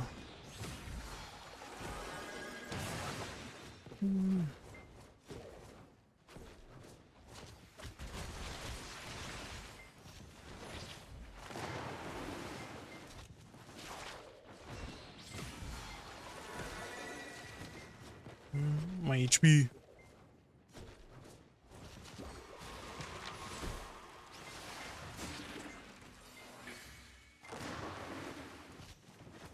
Listen so you can shop and you're not.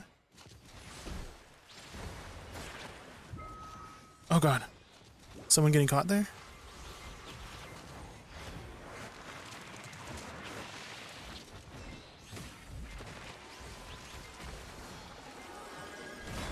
No! Oh no, we lost. Uh-oh. We lost one! That's gonna be unfortunate. Okay, I need to catch up to Zeroed in here.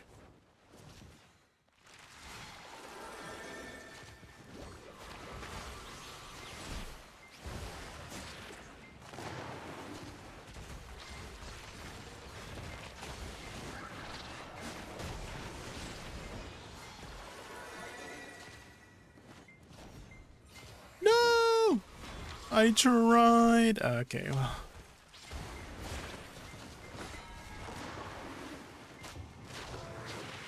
No!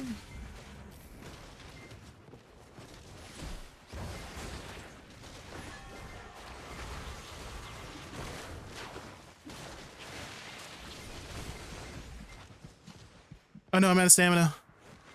Goodbye, everybody. Nice try. Yeah, their damage was huge.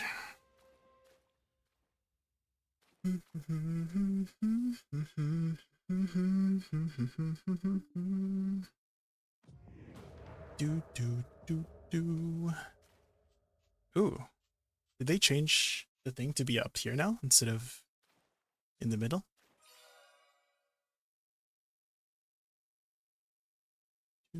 There you go, Jam of Woosa now. Ooh, what's this?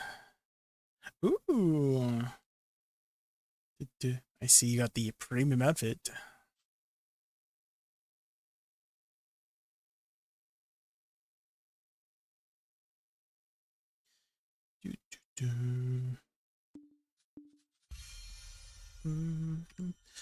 Okay, how did we do? Well, we did quite well. Again, even if we lose on these matches, I think that as long as I see myself improving and numbers going up, that means we're doing well.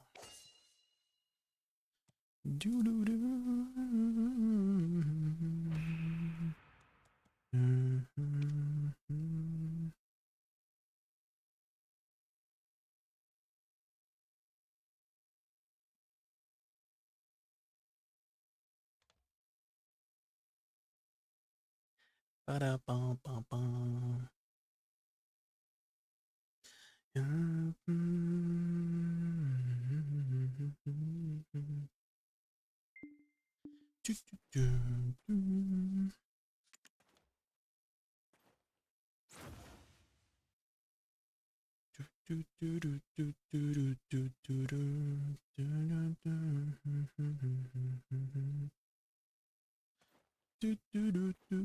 Oh, he had a blue take on the devil.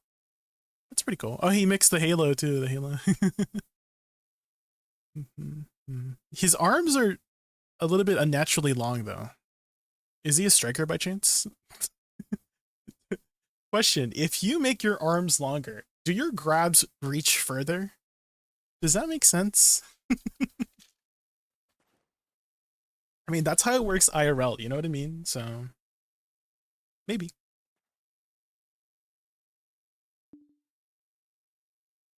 I refuse to die.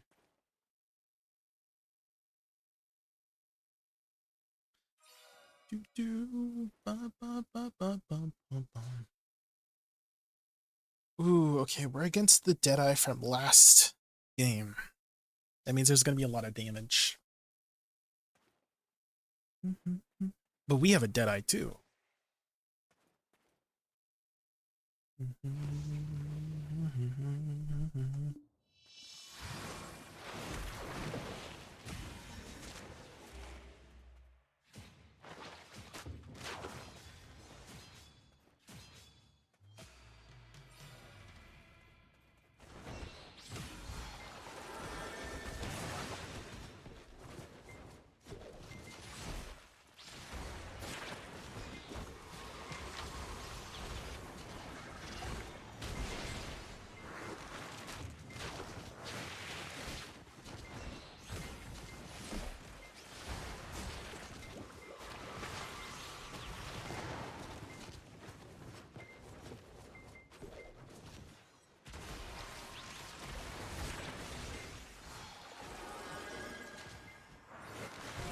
No.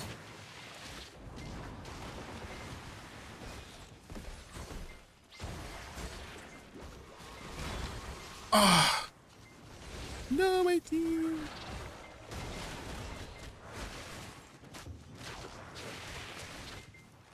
No, I'm dead. Goodbye, everybody. I tried.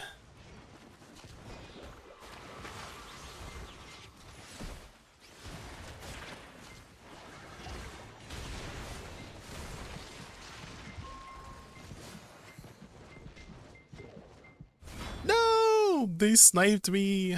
Frick. I got sniped. Dang, I got sniped during my butterfly step. Holy. They definitely do a lot of damage.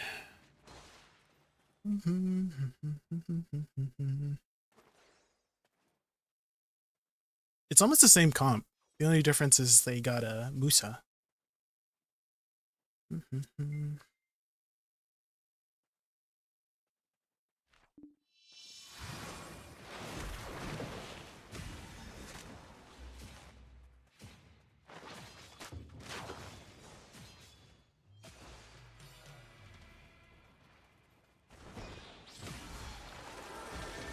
Oh!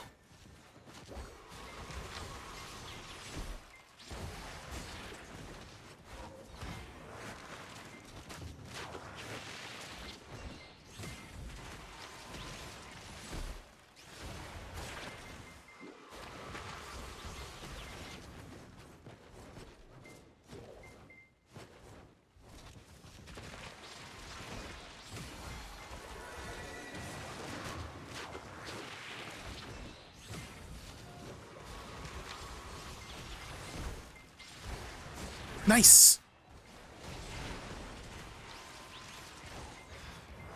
We have to catch them. How's the rest of our team here doing?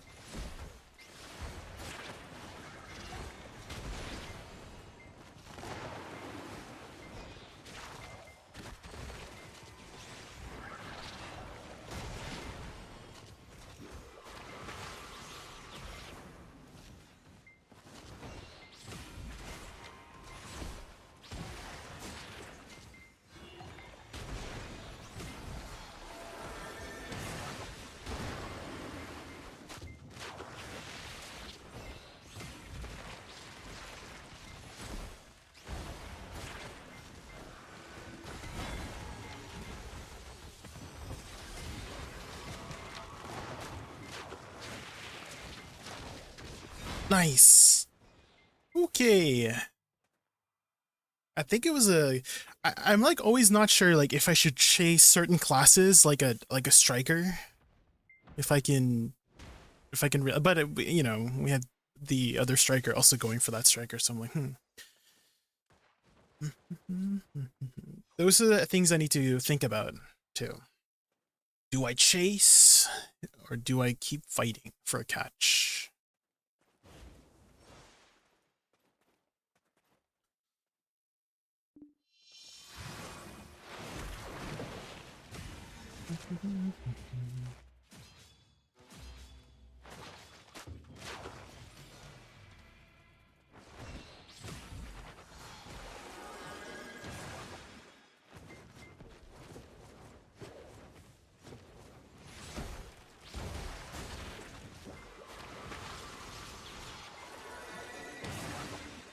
Uh-oh.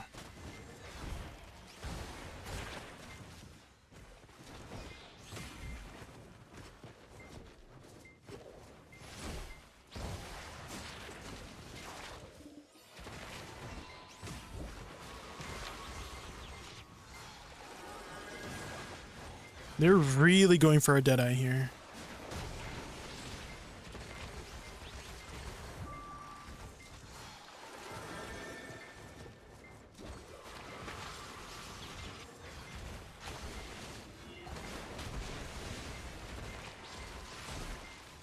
No, I got grabbed. Get up, get up, get up. Ah, I have to V that. There's so many people on top of me. No, he got again. He got caught as well.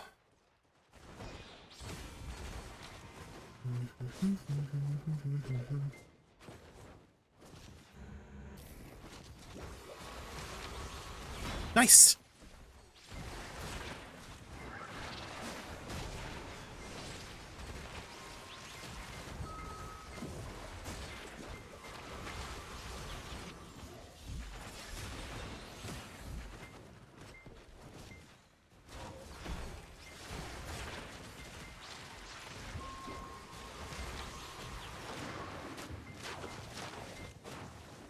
Nice. Nice. Good job, team.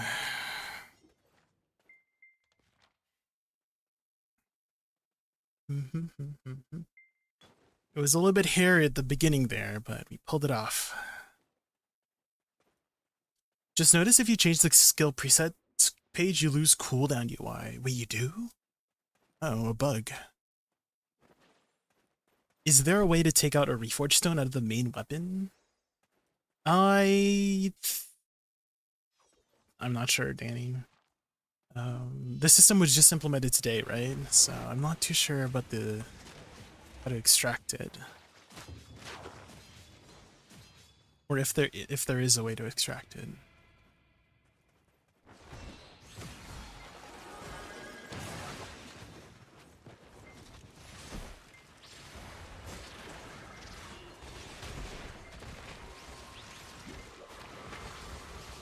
Oh my god.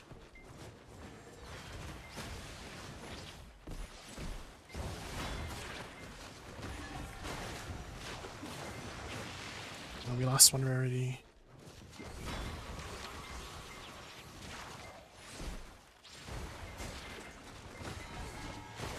No! No! I'm dead.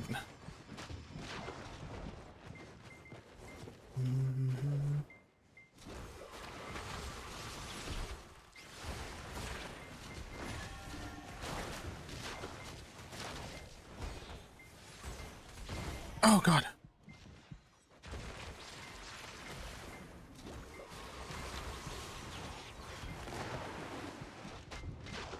Dang.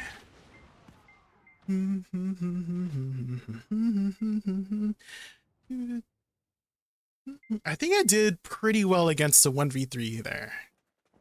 I was able to get quite a few catches. I think those are the moments we got to take advantage of and opportunity to learn better, to keep learning.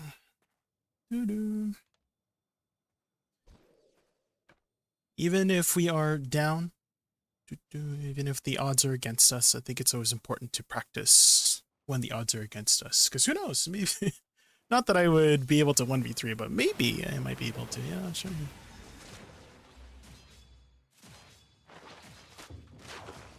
Okay, we got in this time.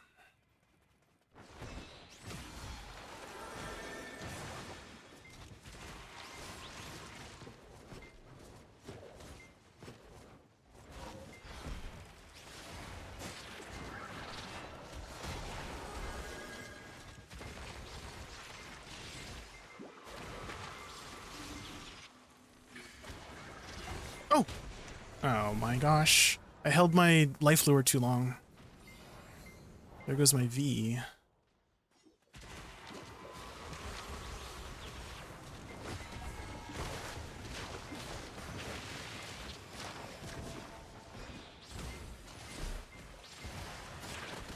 Okay, we gotta go save our other person here, I think.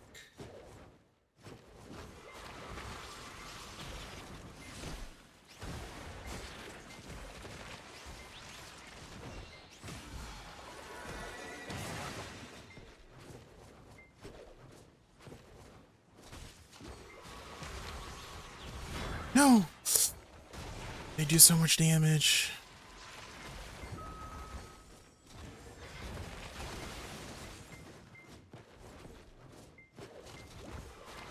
Oh, oh my gosh, I'm dead. Goodbye, buddy. Get up, get up.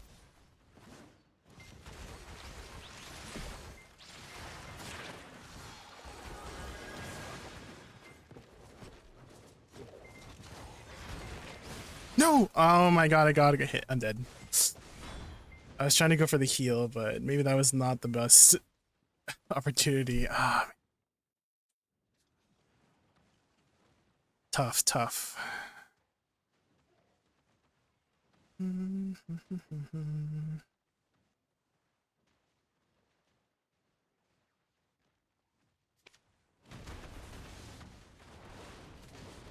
Okay, Prince is doing pretty well against this 1v3.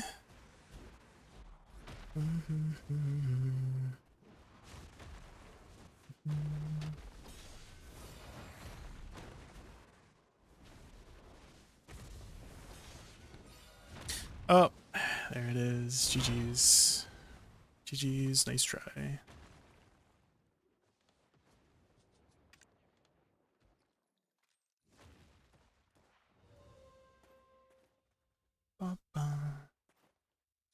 Let's see how we did.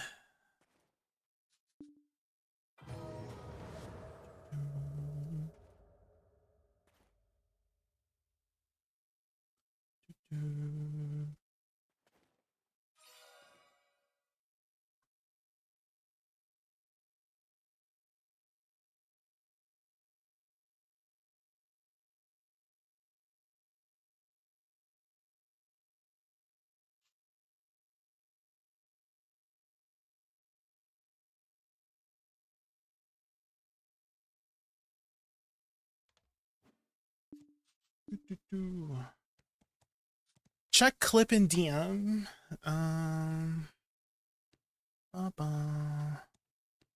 This one?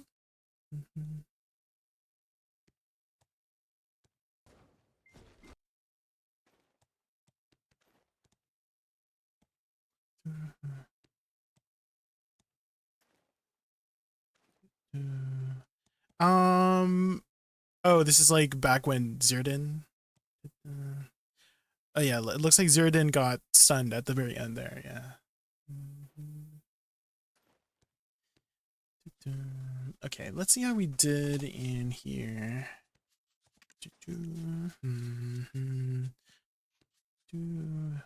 Dang, Deadeye does a lot of damage. Maybe we should have focused the Deadeye there. I mean, Zerdan was saying earlier how we should focus the Deadeye in the last game.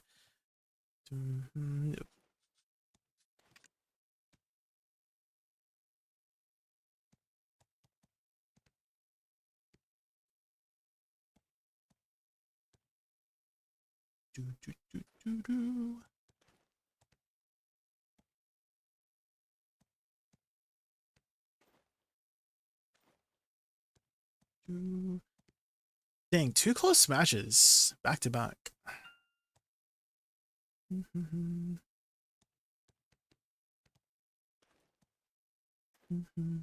I noticed that a lot of these matches I don't take as much damage. I don't know if that's a good thing or a bad thing. Like even the one with Zerd in here, I still took, wait, I guess I did take quite a bit of damage here.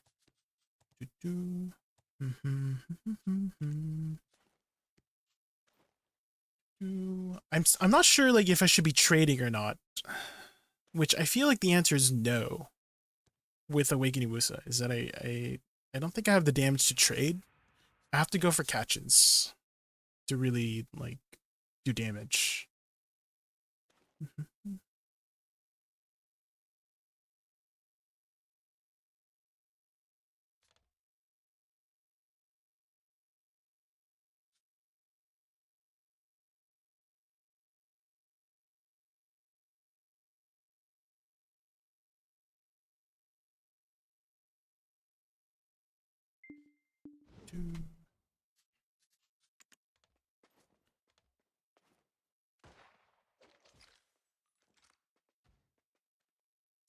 Okay,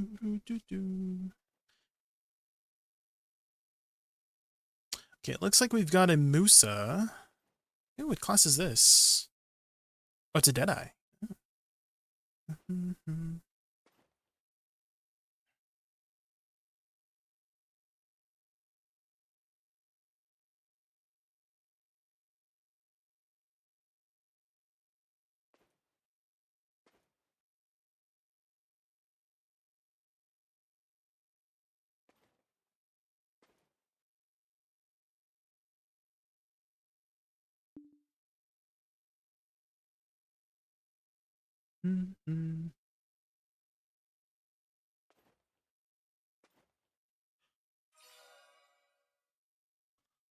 Ba-da-dum-bum.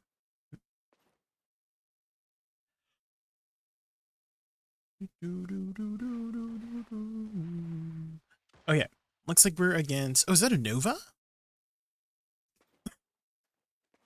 Sorry, is that a Nova?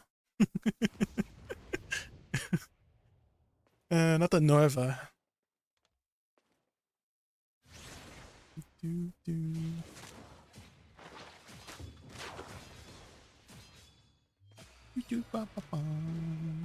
Okay, here we go.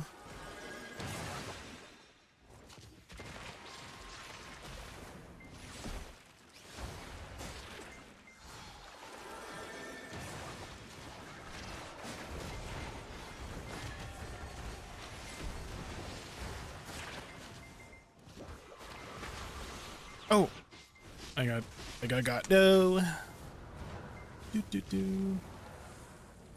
Almost.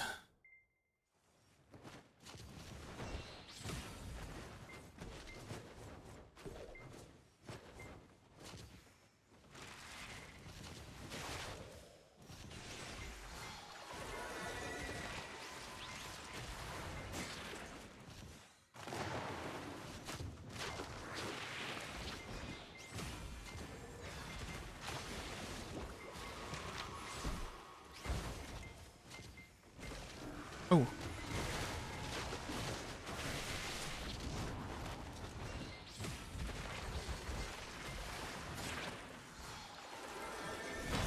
Oh, we got somebody. Let's go.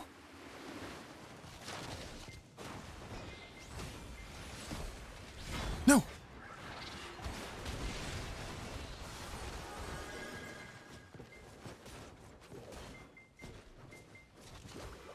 Oh.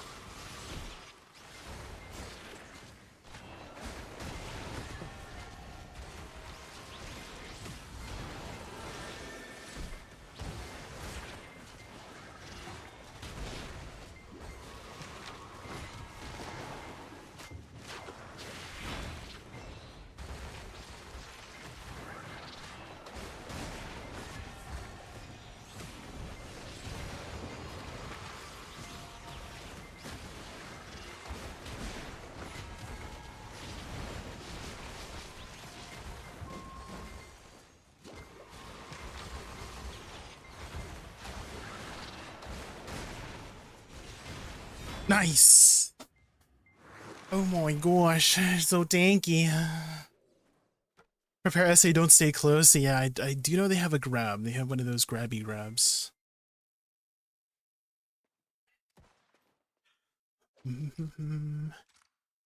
They got a grab. I don't want to get my booty grabbed. Not the grab. Is it the pets? Yeah, the pets can CC you, right? Yeah. Even if they're CC, the pets can still CC you, right? The demon.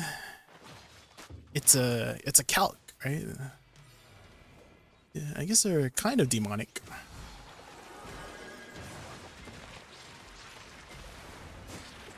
Run.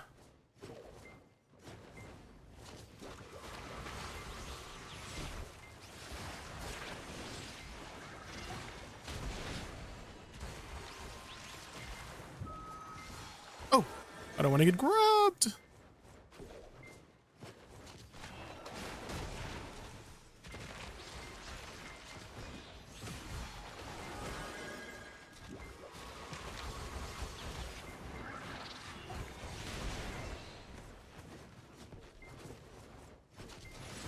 No.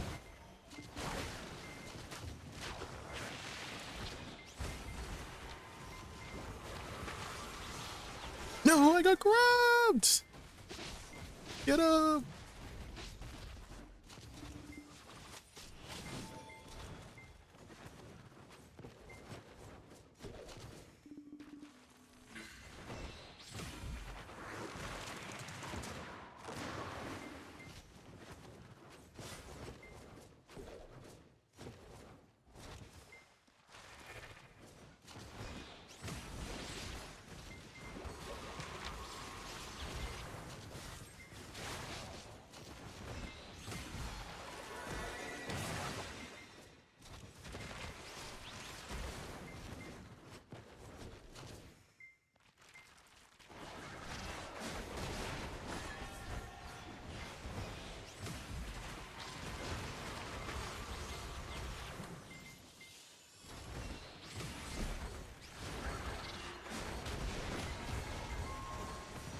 No.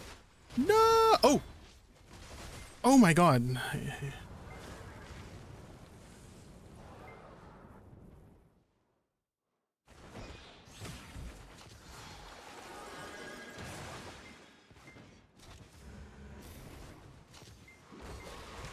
No. No. I tried. Ah. Dang. They were all, I was trying to put my flowers on top of them, but they were not close enough, frick. Dang, that's tough. Do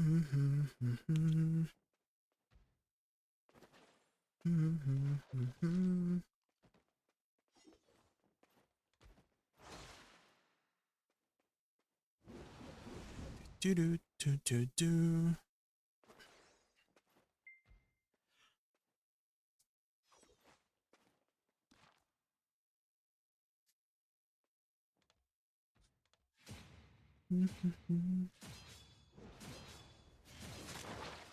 Get it up.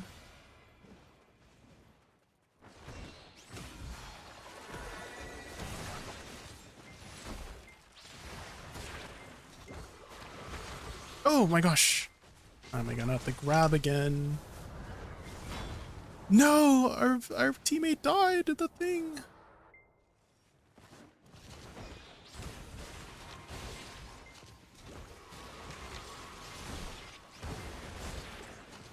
The double?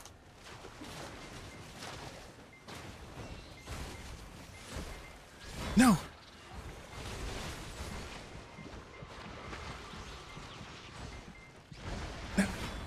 Dang, so close. We got the double CC there, but they had Vs, unfortunately.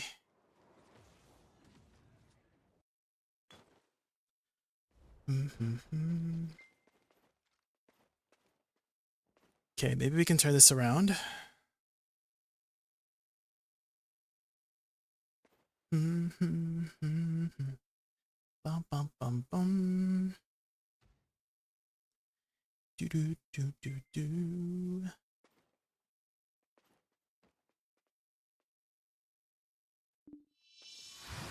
I am getting much faster with reacting to faster classes, so this is good practice.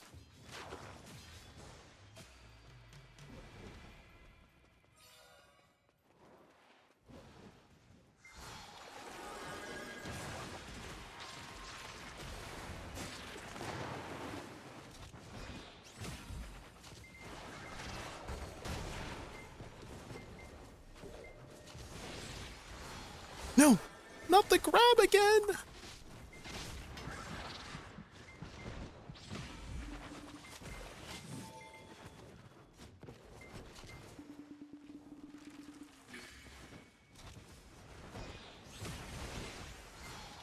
No, oh my god, not the grab again. No, not the grab. Get up.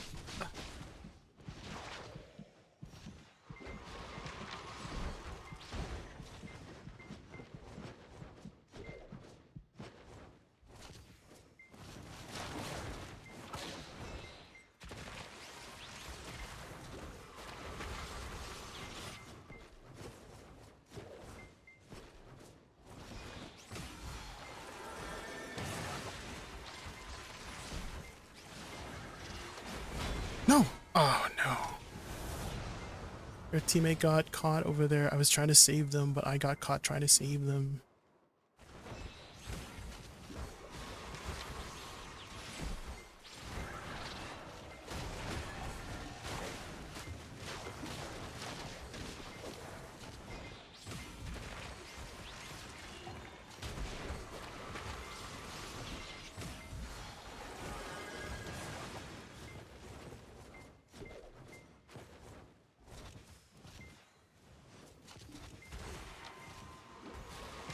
No, no, I'm dead. Dang. That's a toughie.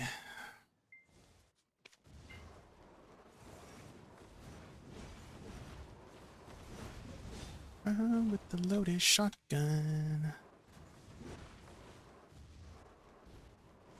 It's straight through my heart.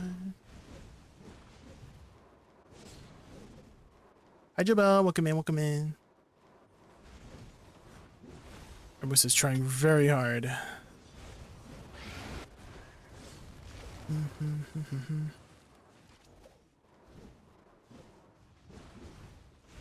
Ooh, we catch. Oh, ah, nice try, nice try.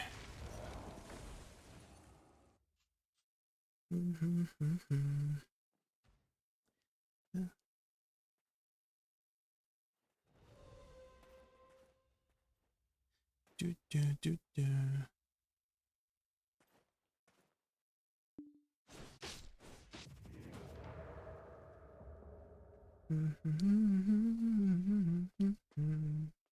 Oh my god, he looks like Illidan. It's Illidan Storm Rage, guys. Oh my god, I just realized. That's a good costume. He got the green tattoo and everything. That's awesome. Oh, and he had the he looks like he had the like he face painted his eyes so that he had like the headband like Illidan. That's very creative. Let's see how we did. Let's see how we did.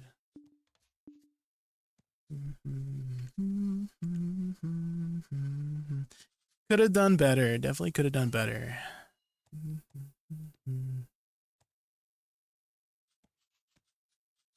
She got me, she got me, she got me. Bang, bang, she got me. With the loaded shotgun. Bang, bang, straight through my heart. About it to stay. Bang, bang, she shot me, she shot me, she shot me. Bang, bang, she shot me.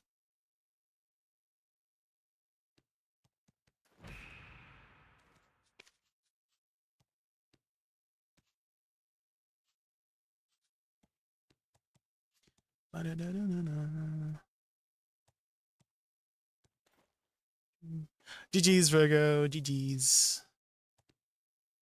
Bum, bum, bum, bum, bum. How was your EOS climb been, Virgo? We're in a bit of a lose streak at the moment, but it'd be like that. You win some, you lose some.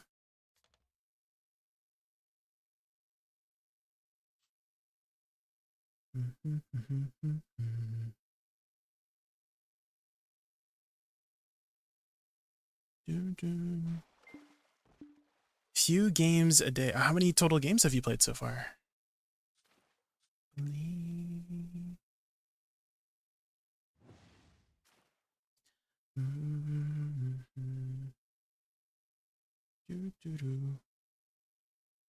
I'm backed up early. Did you see my comment about Wizard at Awakening Dosa? I can scroll up. I can scroll up.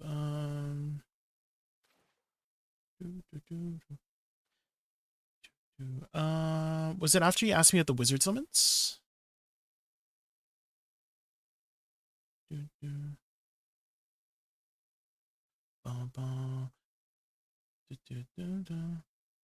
Okay, every time I scroll up, it like goes past your comment, and then if I scroll down, it goes past your comment again. Can you just copy paste it? I have the kick window like very tiny. If I scroll up, it scrolls up too much. If I scroll down, it scrolls down too much, and it just misses your comment.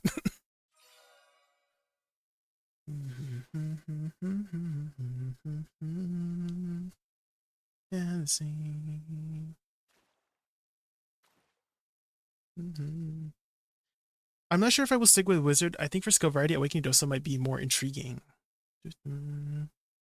They're both decent.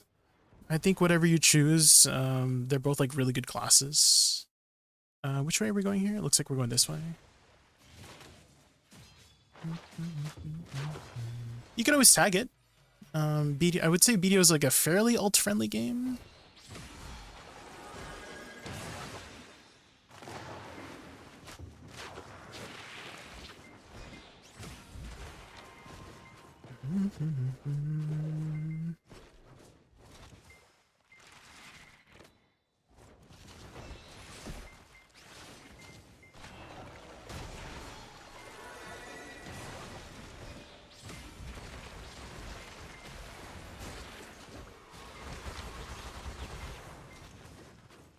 It seems. Oh dang, that guy almost died. Jesus.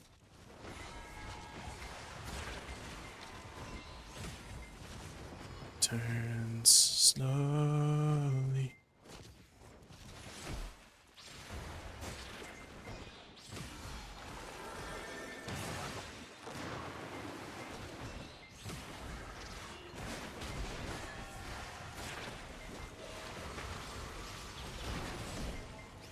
Oh. Oh no. Oh no. They came at me fast. It's been hard for me to like do anything. Oh. Oh shoot, I wasn't able to add enough damage.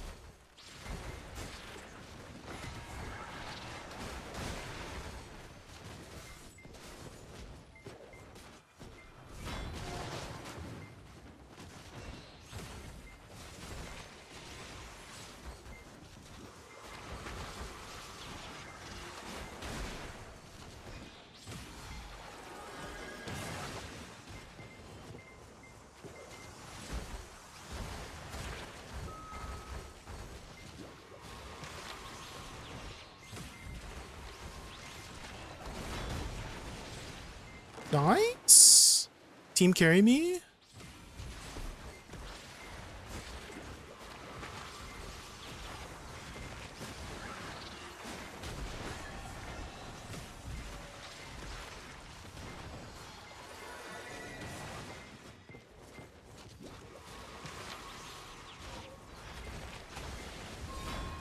Okay.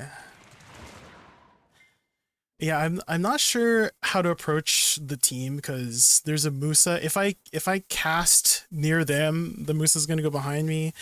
I'm gonna get grabbed by the Nova. The Lon's gonna just jump behind me. So I'm like afraid to like go in there with my team, but my team's like carrying me, so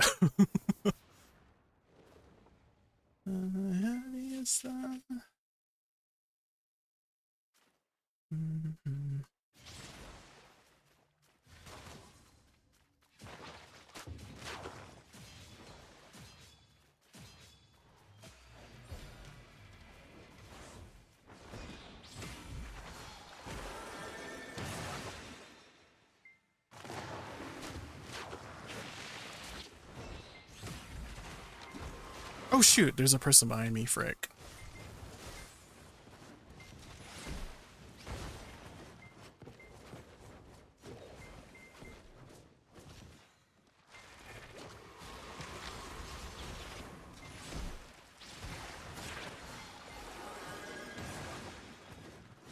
Okay, looks like our Draconia was able to recover some.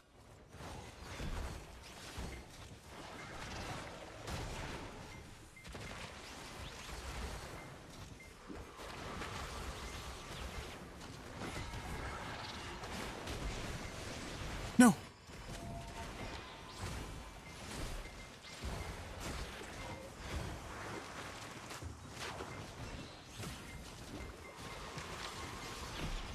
You gotta peel for the Draconia?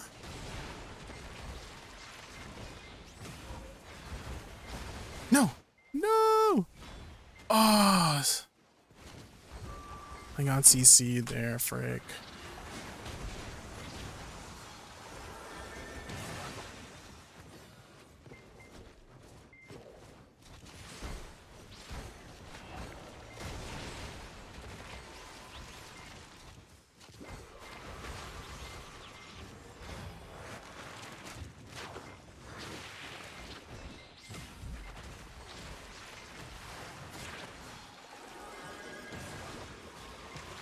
Off break.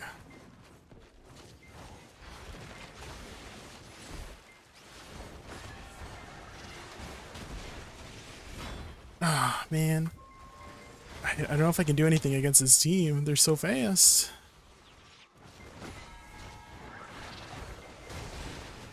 Ah, man. I'm dead.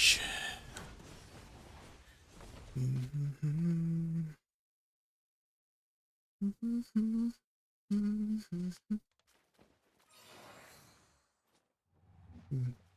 think I might have to try and go for the lawn, because there's no way I'm going to catch the Musa or the Nova, so I think the lawn is the only thing I can do, or play around my team, which I'm not doing a very good job of playing around my team. They're getting catches, but I'm not responding fast enough, so that's something I need to work on.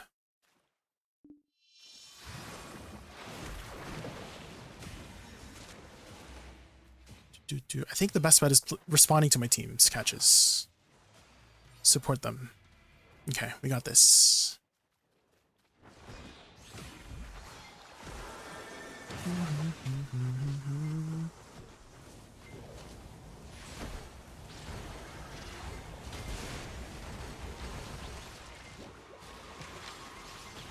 I didn't know what you were saying.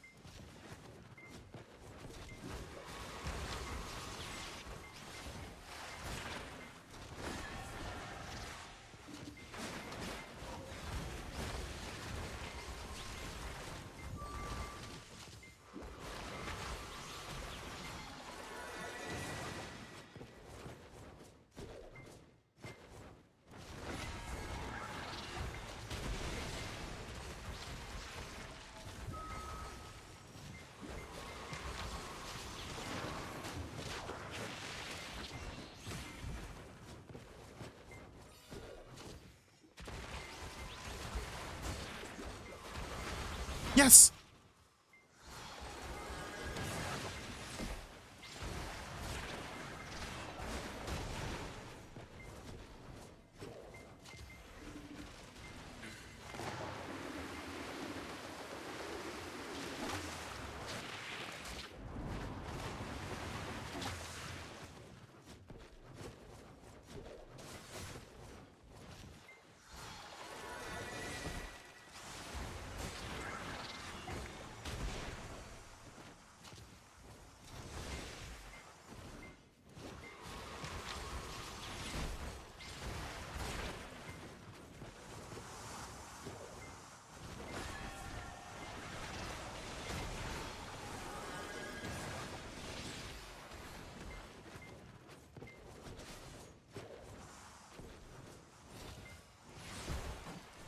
Uh-oh. Oh, frick. I got grabbed. Get up, get up, get up.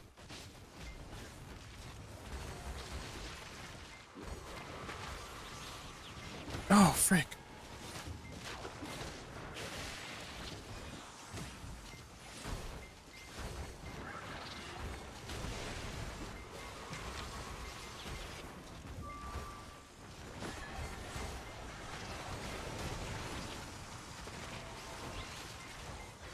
Oh, I think we win.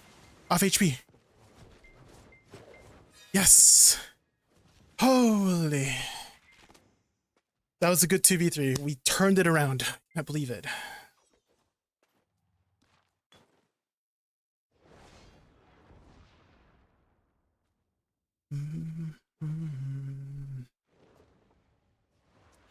Okay.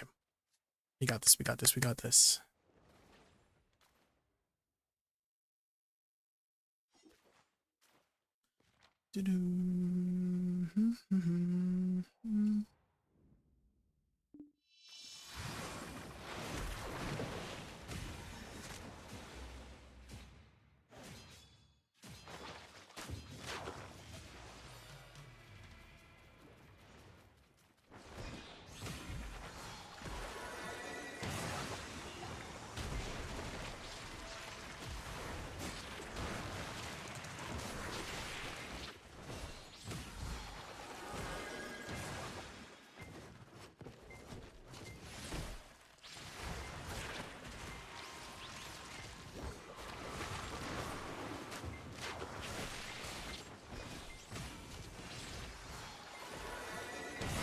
Ooh. Nice.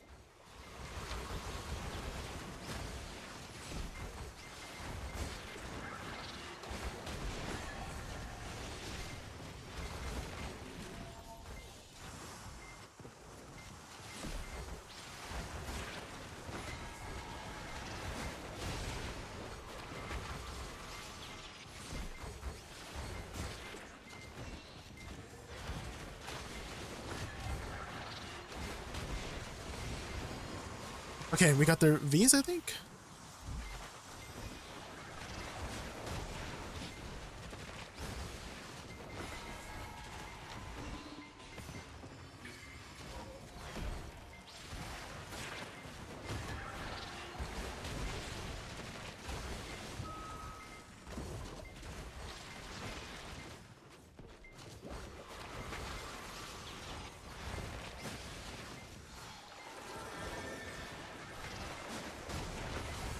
Uh-oh. Get up, get up, get up.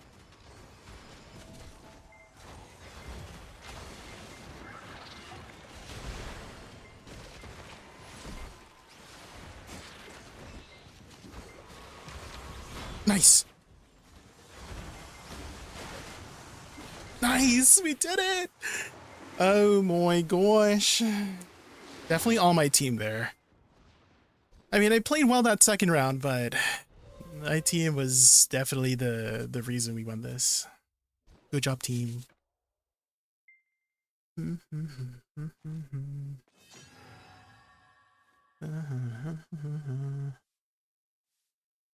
to the lesson I've learned. The broom? Did they did they have the broom emote? Okay, our first win of the day. First one of the day. Thank goodness. I was like worried we weren't gonna get any wins this today. Hard. I'm counting dollars, we'll be counting stars. Pop around the things that we could be. Dang, 220k.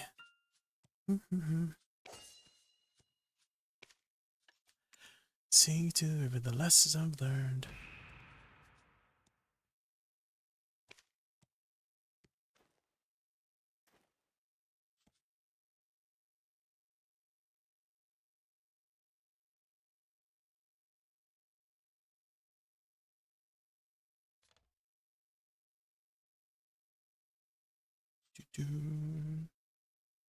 I just know you played Witch and Dosa, so I thought you could give some insight on the differences in caster styles.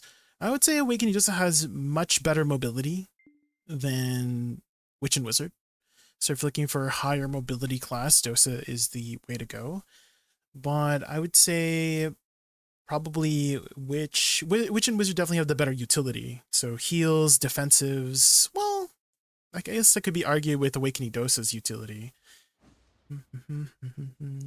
But I would probably say Awakening Witch and Wizard are less thinking than Dosa. Awakening Dosa, you kind of have to go in a very specific like elemental order, and some people like to bring it into like a more complex style of doing like double, triple, quadruple procs of elemental explosions.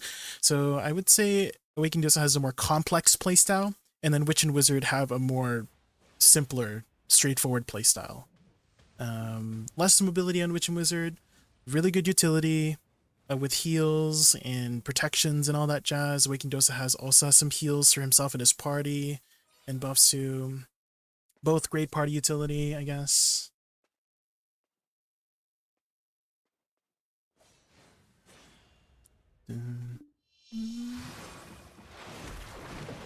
Very combo reliant. If you want to perform well, yes, I would say doing the specific like higher complex combos you'll see like better improvement in your clear speeds by doing those more complex combos. But for Witch and Wizard, I would say if you're just spamming your abilities, you'll probably perform the same than if you were to do a more complex combo on Witch and Wizard. They're very straightforward is what I'm trying to say.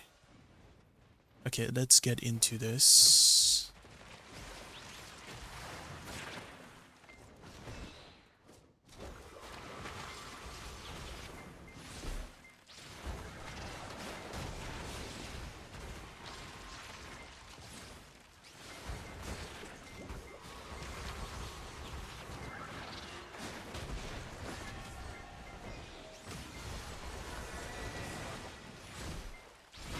Ooh, we got the person.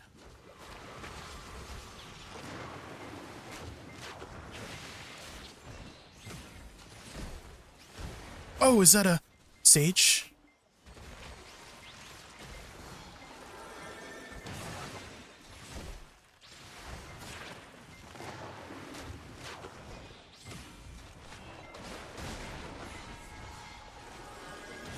No, it's a Hush, right?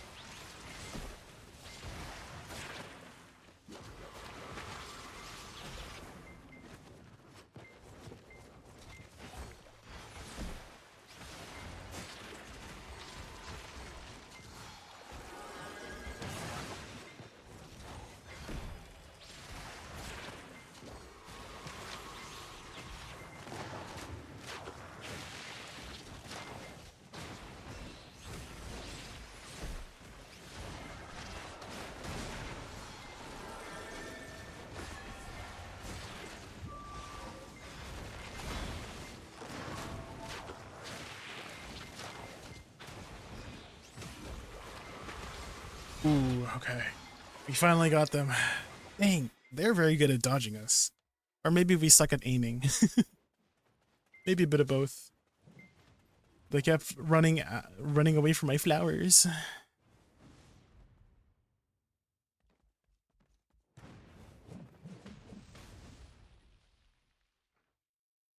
You're always better.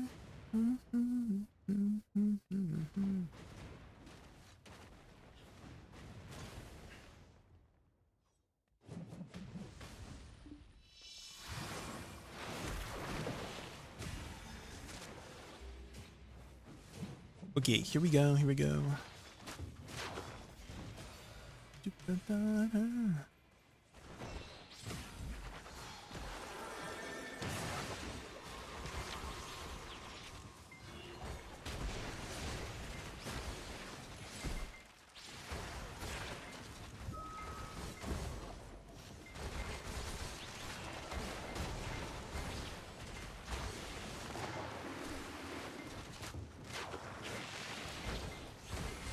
Uh-oh.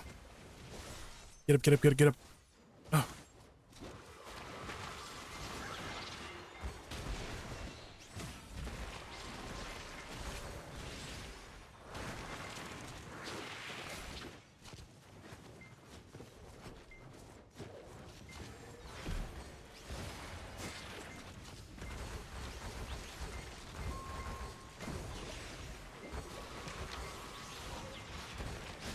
Uh-oh.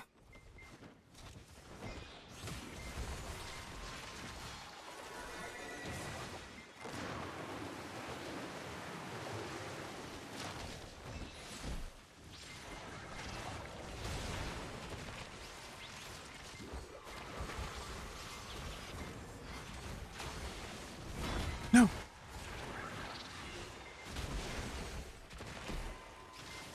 Oh. No.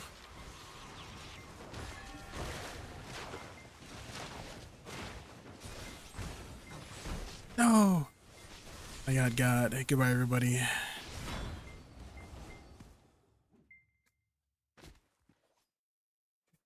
Doo-doo.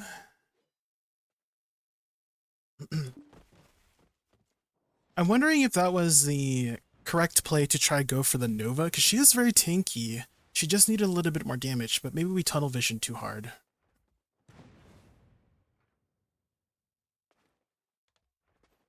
I was like on the fence of peeling for my teammates or going for the Nova.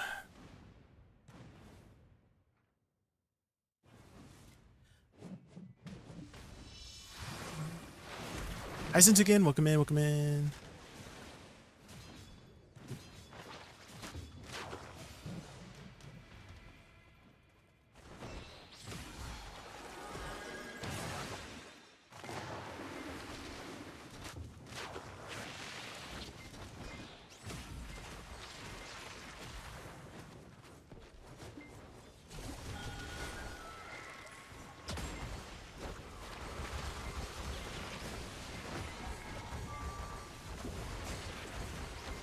Nice.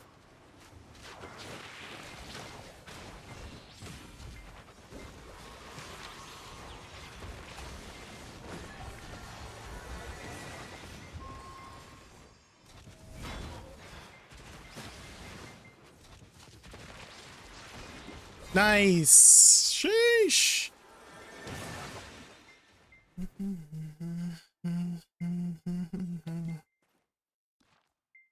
Dang, we did a lot of damage that round. I mean, I did 100%. And I only 100%ed thanks to my teammate catching somebody, so credit to my teammate. I probably would not have 100%ed if he didn't get a catch.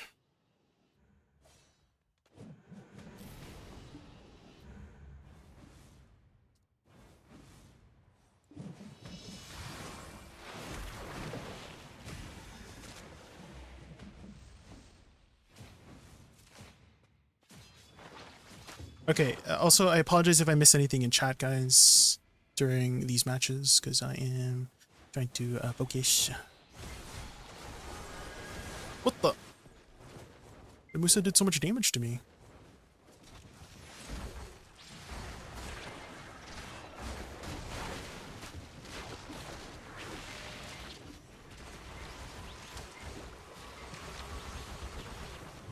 We got two Vs, we got two Vs.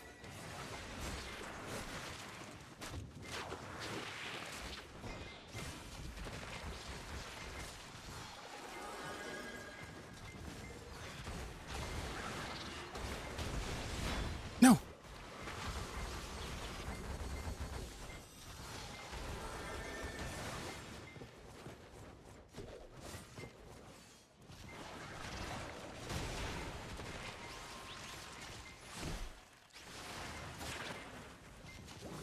Oh. Oh no. Our team got caught.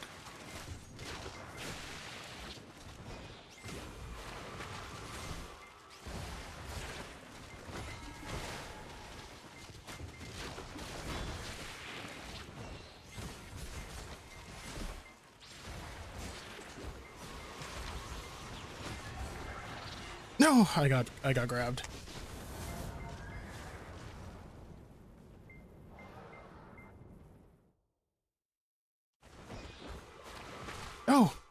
Oh no, I got CC from behind. I'm dead.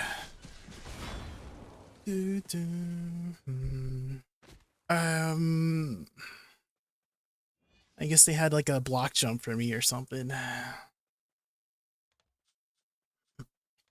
But hey, I managed to get a kill in a 1v3 situation. That's very rare.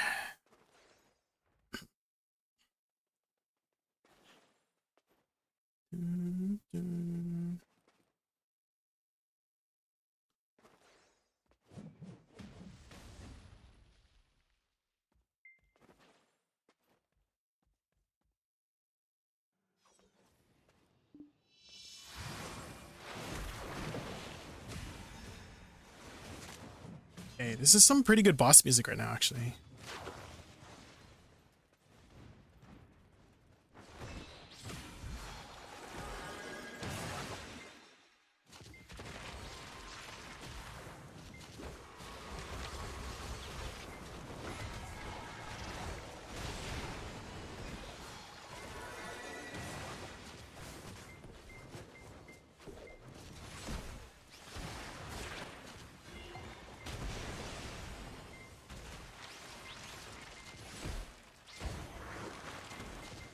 What?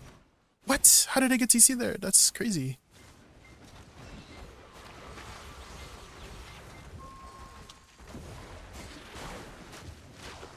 No team. Oh no.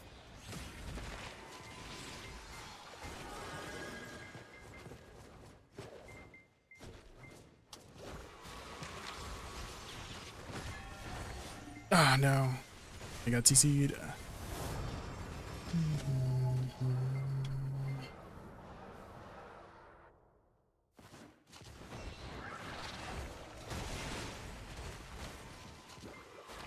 No! Oh my god. I should have known the grab was coming. Frig. Dang. Maybe 1v3? 1v3?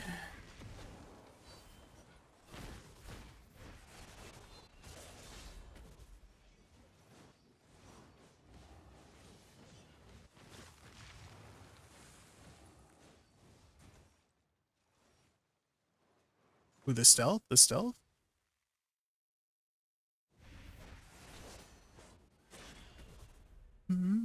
I think whenever it comes to a 2v3 situation, even if I get a catch, I should probably not go in.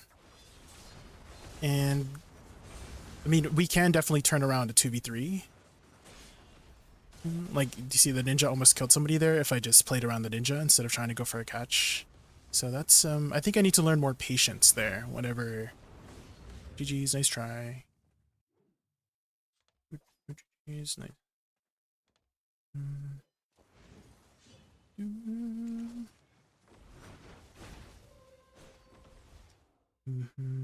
So I'll be more patient next time with any catches. I'm always excited when I get a catch. I'm like, ooh, maybe I can get a kill.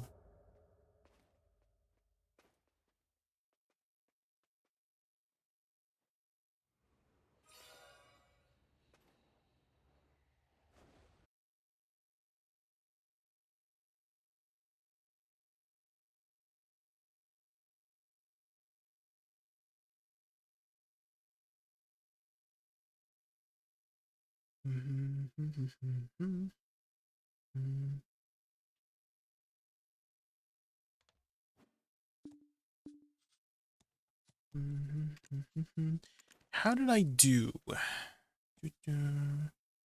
Pretty decent in terms of stats.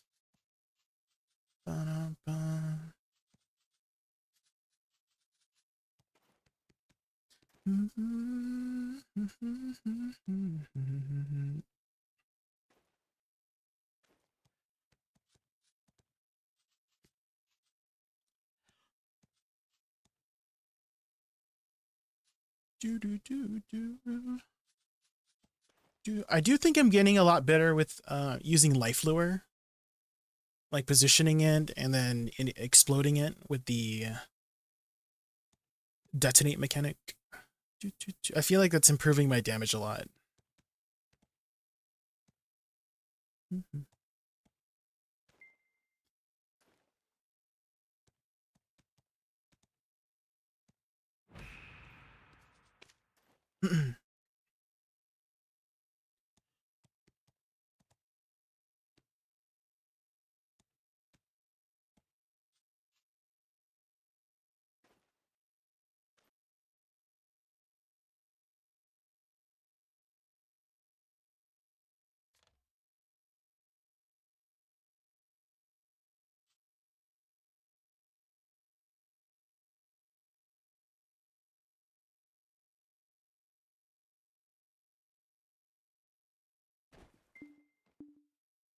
Do do.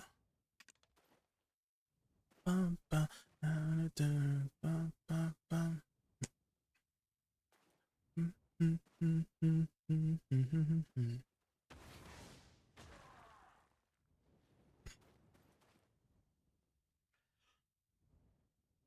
Do do do do do do do do.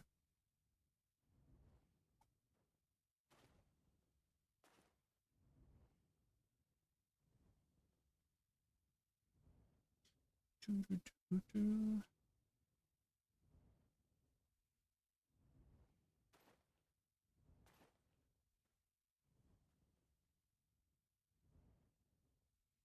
Bum bum bum.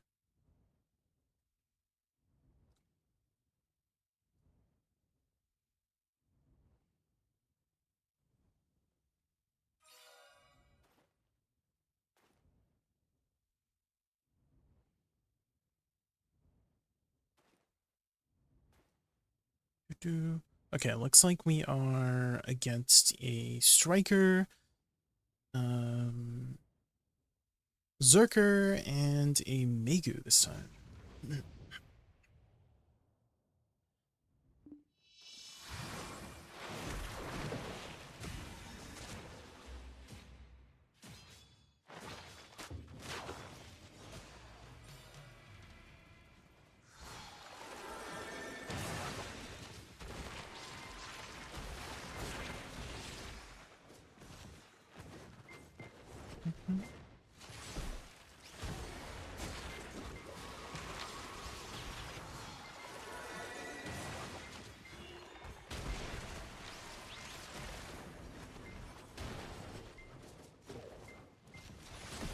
Oh! Oh, I don't have any damage.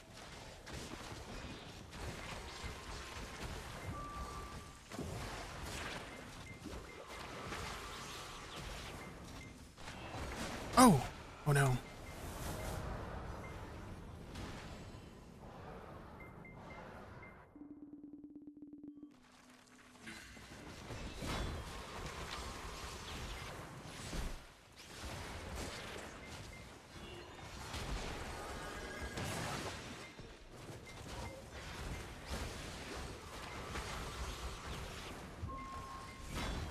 Dang, I didn't have enough damage to finish him off.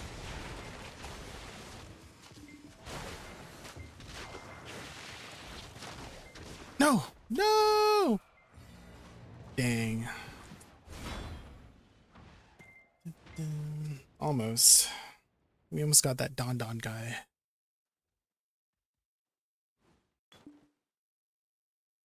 We almost got Mr. Don Don. Do.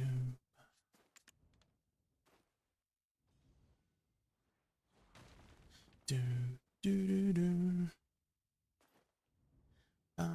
Banana. Do do do.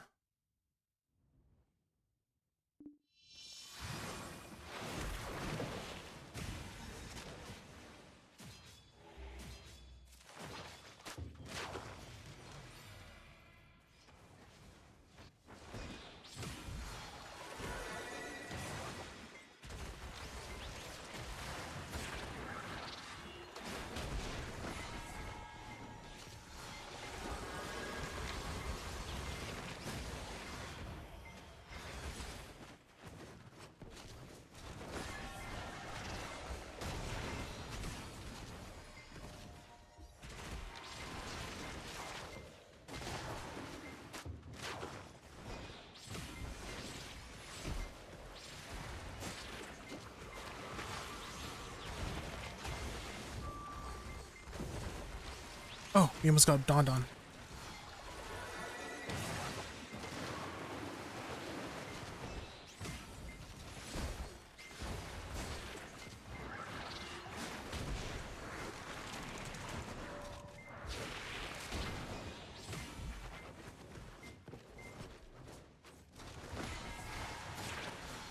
Got another V?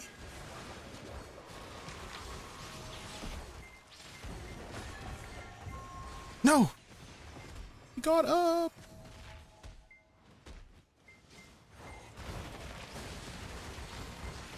Oh my god, everyone got CC so much. Everyone's getting CC by everything.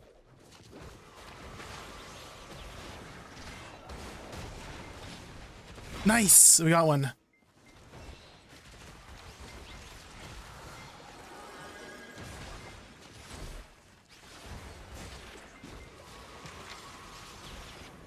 Shivid.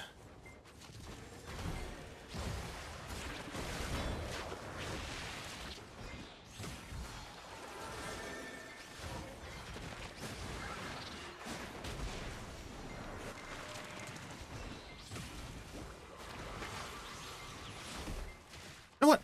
Okay. Okay, team. Thank you. I turned my camera because I know she's gonna like block jump me. And I still got CC'd. I guess I need to turn it faster?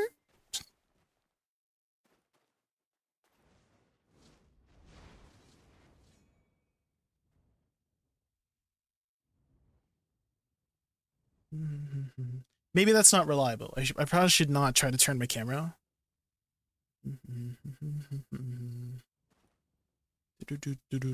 And just super armor.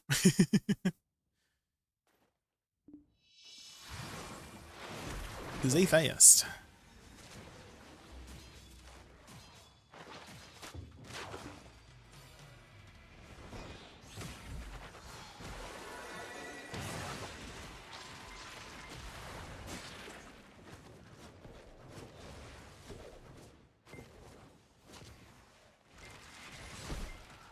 Uh-oh. Oh. Uh-oh, our team. No! Oh, no. He got in the grab. Can you V in that grab?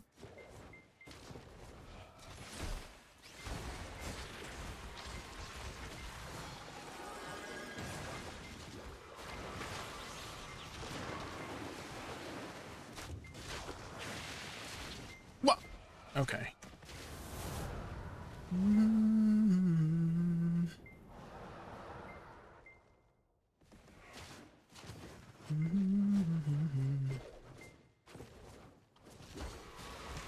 No.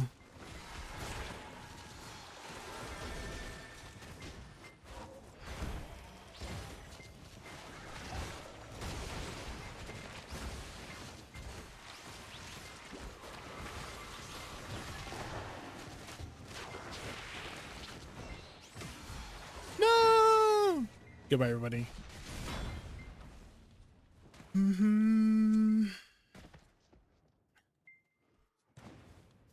Is a toughie. Do do do.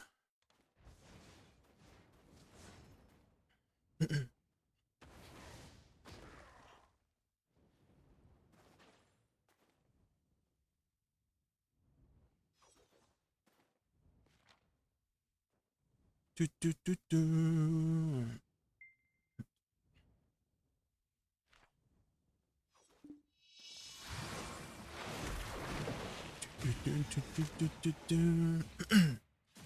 Okay, we got this, we got this.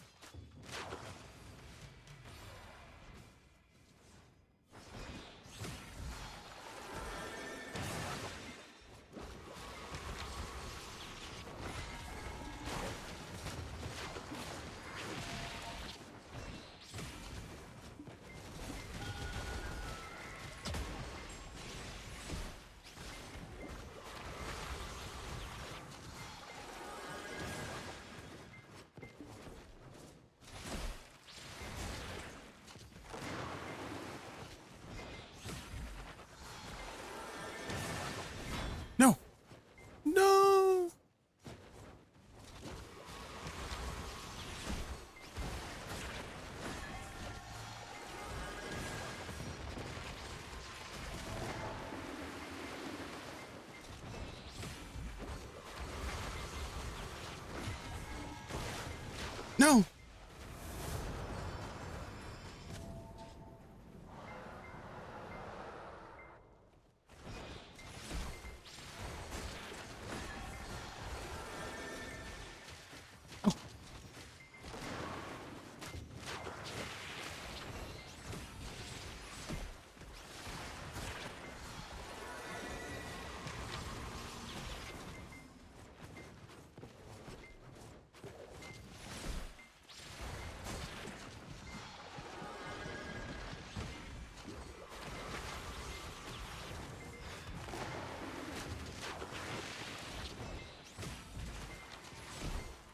Oh.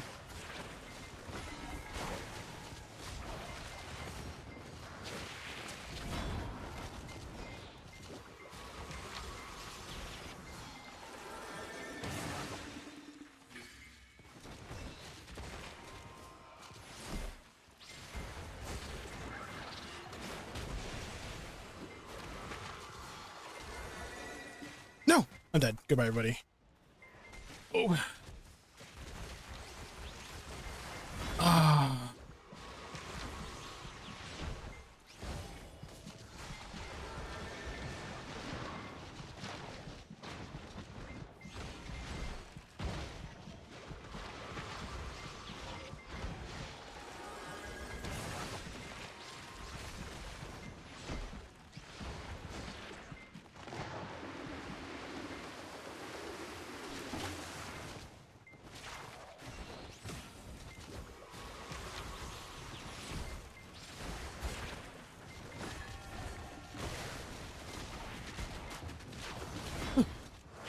I'm out of time. I'm out of time. Break. GG's, nice try.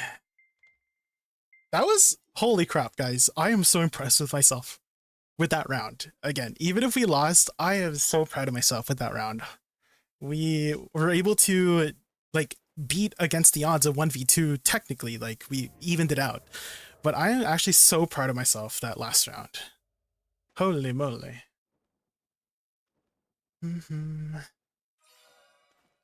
Which class did you prefer overall, Witch or Dosa? I mean, Witch, I played it for 5 years, so it has to be my Witch. And then second place would be my Woosa, and third place would be my Dosa.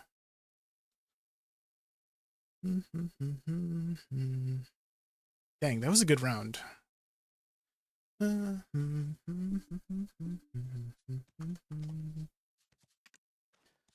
bitch dang, 35 CCs, guys. Holy moly. Na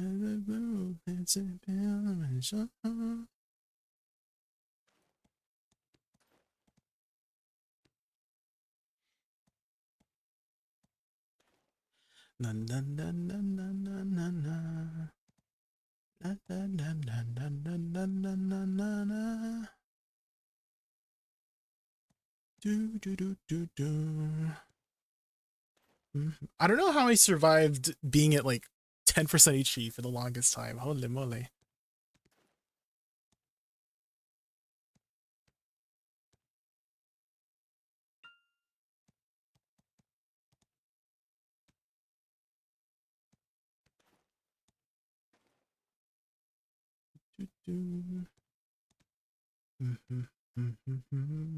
Ba, ba, ba. Yeah, that round, it was like, we lost one right away, which was unfortunate, but we turned a 2v3 into a 2v2. And then, you know, we lost another one, and then I turned a 1v2 into 1v1. Holy, never give up, guys, because there's a chance. There's a chance you might win. And if anything, you get better at dealing with 1vx situations or 2vx situations. I always think it's worth it to spend that time.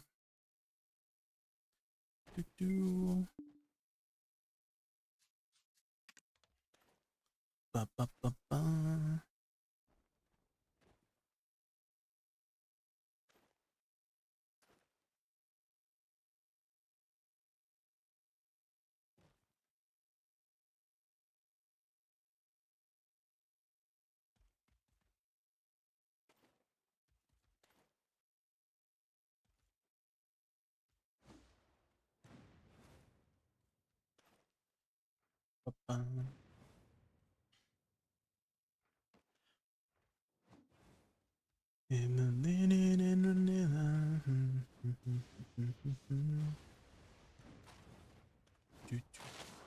Oh, Raz, are you still here? You mentioned earlier you tried PoE a while back, but never really like got too into it. I am doing a league start tomorrow, and so I mean it is free to try if you want to try again, and if you have any questions, I can try my best to answer it.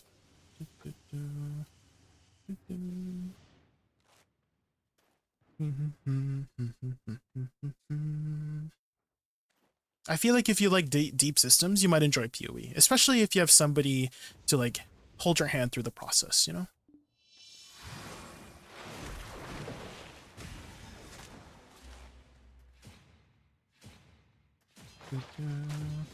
Make sure to follow my Discord because I might be streaming on my alt account.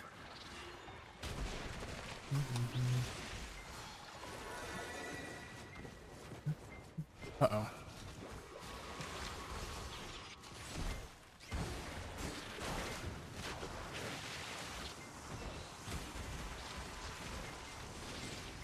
Oh my gosh, my HP.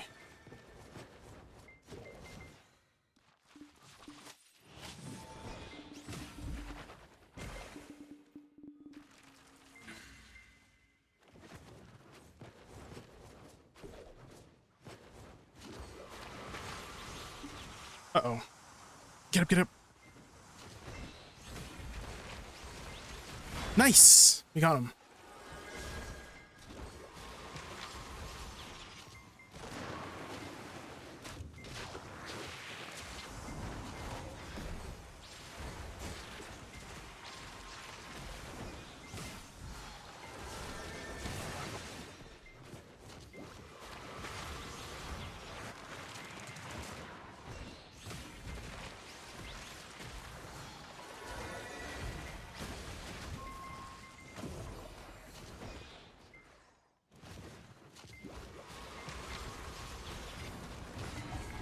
Nice.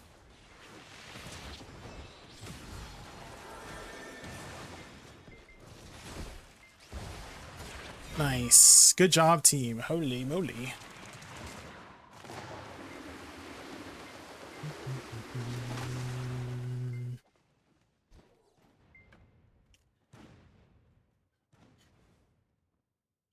I love the customizability, and PoE always looked like it had a lot of that. It did, yeah. You can play any play, whether it's like viable or not is a different question, but you can really customize your character to your preferred play style. But if you're starting out PoE, maybe I would look into a more like simpler, more straightforward playstyle before you get into the more complex ones, you know?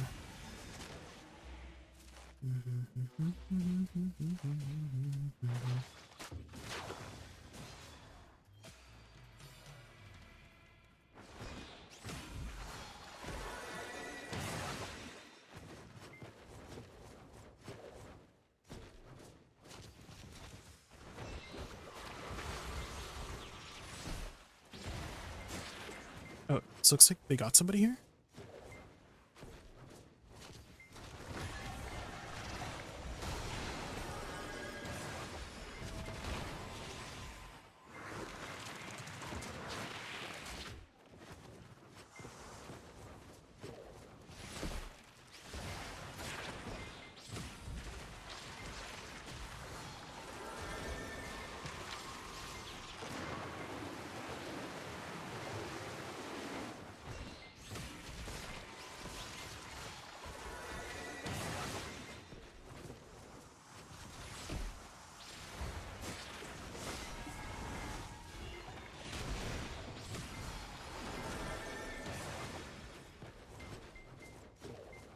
Where's everybody? They're going after our team? They're all going for our... No! They're focusing so hard.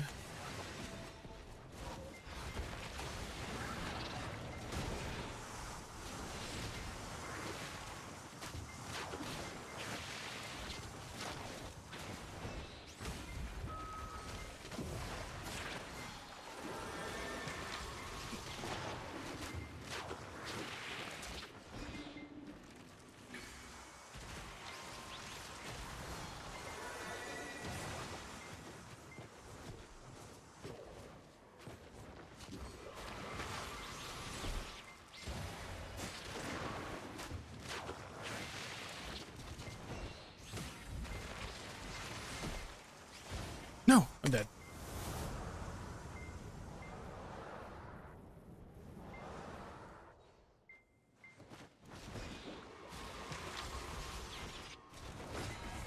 No, I'm dead. Oh, dang it. I'm dead. I caught somebody, but I should not have gone in so quickly to try and get the re-CC. When my team is there, they could do the re-CC. I could just pew-pew from far away. Dang. Nice try, nice try.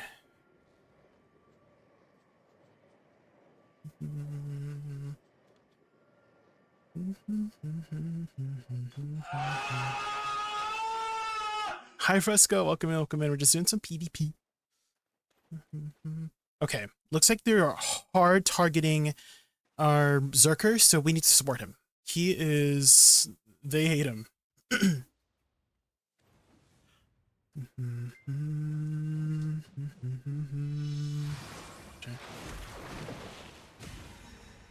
Okay. Let's try to protect our Zerker here. I will try my best, Mr. Gustav.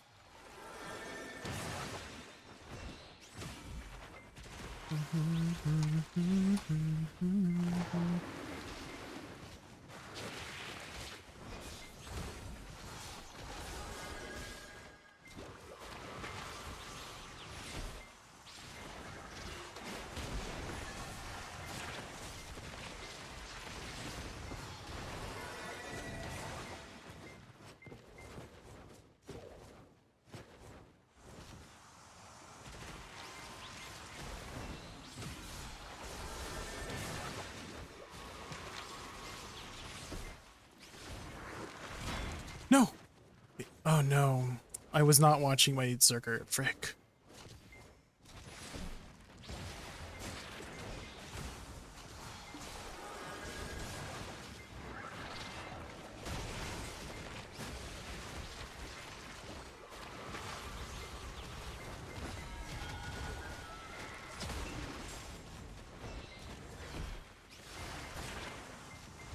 Nice!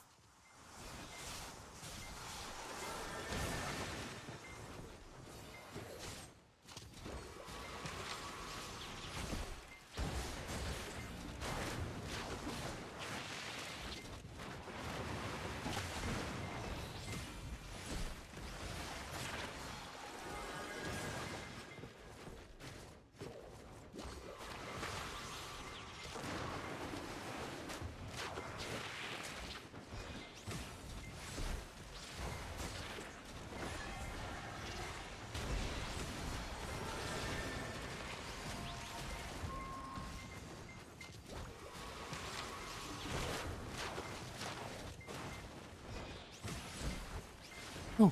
Uh-oh. At the V. V.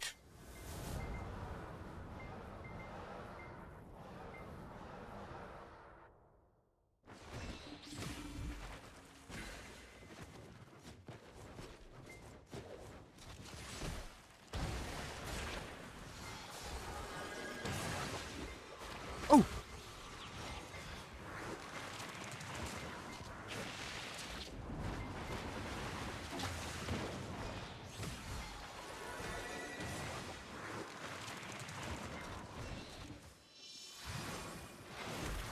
Oh my god, I casted my thing. I'm dead. Goodbye, everybody. Oh my god, I casted my heal, but I'm never casting that ability ever again. Frick. Oh man. She came so fast. I thought they were like far enough on the minimap, but they move so fast. Dang. Dude, I should not have casted my heal.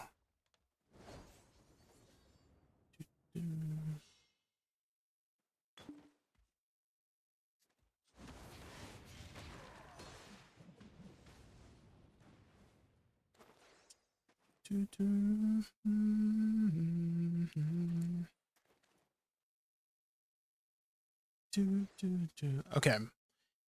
This time for sure, I'll protect my Zerker. I need to be more map awareness. Be more aware of the map. And see where my Zerker is, because they are gonna hard target him. And that's my opportunity to maybe catch some people too. So we can use this as a double opportunity to protect our Zerker and get some catches.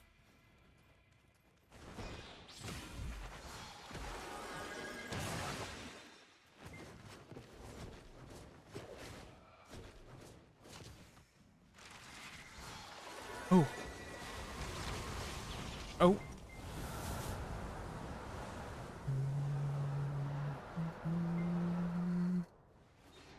Oh, I'm dead. Oh my god, I got caught out of my thing. Oh.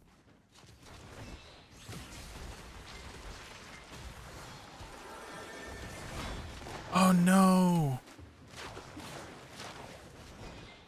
My god, that's so bad.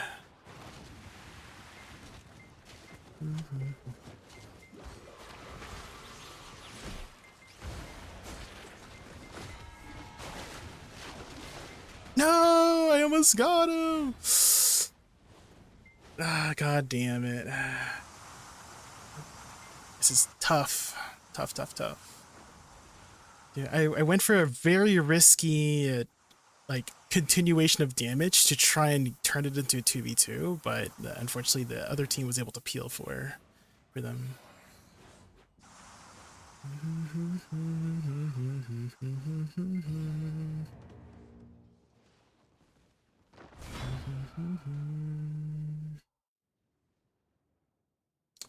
Tough, tough, tough, tough.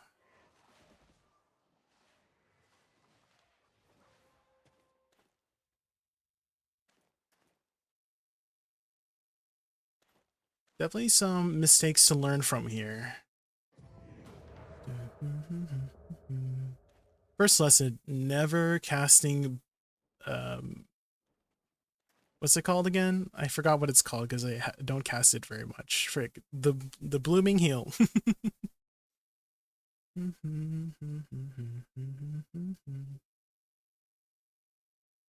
I've been forced to quit the game. What happened, Chi-Chi? What happened? PvP in this game looks so fast. I can't imagine trying to play less a mobile class like Awakening Wizard. Yeah, definitely. When it comes to AOS, it's always going to be the faster paced classes will have an edge over the slower paced classes.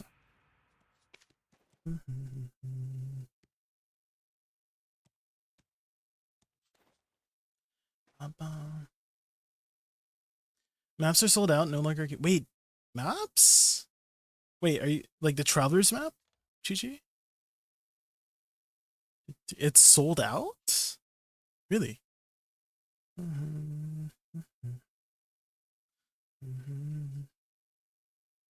Why is it sold out? That's crazy.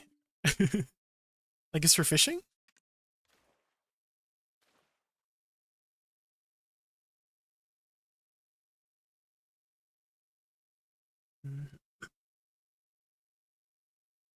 Too many people fishing, probably. I see, I see. Well, time to get a infinite map, Chi-Chi, the archaeologist map. Have you been doing your weekly paint bucket quests? Oh, you have one. Oh. You can use that instead.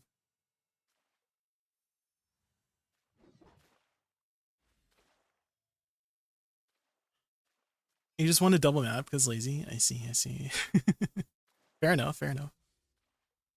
Imagine if you got multiple archaeologist map. And then you could just like use it multiple times.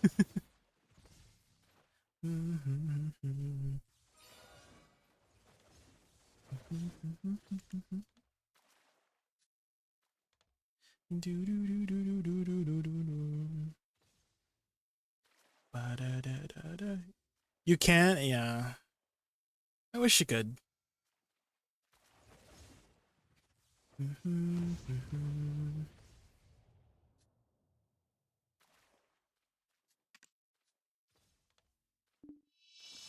Okay, here we go.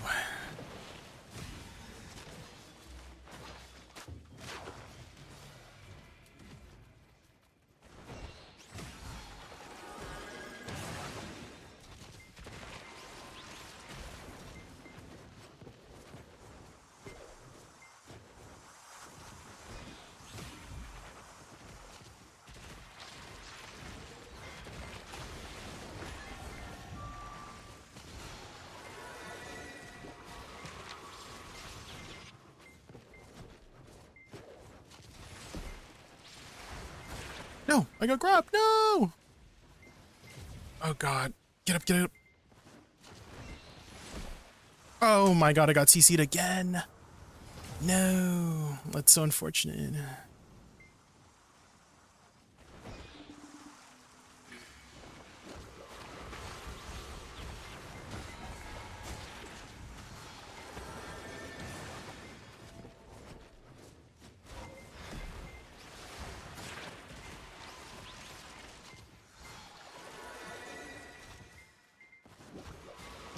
Oh, I'm dead. Goodbye, everybody. Goodbye. No. Oh, just kidding.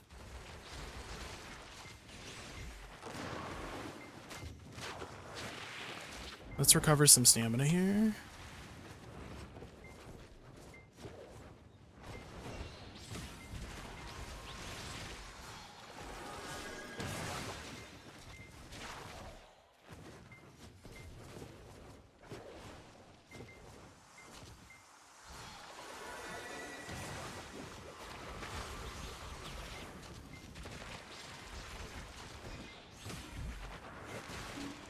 Oh, what?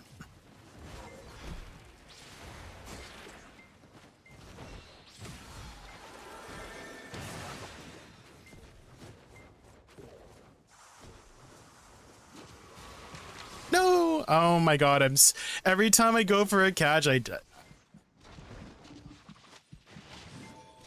run.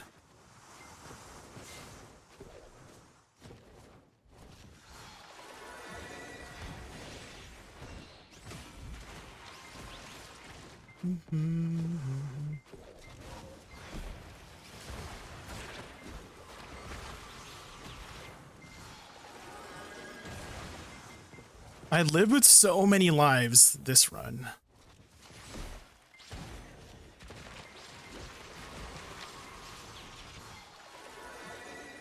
Oh my God.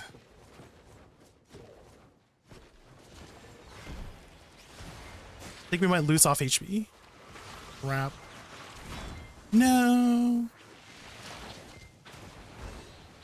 Wait. HP? Yes! Let's go! Oh my God. We won off the HP, like barely. The catch at the end.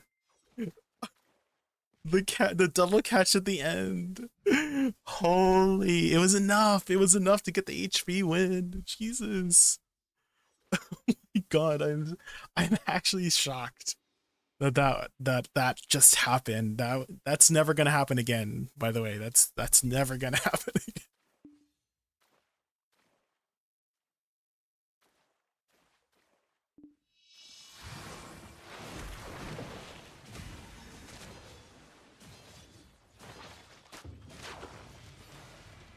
My team did a really good job of not getting caught. I just got caught all day.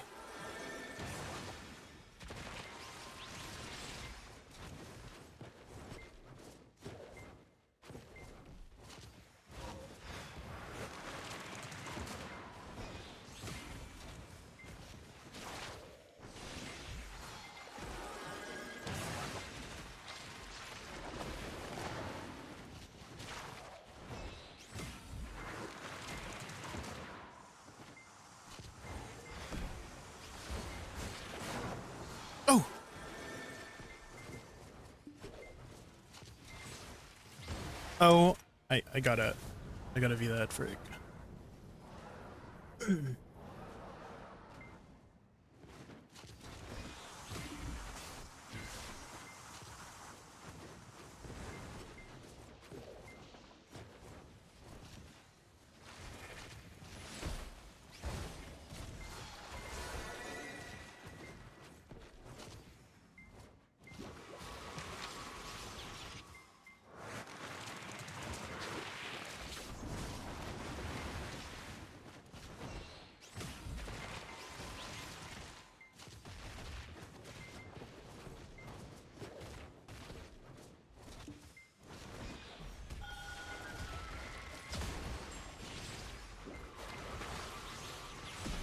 Oh, oh, I'm dead. Oh no, I'm dead. Goodbye, everybody. Wait, can I move?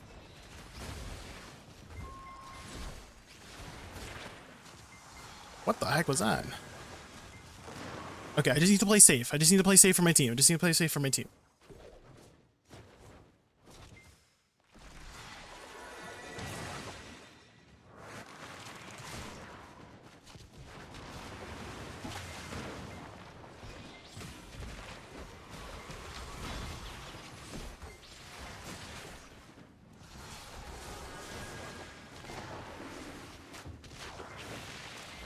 Woo! I thought I was a goner there.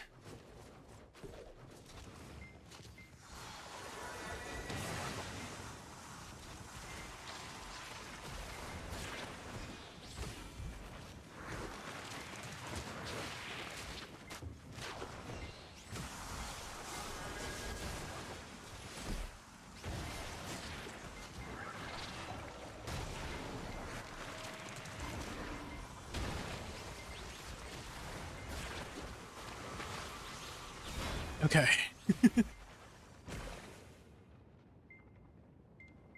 What do you think of Woosa and AOS? I'm kind of struggling. Definitely not a meta class right now, Totally Pro. Definitely not really a meta class at the moment. Classes in AOS that perform well generally have a really fast and bursty kit.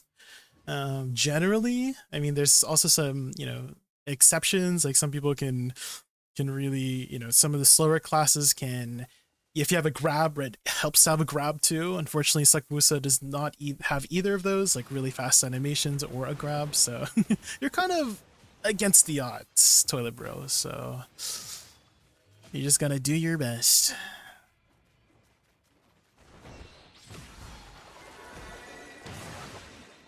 Uh-oh. Don't get grabbed, don't get grabbed, don't get grabbed, don't get grabbed, don't get grabbed, don't get grabbed, don't get grabbed, don't get grabbed. Don't get grabbed, don't get grabbed, don't get grabbed, don't get grabbed.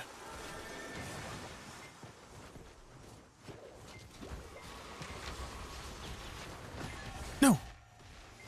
Save me, team, save me.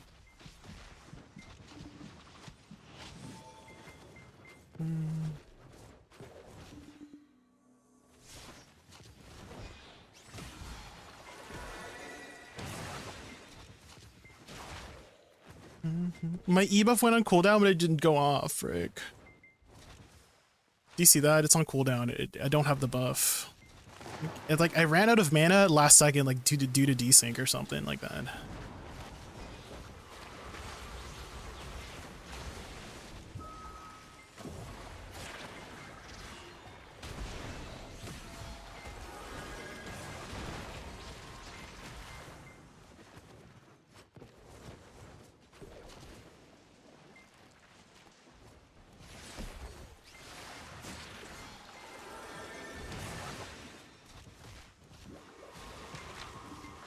Oh my god, where did he go?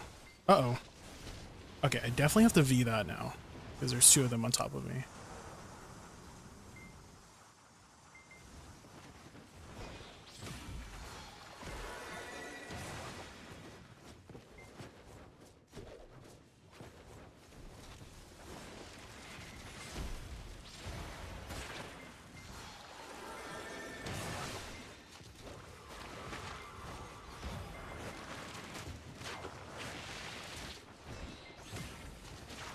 It's so hard to aim over there. Oh no, you lost one. No.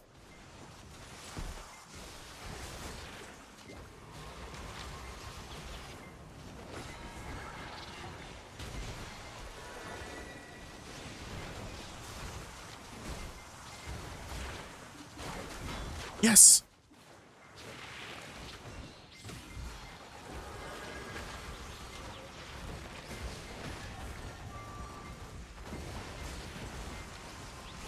No!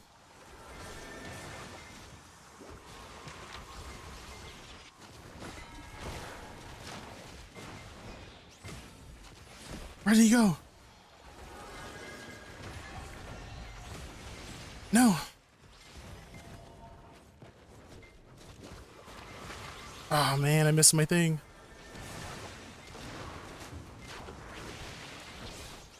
Ah, oh, dang. My ReCC was on cooldown. I should have used River's End. I was a little bit afraid because the Sork was still out there, but I should have went for the risky thing, frick.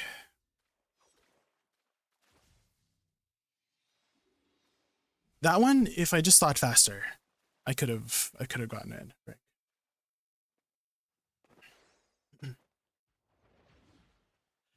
If I just thought a little bit faster.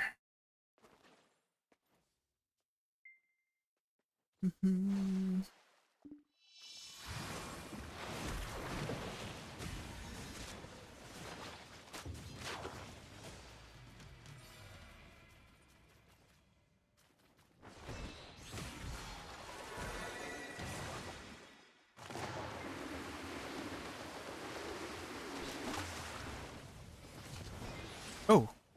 Uh-oh.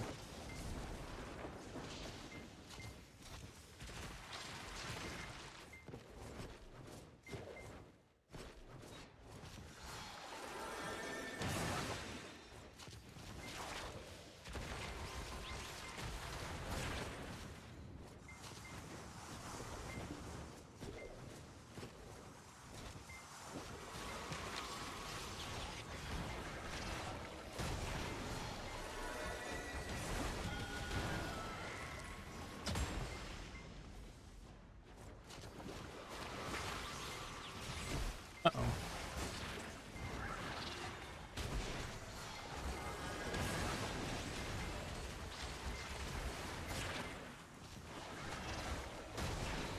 Nice, we got him.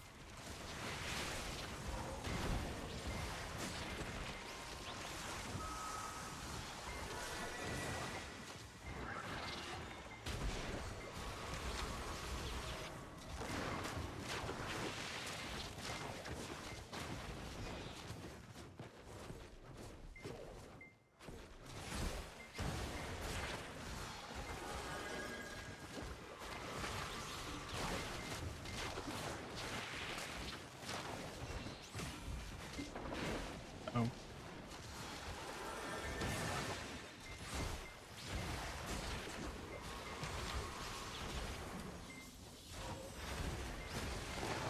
Nice.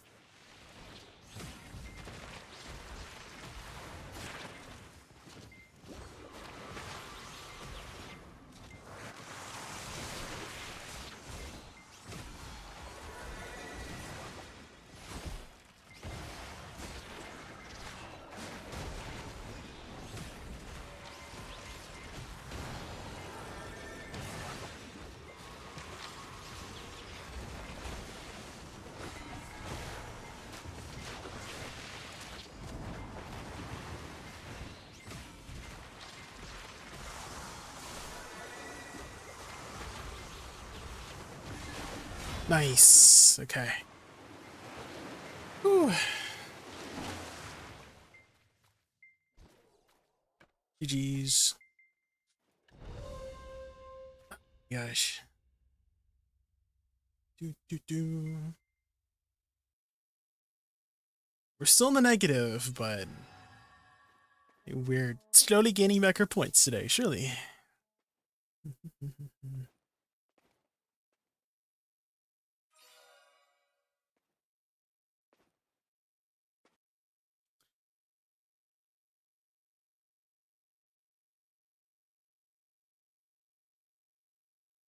Doo-doo.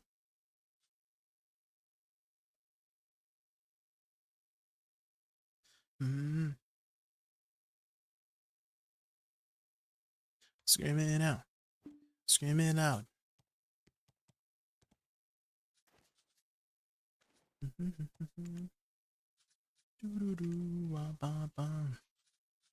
Dude, I got 0 deaths or kills, but we got 15 CCs. My score looks so suspicious right now. It looks a little suspicious. 0 kills, 0 deaths. What the heck? It looks a little sus. Yeah. Boom.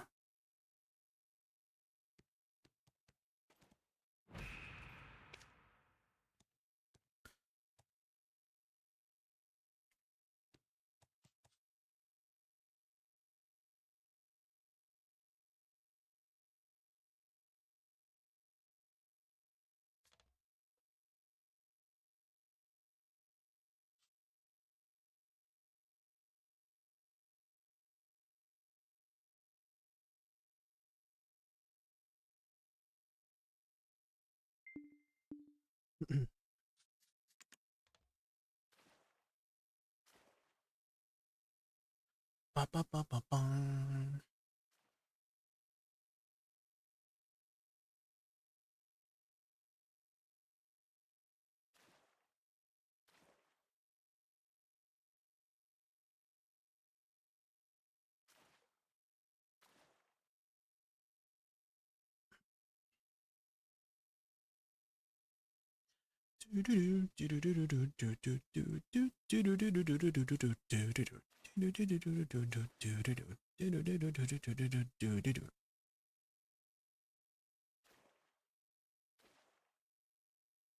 Turn the magic on.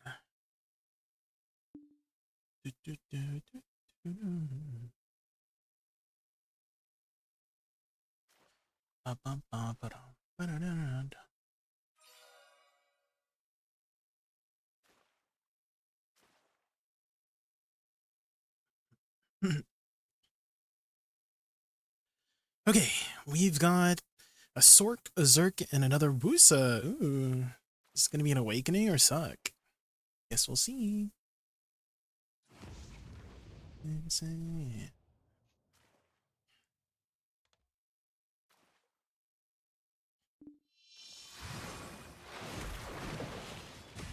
Okay, let's go, team. Zerk. Oh, it's another awakening Woosa.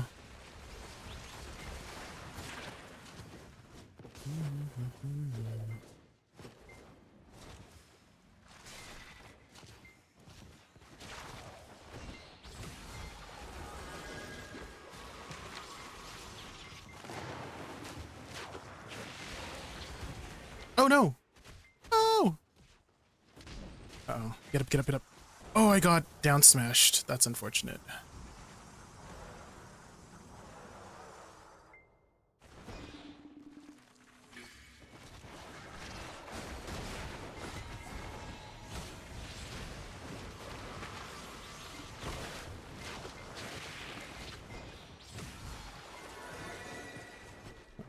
They're going for Zerker really quickly.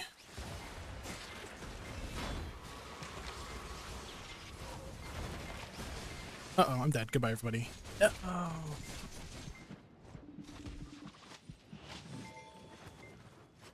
We're still in, we're still in, we're still in.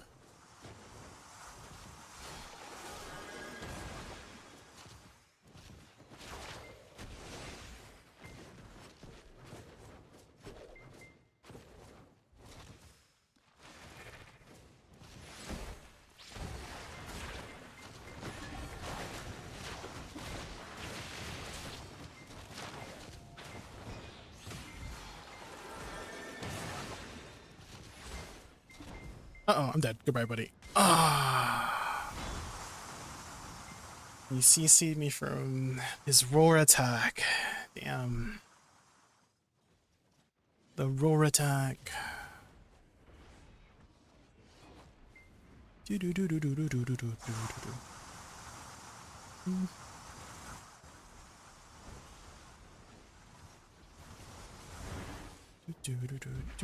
Dang, the Sage is doing a really good job of kiting all three. Ooh, he tried to go for the grab there, but unfortunately missed.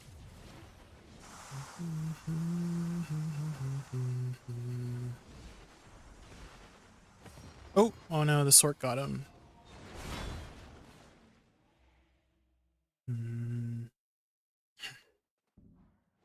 Okay, looks like they might be targeting our Zerker. So we should try and protect him.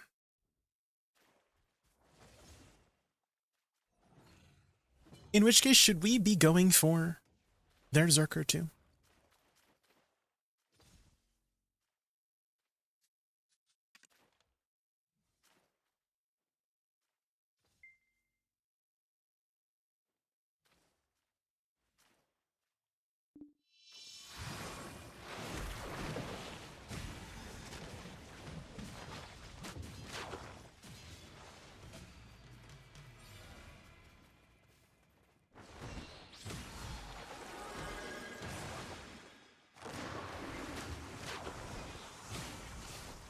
Uh-oh, I slow casted.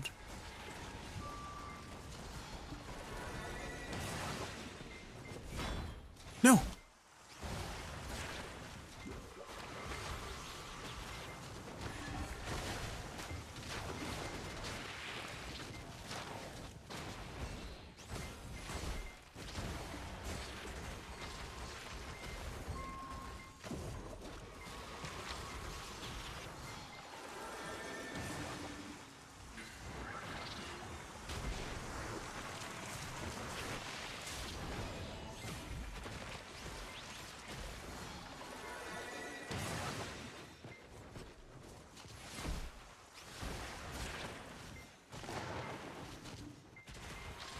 Oh no, I got grabbed. Oh no. Oh, to be that. Ooh, maybe we can get a kill here? Nice! It was a bait.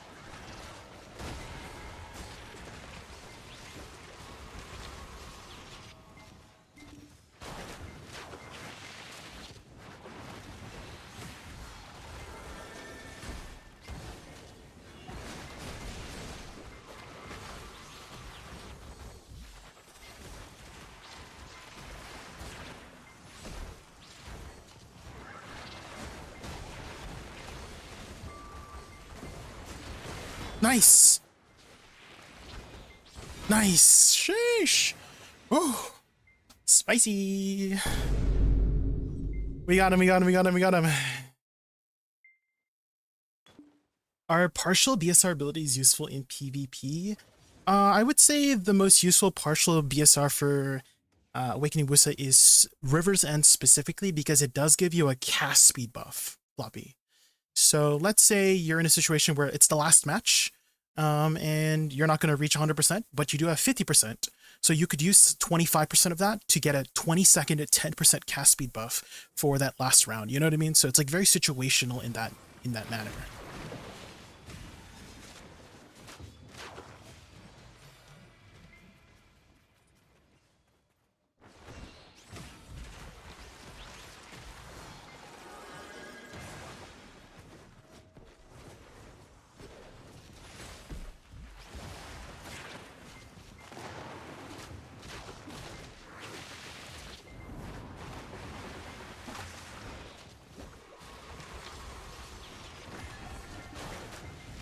We got all 3 Vs. We got all 3 Vs. If we catch somebody, they're dead.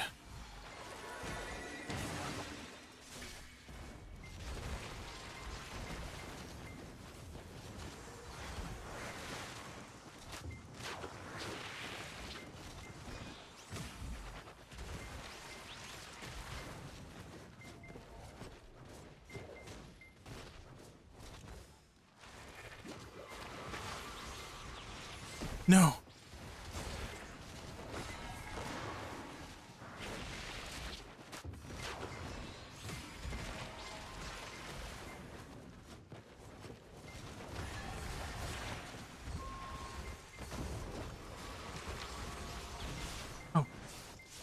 Oh, get up, get up, get up, get up.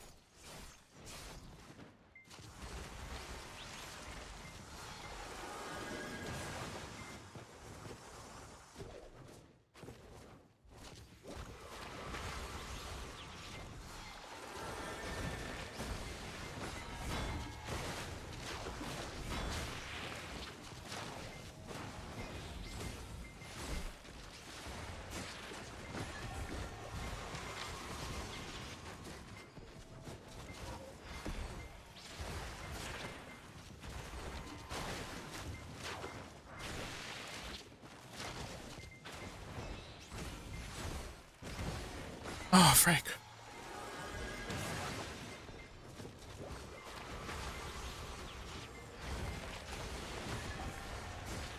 Come on, please have enough damage. Ah, frick.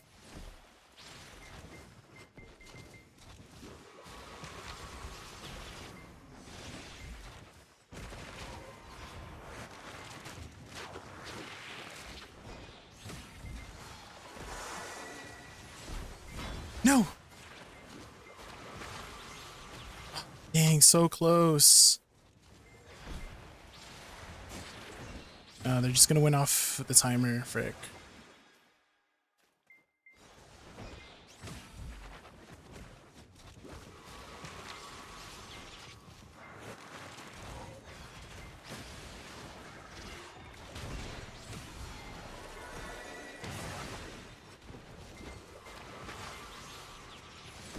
Yeah, then we're gonna win off the timer, frick. Do. Close, close, close. That's okay, team, that's okay. Do.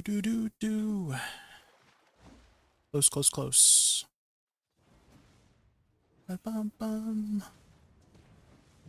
We got this, we got this, we got this. Do.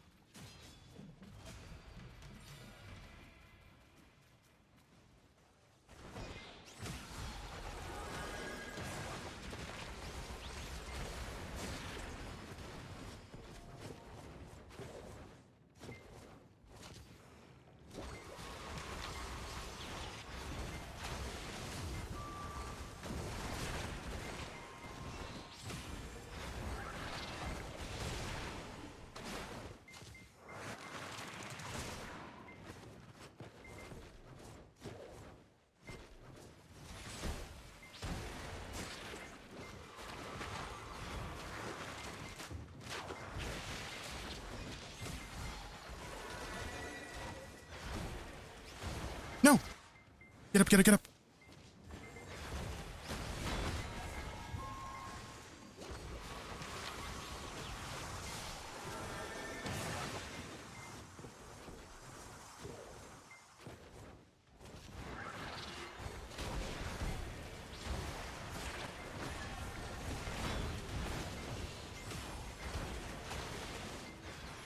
No!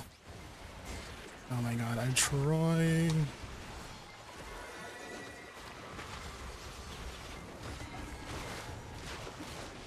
Nice! Caught her. Oh my god, I'm gonna break my keyboard at this point, guys. I am pressing my button so hard. I'm pressing my button so hard that I feel like I'm gonna break my keyboard. I haven't pressed my button so hard as the last time I pressed my button this hard was when I was playing League of Legends. Monkta.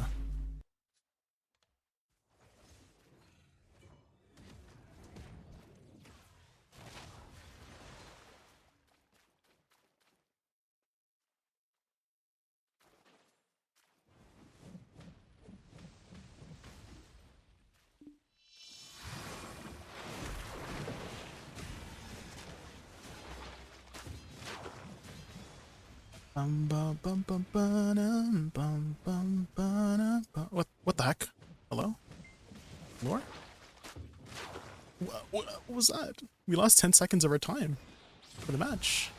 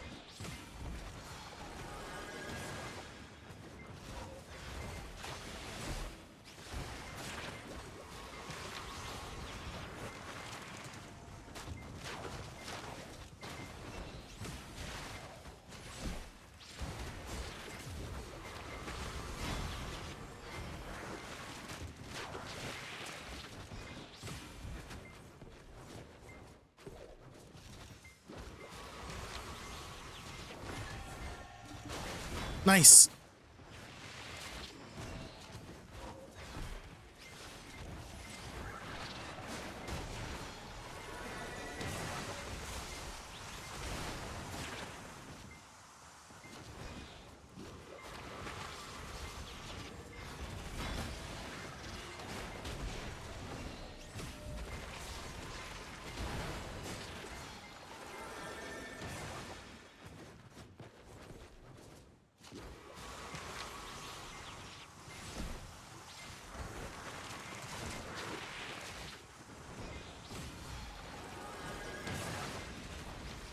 Just stay in super armor. Just stay in super armor.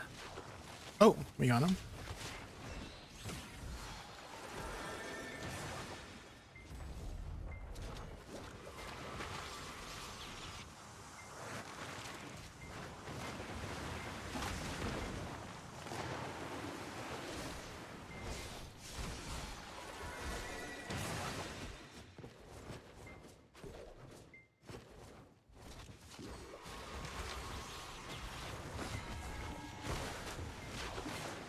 How did she get up? What the heck?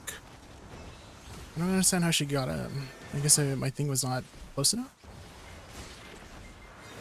Nice. GG's.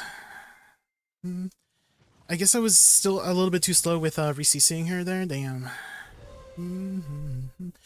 Dude. It's because it's a float. Like, I would see the float happen and then plant my flowers, and I don't have enough time to cast both flowers. I think only one is close enough. One is fast enough. You saw that, right? Like the float from Blooming Death. I casted 2 flowers. That was still too slow to re-CC her. Even though I went there as fast as I could. I think I might have to just plant only 1 flower and then run. 2 is too slow. Even though 2 is like so, like the second one is like fast enough. Like not fast enough, but like fast. But it's not fast enough, right?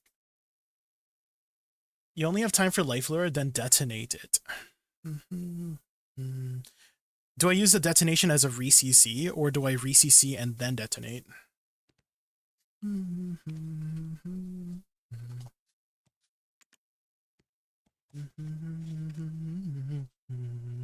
Dang, the freaking Sage did 300,000 damage. Holy.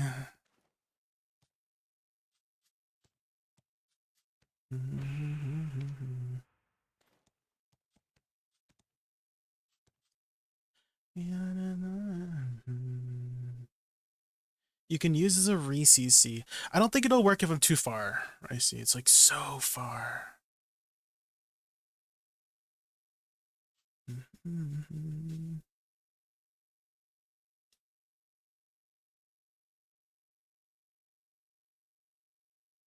If only I could detonate it with like Soul Shower, you know?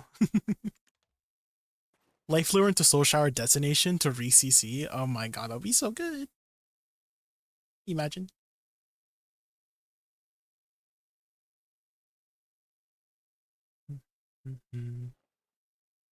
Imagine. Imagine.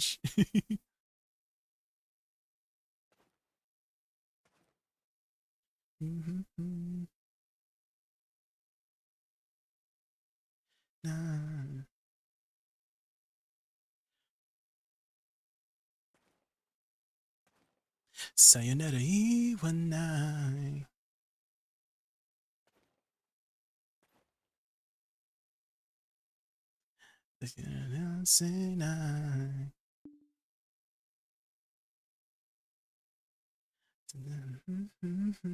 Sayonara one night.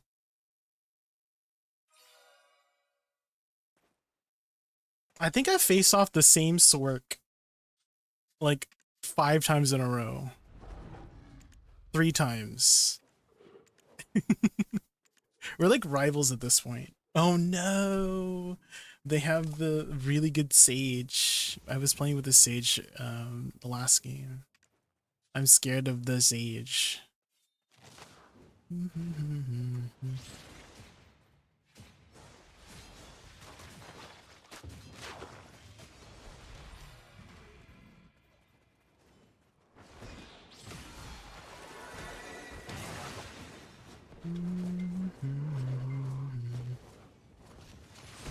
Uh-oh.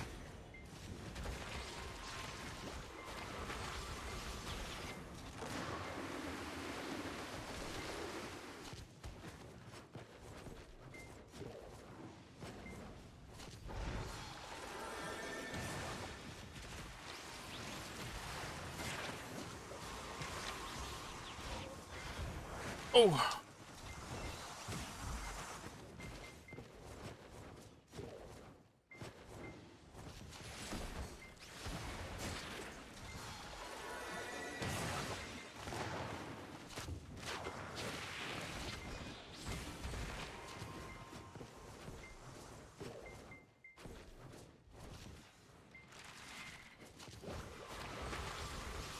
No, I'm trying to save you.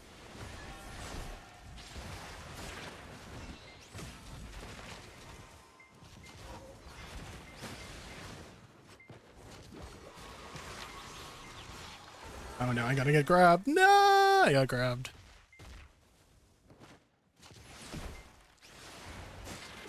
Oh, frick, I'm out of stamina. I should stop using my stamina here.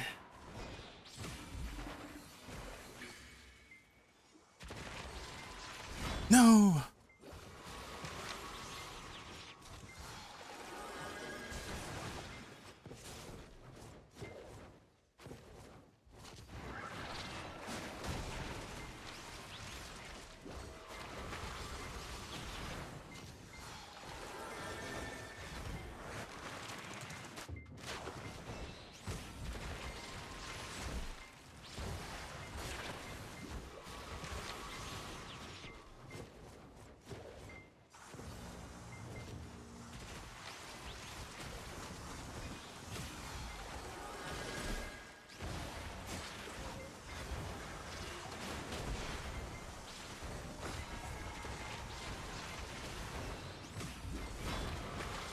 Damn.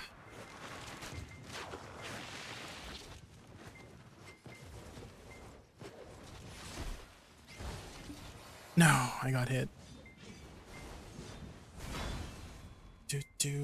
Damn. I was a little bit tunnel visioned on I saw the stage was low, so I was thinking of going for a catch, but I should have went to save my teammate instead.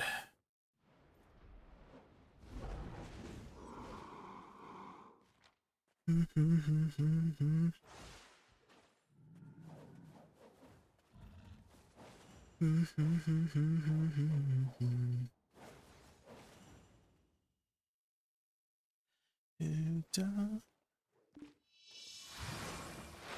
my god, team, don't fight, team, don't fight.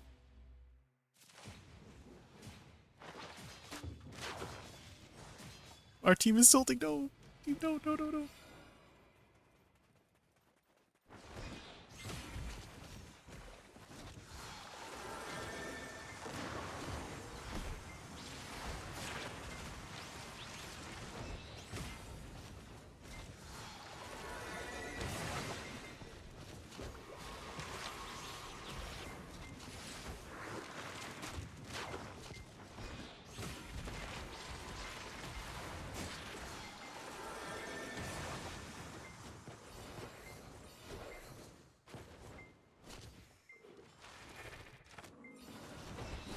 No.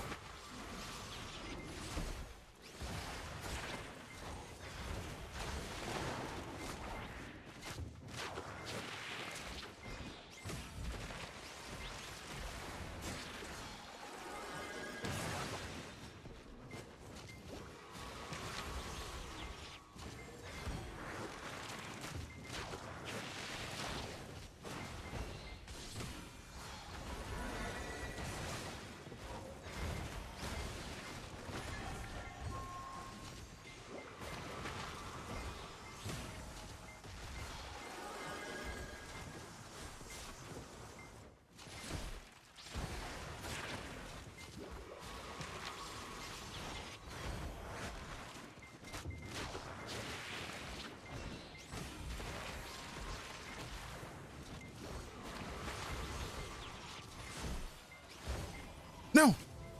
Oh god, I gotta be that.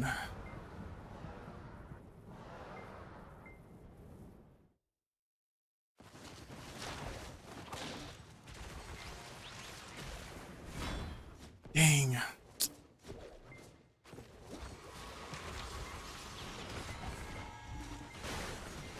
No!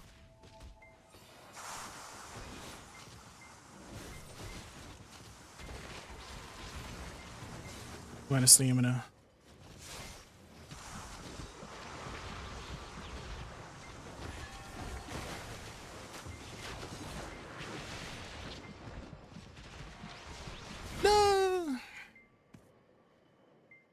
Boom. This is gonna be a tough one, guys. It's a little bit difficult to catch the Sork. I want to say a little bit. Very difficult to catch the Sork. Kind of hard to catch the Woosa. Maybe the only chance is trying to catch the Sage.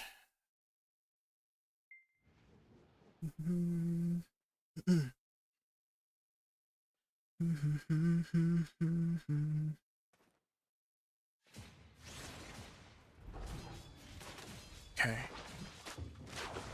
Let's see if we can turn this around.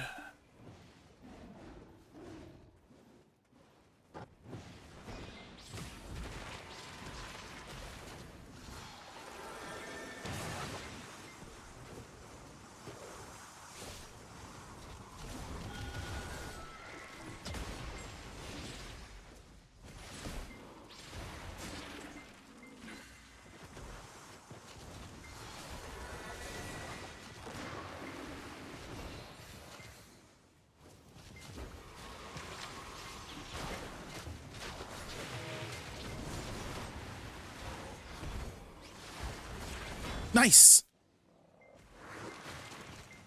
No.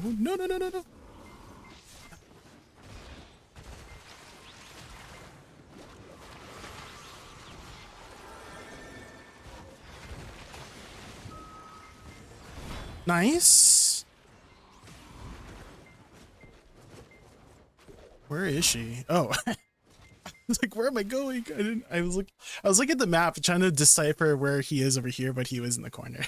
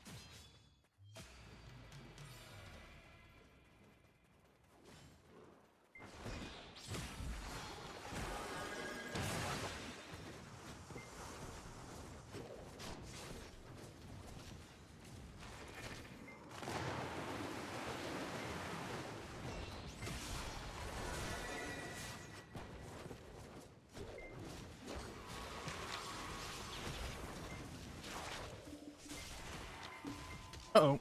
Oh.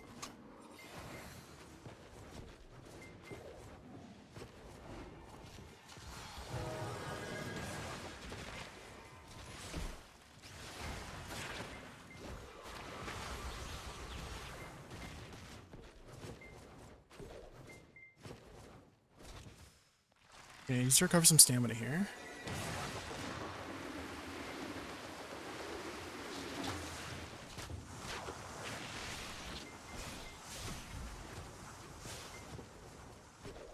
Room a little hotter.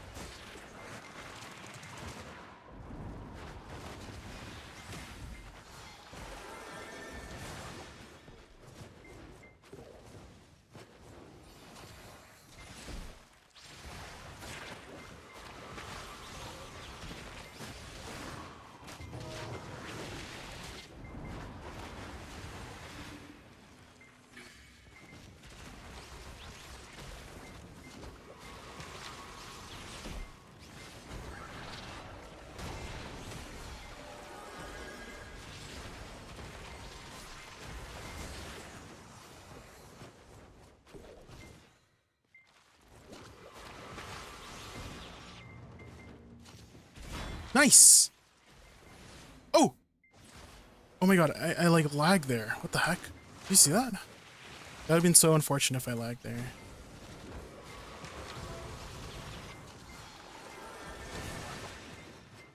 Okay, denied it from the Sork.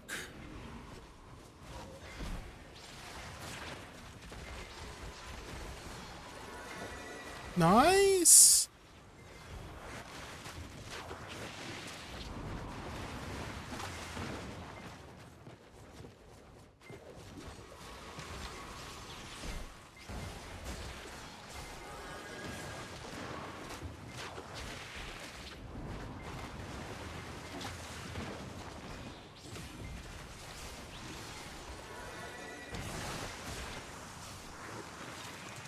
Okay.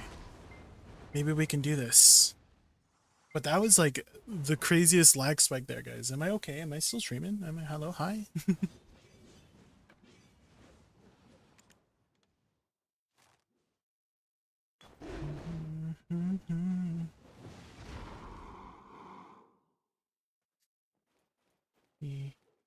Are any of you close to 100?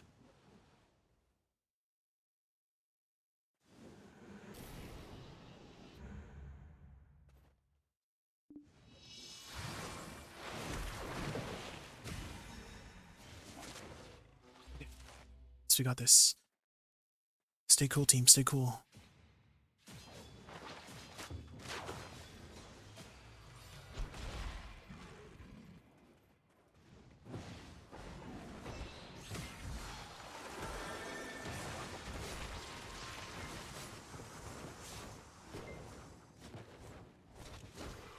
Oh!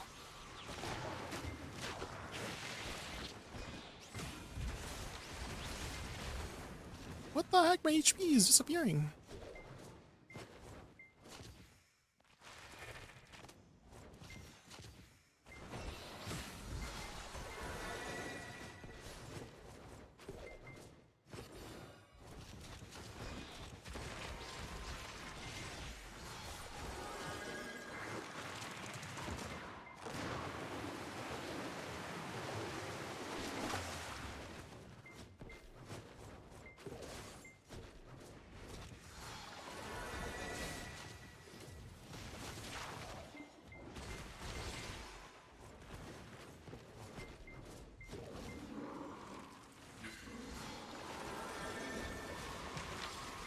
What? How did you get CC'd there?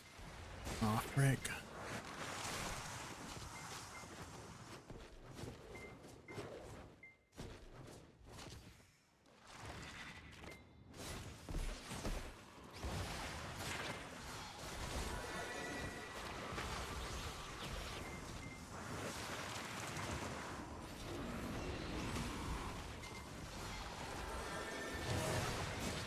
Yes, we got the heal. Oh! Oh, uh-oh. Uh-oh. What the?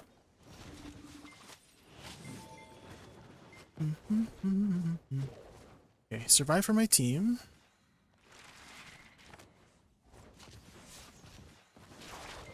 I can keep kiting.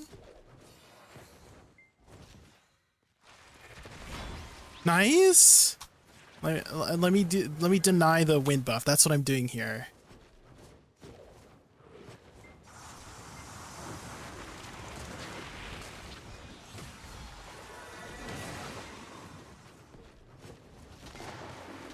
As long as I'm in super armor, they can't enter my bussy.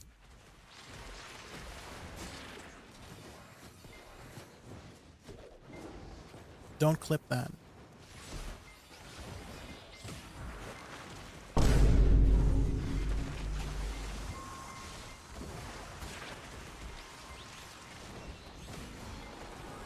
Oh, okay. Oh my gosh. GG's. Doo-doo. We did it, team. We broke. Guys, I think, was that a reverse sweep? Was that a reverse sweep, guys? Oh my god. Sheesh. I don't think I did not do very much, guys. All I did was distract the other team and run around. But maybe that was the key, you know? Potentially.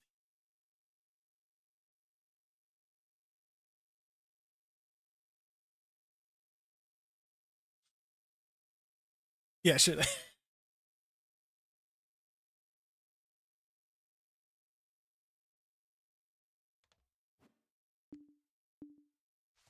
Do do do do do do. Ba ba ba ba ba ba. I mean, we did okay, guys. We did okay. 145k. Could have been better. Could have been better.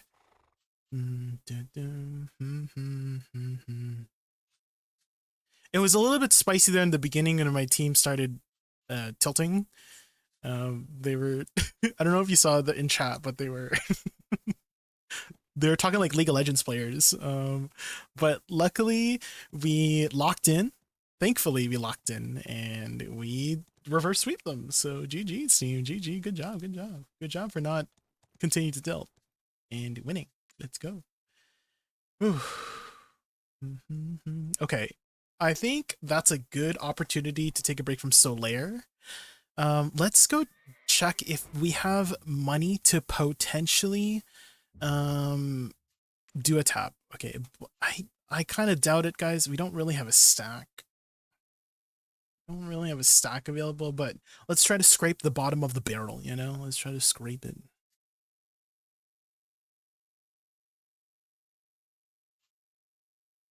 Bum, bum, ba-da-dum, bum, bum.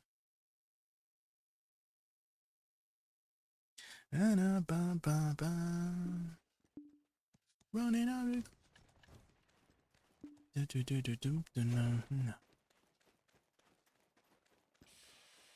Baby. I imagine the hunger prices are like sky. They're $2 bill each. It is cold and empty. Yeah, we'll need probably at least 20 bill to make the stack in the first place. What Reforged set do you run on Awakening Woosa? I run AP, crit damage, crit rate, back attack, and BSR. Was that 5? 2, I know, Rex Dojo, they're 2 bill each. I think I should wait, right? They'll probably drop down to at least 1.5 bill, 1.6 bill, like towards the end of the week. So we basically save 25% of our money. Dun, dun, dun, dun, dun, dun, dun. They're so expensive. I have one. Maybe I should sell this one. Dun, dun, dun, dun, dun. Don't, yeah. It is old and empty, and around to judge me. Okay, I just want to quickly use the washroom, wash my face, because my face is like, I'm actually like sweating a little bit from that last match, because that last match was intense. Ooh, the night. Na, na, na, na, na, na. To let you go. On the phone. It's time. I'm not seeing. Ooh, I wanted to show you guys the YouTuber that I was talking about earlier, Dami Lee. I love her channel. Here is the video I was talking about, guys, with like Solar Punk. Where is it?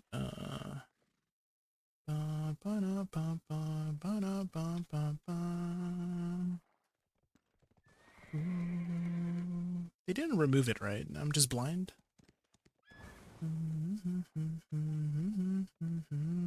Touch. What the heck? Maybe I just searched Dami Lee Solar Punk instead of her channel. Yeah, here it is. This channel's so fascinating, guys. If you guys are into just like science stories in general, like she goes deep into like the science and the architecture of everything of how people just live. And I think living is kind of cool, guys. Living is kind of cool. We fobbed it here.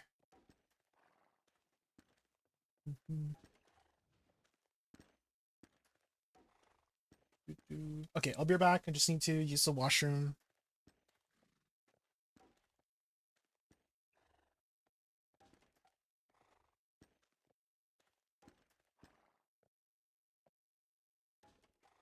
Genre of sci-fi that gives us a glimpse into the future. There's a genre of sci-fi that gives us a glimpse into the future that's totally different. In fact, the polar opposite of the dystopia that we see in cyberpunk. And it's called solarpunk. It's idyllic, it's sustainable, it's communal. And it's a yogurt ad. In fact, unlike cyberpunk, there's not a whole lot of examples of good solarpunk in mass media, and the best visual examples seem to be kind of missing the point. When we analyzed solarpunk from an architectural and urban planning point of view, we found out just how many parallels there were to our reality. So solarpunk, could this be our future? A portion of this video is sponsored by HP and Intel. This video is probably one of the best depictions of solarpunk. It's a future where we merge future technology with ecocentric values, and we thrive in harmony with nature. But the more we learned about the movement, we realized the existence of this video is actually the antithesis of solarpunk. The punk in both solarpunk and cyberpunk refers to rebellion. Cyberpunk is against an oppressive techno-dystopia, and solarpunk is against consumerism and capitalism, which is leading to the destruction of the planet. The solar is both literal and metaphorical. Literally, it represents solar and other renewable energies, and metaphorically, it's talking about this beacon of light in a dark cyberpunk world run by corporate interests. So an ad using these beautiful solarpunk aesthetics and using this utopian vision to convince people to buy their products seems very anti-solarpunk. And unlike cyberpunk, which is a huge part of pop culture, the real solarpunk seems to only exist in cli-fi novels or in a really small niche section of the internet. There are films and video games out there that fit the solarpunk aesthetic, but they don't quite fit the true definition of solarpunk when it comes to the social or cultural aspects. Socially, it emphasizes unity, a shared responsibility, and harmony between both nature and fellow humans. And the combination of these words kind of immediately make you think of a cult. And why is that? Skull! Maybe it's Hollywood, who's done a really good job of glamorizing this idea of the sexy, rugged rebel with a six-pack on a motorbike navigating this dark dystopian world. I mean, there's nothing really sexy about Ryan Gosling in a farmer's market. Okay, that's still pretty hot. Let's look at Wakanda from Black Panther. It's probably one of the few iconic solarpunk visions from Hollywood. It's the most technologically advanced country in the world, but instead of a city like this, it's surrounded by sweeping valleys and mountains. Technically, Wakanda doesn't qualify as solarpunk because it's a matriarchal society, and it's not really culturally diverse, but there is a beautiful integration of technology into the city's fabric. And at the same time, the entire society is grounded in traditions that's passed down for generations. But I think the most solarpunk elements of Wakanda actually came from the location of the Golden City, and this abrupt transition between the city and the surrounding landscape. If you look at any North American city, the periphery is surrounded by highways and suburbs. Something like 52% of Americans live in suburbs. Suburbs emerged partly because cities were polluted and dangerous and weren't really nice to live in. So in the 50s and 60s, as soon as we had this sudden boom in car ownership, people realized, hey, I could live in bigger houses with green space for less money if I just moved out of the city. But studies show that suburban dwellers emit up to 4 times the amount of emission than people living in urban areas. Because you're dependent on cars, there's longer commutes, and you're sharing less and less resources.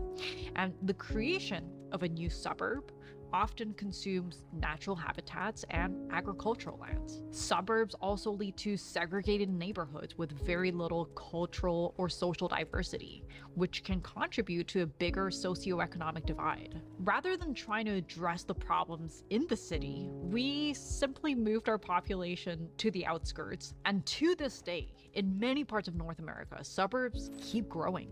It's ironic because the idea of a tight-knit community living in open space with greenery, there is a lot of parallels to solarpunk ideals. In fact, both the design of suburbs and solarpunk were inspired by the same idea, the Garden City movement.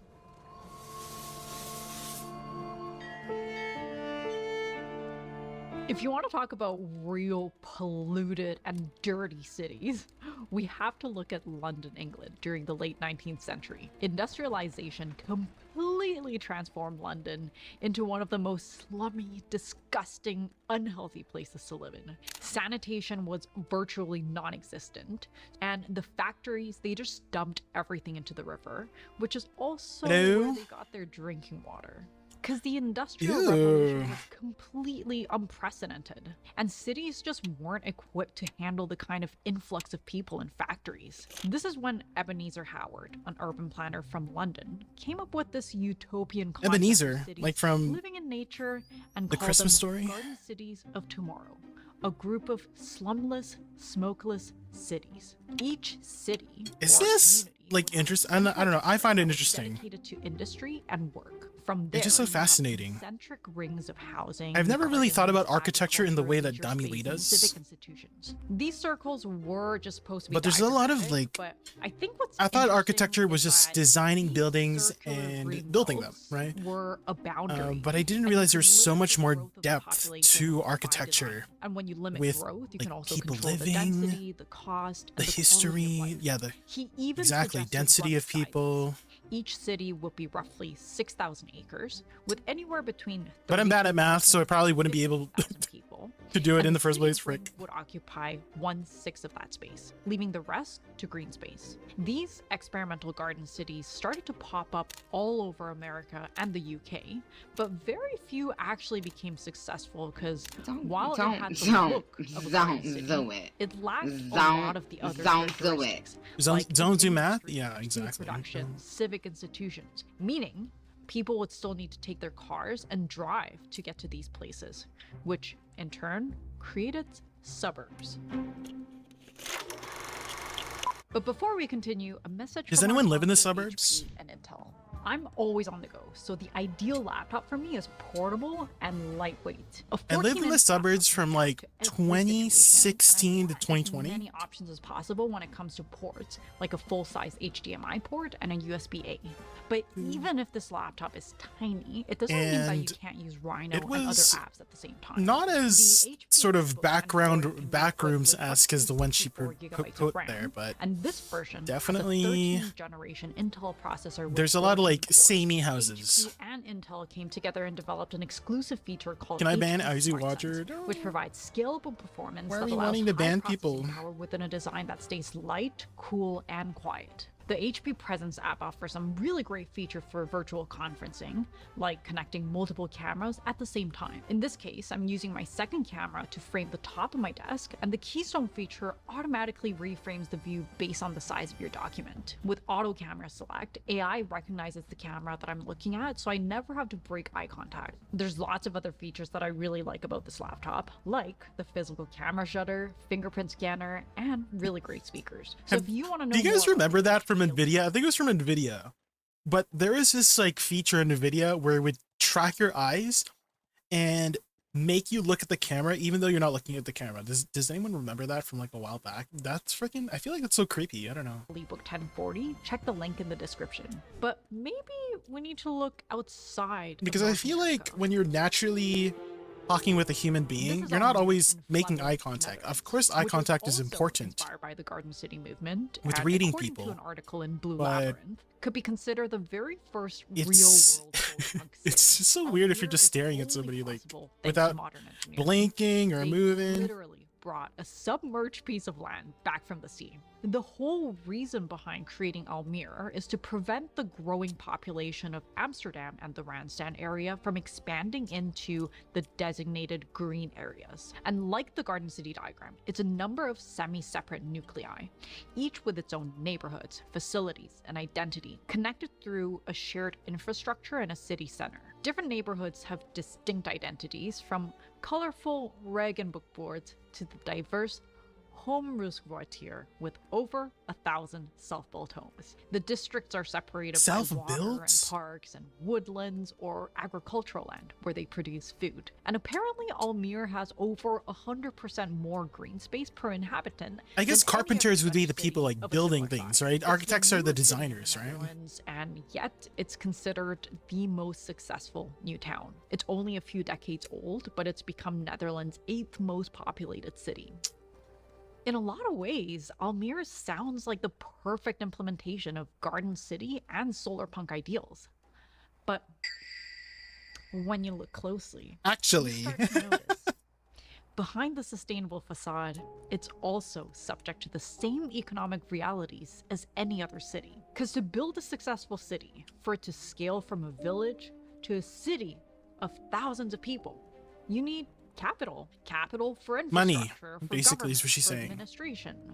The locally grown food might not be enough to sustain this larger Exactly, the population, density of so people. Maybe you have to transport food from other places. With a bigger population, there's probably going to be Logistics. more waste and pollution, even if it's designed More with people, more waste, more pollution. which again requires more Do you money see? to manage. Like, So there's so much. most I didn't even cities think about are this when I was thinking about designed architecture. possible within this Holy capitalistic moly. framework. Zoning regulations and even the layout of a city grid allows us to expand more efficiently compared to a more organic, mixed-use layout, which is harder to plan and it's just hard to please everyone. The scale True. is usually way beyond human scale because in order to maximize profit, you need to maximize the size of your building, often at the expense of green spaces or community spaces. Yeah. Many public spaces It's so are contradictory, actually right? privatized. Like, in order to really sustain all these things, you have to give up everything that it means to be like solar, like the nature, like living in balance with the nature and technology with the nature. You're taking away the nature so you can make sure that you have enough capital to run all the things that you want to run. Oh my which god. can limit access to certain people. Even actual public spaces like Times Square can be taken over by private interests very quickly through marketing. Even things like transportation networks are designed to support areas with high economic activity or potential for growth. And of course, the thing that drives everything is land value. And so you have one party whose only interest is driving up the value of their properties, but that's also where people live. So there's kind of an inherent conflict there. Essentially, cities have very little to do with the collective good that solarpunk talks about, and a lot to do with individual or corporate wealth. And here we are again, the foundations of cyberpunk. It seems like we're always going to lead to cyberpunk. So what the hell? if, instead of trying to force fit solarpunk into our existing idea of cities, we start from the ground up. Starting over? This is ADVgg. Again, I feel like that's just like it's a commune of a 70 lot of people will who not organize themselves do that. into Start over from scratch.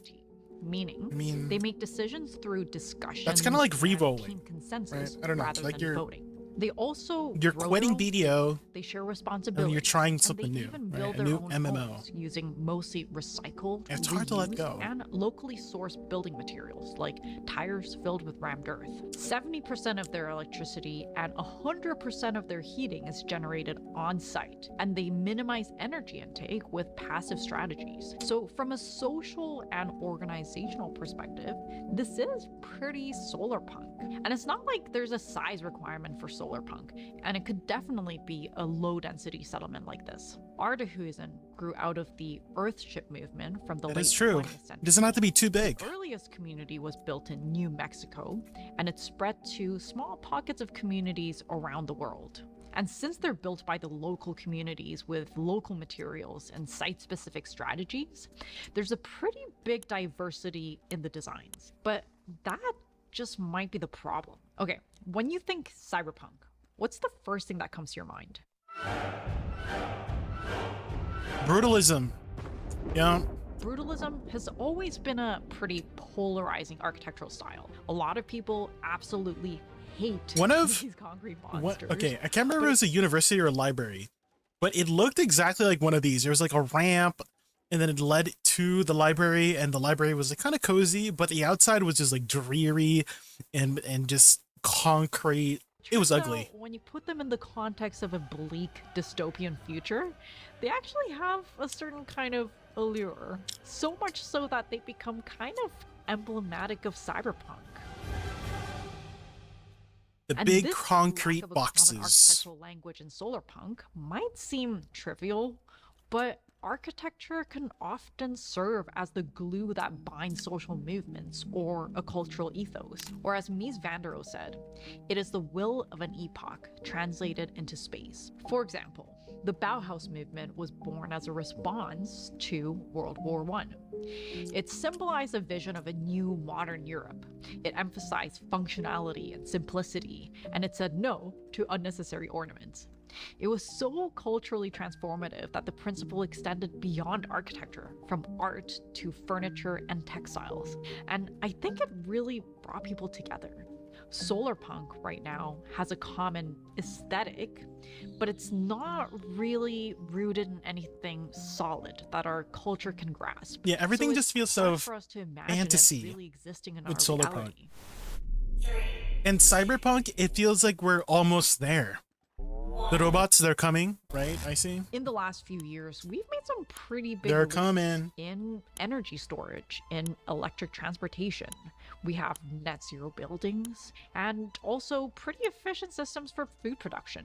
But if we are aiming for a true solarpunk society, and not the pretty solarpunk renderings that we see on Pinterest, the society outlined by these die-hard solarpunk fans, An architect's dream is an engineer's there nightmare. is a lot of I mean, someone's gotta build it. Yeah, engineers and carpenters. that we'd have to overcome. But maybe Architects are the it's designers. just this kind of thinking that's the Someone's problem. got to do it. We've looked at a lot of cyberpunk themes on this channel, and I think it's tapping into this collective pessimism that a lot of us share. Okay, I'm not saying that there aren't a lot of indications that we're headed towards this dystopian future. There are.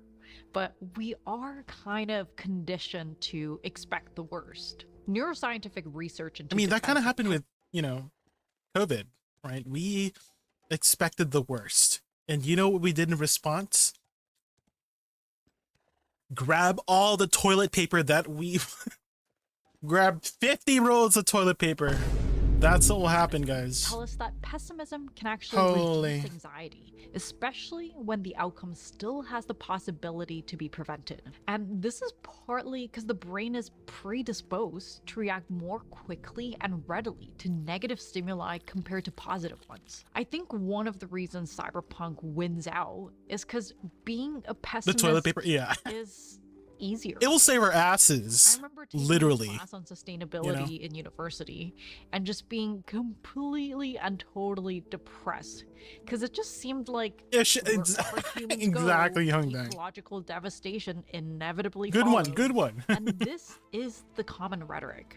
And as we get older, I think we start to believe in this idea more and more. We start believing it's always been this way, so it's probably going to be this way in the future. The thing that I like the most about solarpunk is the complete, blatant rejection of this idea that humans can exist and thrive with nature and technology, and that a beautiful, glowing, sustainable future is possible. It's solution-oriented rather than dwelling on the problems. It's the harder thing to do, and maybe that's what makes it worth it. True. Okay, this next video. Thanks for watching, guys. Which team are you on? This next video is about the space Your own stuff. moon. Here we go. This is really good. In the next 5 to 10 years, we could have at least one habitat on the moon. Because NASA, ESA, Is this crazy, guys? China, We're Russia, and Japan like are all to racing think together Right. And some of the If you were proposals born are in the last, like, I don't know, wild. 50 I have to go years, see some of them. we're probably gonna Program see modules to people underground living colonies on the inside moon. Lava tubes. But the moon is, well, it's brutal. Imagine 14 days of night, 14 days of sun, freezing cold, sweltering hot, no atmosphere, radiation, and the constant danger from meteoroids. I mean, sure, maybe we could survive, but could we really live Living there? and surviving are And two different how things. important is architecture in all this? Because designing a place to feel human, that's a whole different challenge. Exactly. All of these agencies are planning on going to the moon's south pole, because that's where you're going to find the moon's most unique feature, a permanently shadowed region, aka PSR. It's essentially craters, untouched by sunlight for billions of years, and apparently some of them trap enough ice and therefore water to supply the city of New York for 2 years. No, not me thinking of the freaking Avatar Last Airbender. Water. It's oxygen for breathing, Water. and hydrogen for rocket fuel. Water. But at the same time, the rim of these Long craters ago, receive the almost four water constant nations. sunlight, making it the perfect place for solar farms. It's so And stupid. that's what the early phase of the lunar habitation's for, finding key resources like ice and energy with smaller crews and shorter missions.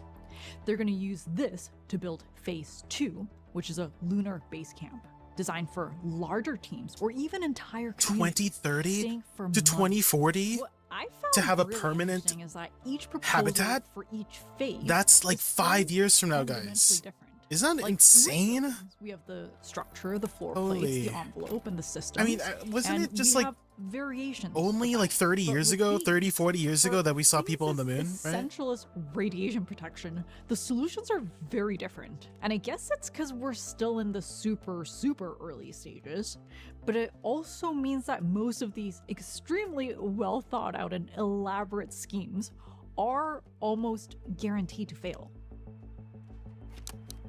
This is a proposal by the architecture firm SOM in collaboration with MIT and the European Space Agency. And the approach is to prefabricate the whole habitat on Earth and send it to the moon. Oh, like Like it's- most proposals, the modules are compressed It just for the like- launch and then inflated. you inflate on it, site. yeah. But what's unique is that by combining these inflatable shells with a composite perimeter frame, most of the mechanical system and structural loads are carried on the outer edge, meaning the interior space can stay relatively open and flexible. For radiation Like a shielding, template. they're proposing a water layer. Each module currently supports about 4 crew members, but over time, the idea is that multiple modules could be linked to form this moon village. But it's also a very beefy structure. So in a lunar habitat, there's 2 essential components to the envelope. The protective shell, which shields you from radiation and meteorites and the extreme temperature difference, and the interior habitat shell, which has the living components with toilets and storage and stuff like that. In this project, both the inner and outer layers are prefabricated on Earth and then sent to the moon. But isn't that kind of heavy and expensive? Especially when you start sending multiple modules. According to NASA's CLIPS program, sending small payloads to the moon can cost up to $1 million per kilogram. That means to send this can of Coke, it could cost $330,000. 330K? That's a lot of pearls. Projections from Jesus. SpaceX's Starship that could bring down the cost from $10,000 a kilogram to just $93 per kilogram. But that's only to the low Earth orbit, which you can kind of think of as a fueling station for getting to the moon. And taking it from low Earth orbit to the moon is still much more expensive. And because the time horizon for these first few lunar habitats is much earlier than potentially building better and more efficient rockets, I do wonder if it's not better to look at a more lightweight approach. Because in the end, every dollar saved on a launch is a dollar invested back into protecting the astronauts and giving them a more livable home. Here's the alien ship. Yeah, for alien. Oh my gosh. All right, be careful, there are wires.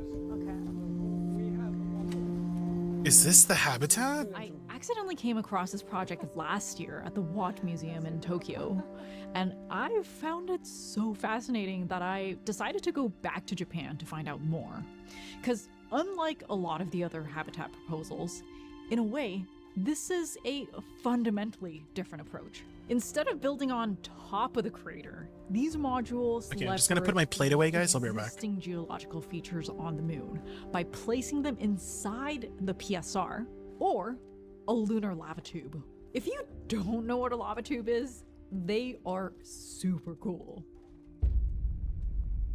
Over 3 billion years ago, the moon was a big ball of magma.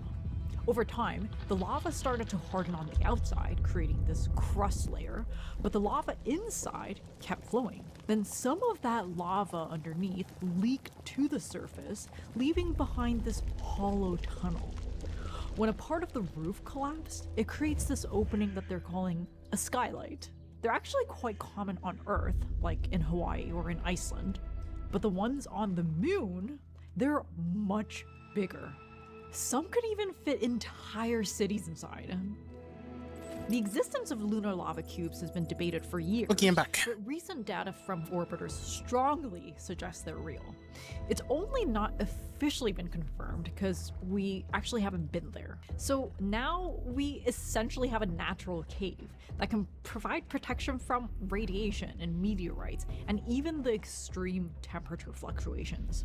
And get this, If it's there. temperatures deep inside a lava tube stay around -20 degrees Negative Celsius 20. year-round.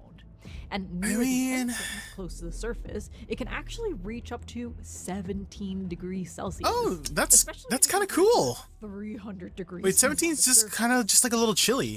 Not so bad. It's practically Canada. That's where I live. Anyways, because I'm like, these wait, that's not. modules are designed to sit on I was about to the say, what the hell? side of these protected areas, it actually doesn't require such a heavy-duty external shell. The module includes. It's an confirmed, open guys. The moon is which Canada. drops the habitat, and there's legs that expand and stabilize the structure on the terrain. All of these elements, as well as the solar panel, fold into a single transportable system that weigh between 8 to 10 metric tons. They're able to achieve this level of structural optimization by borrowing principles from nature and origami. But I've always had a problem with origami structures, because to me, the beauty of origami is that by the act of folding, you can turn the single material into a structure, and the skin itself becomes the structure without any additional components. So it's an extremely efficient system. But once you scale it to the size of a building, It doesn't work. and use real building components like wood or metal, you do need to start introducing a bunch of hinges to actually move the components, because the material is hard. And at this point, it's not really any different from any other structure. It just looks like origami. So I was a little bit skeptical. The metal plate or metal bar fold and deploy again and again breaks, right? It is called fatigue failure. Yeah, but with the curved crease, the fatigue failure cannot happen so much. But after talking to him, I realized that they had figured out a way to minimize the hinges by using curved creases and introducing what he called sakura dimples. Oh, okay. Essentially, these dimples introduce rigidity to the panels. Yeah, adds like structure and stability. Where it folds. It depends on quite a lot of things, actually, like the placement and also the shape and depth and density, and even the sharpness of the dimples. Experimenter. Like this. So it deploys like this. Yes. And you hold like this. Like this. So after the hundreds of testing, first with wire models and then with large-scale mock-ups, they achieved an extremely lightweight structure that snaps into shape by adding air pressure. It's an extremely passive deployment system that can be deployed without a crane or a robot. And one of the things I learned in this whole research is that the tools that you need to actually deploy the system are just as important as the system itself. But even if we solve the challenge of landing these first habitats, scaling these habitats, it's a whole new problem, which leads us to phase 2. Longer stay, semi-permanent lunar base camps. Raph, I think we have a slight situation. Snake? The primary oxygen system modules, they're still back on Earth. You forgot the oxygen. Classic. All right, let's pull up Charter and let's see what else this breaks. Oh, and they are also the sponsor of this video. This is where a tool like Charters, a collaborative system and program management platform that connects equipment, teams, and mission requirements, makes all the difference. Even a small mistake, like missing the oxygen, ripples through everything. Life support, energy systems, mission timelines, and it's all traceable. You know exactly who changed what, when, and why. But Charter doesn't just track parts, it checks the interfaces too. Inputs, outputs, like power, oxygen, data. If anything breaks the flow, Charter flags it immediately. Charter was built specifically to support space missions across all aspects of system engineering and mission management. It also helps you secure in-orbit insurance coverage for your spacecraft, faster and more affordably than ever. So in this way, your team isn't stuck in spreadsheets and email chains just to stay in sync. Sharing engineering data shouldn't be a secret mission. Charter keeps all of your mission data in one place, so nothing ends up hiding under a cardboard box. So, if you're planning your own moon mission, building a spacecraft, or I don't think I will be that requires going to the moon, precision, but check good out luck. Charter. Links down below. Good work out there, Snake. Demi. Okay, now back to the video. Most of these proposals rely on using the moon's natural resources, and 3D printing is the most common. In this project, they transport these inflatable modules, which becomes the pressurized living zone. Then, a robotic 3D printer builds the protective shell on top of this using lunar regolith. The structure is inspired by bird bones, which is strong yet lightweight. And by reducing the amount of materials that have to be shipped from Earth, it makes it extremely cost-effective while giving you this robust protection. But I remember when 3D printing came out like almost a decade ago here on Earth, and it was supposed to transform the construction industry, but it didn't. And one of the reasons is because conditions on site are very irregular and unpredictable. Yeah, And weather, compared to the moon, the components of materials. Scaling it up is going to be difficult than just like having it in your living room. 3 months. But a lot of testing was conducted indoors in controlled environments. And during that time, a lot of things could happen in the open lunar Have you guys seen The Martian starring Matt Damon? Because I remember he was like planting potatoes, and he was actually on track, according to the movie, to keep surviving off of the potatoes that he planted on Mars, but he didn't account for the potential storms and weather, which destroyed his crops, and they had to like do a different kind of maneuver to save him, which they did. In the movie they did, but definitely weather is dangerous in these kinds of situations. Fluctuations could cause cracks in the concrete, and this vacuum environment could complicate the curing process and weaken the structure. And the quality of regolith is apparently different from site to site, creating a lot more inconsistencies. On top of that, the process requires a significant amount of energy, especially for multiple structures. So the question is there a way to scale these habitats without building a separate shell for each unit? And we're back to the lava tubes, using the natural geological features on the moon. And for Project Moonfiber, That seems like the best bet. Yeah, to become the scalable. caves. It's composed of 2 systems: the structural framework that span across the lunar caves, and the habitat modules that sit into the framework. Sound familiar? Yes, it's a concept we've seen here on Earth. and we've kind of explored this to death on this channel, the metabolist movement, and also Archigram's plug-in city. By creating this system, the idea is that cities can easily grow or shrink, kind of like a living organism. And in this case, by not having to create a protective structure for each habitat, that's a huge savings. But actually, it offers something else as well. Moonquakes. Yeah, that's a thing. The lunar surface is also uneven and unstable, and regolith itself is sticky and abrasive, and apparently it can lead to this thing called dust contamination. So the supporting structure is actually a really big challenge when building on the moon. So this net, it can really simplify the construction and deployment a lot. There's a lot of research that needs to be done in building inside a lunar tube, but this principle of creating a system and using the natural geological features of the site seems kind of like the right approach when scaling is the goal. This project takes this idea one step further. Essentially, you build a dome over the pit and create a fully enclosed, fully controlled okay. meaning the astronauts can leave their modules without spacesuits. But what? Wait. Can trees really grow like this on the moon? This is how a regular tree could look like inside a moon habitat. In fact, there's one thing that none of these projects really discuss, which is gravity.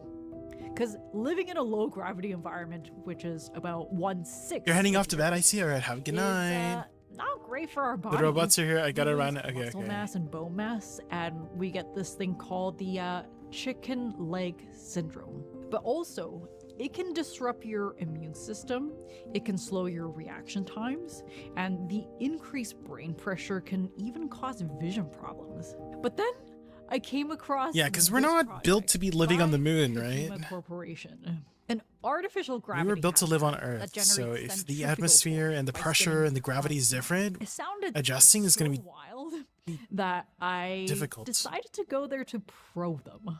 And it is very conceptual, but actually, to me, what was the most interesting was the philosophy behind it.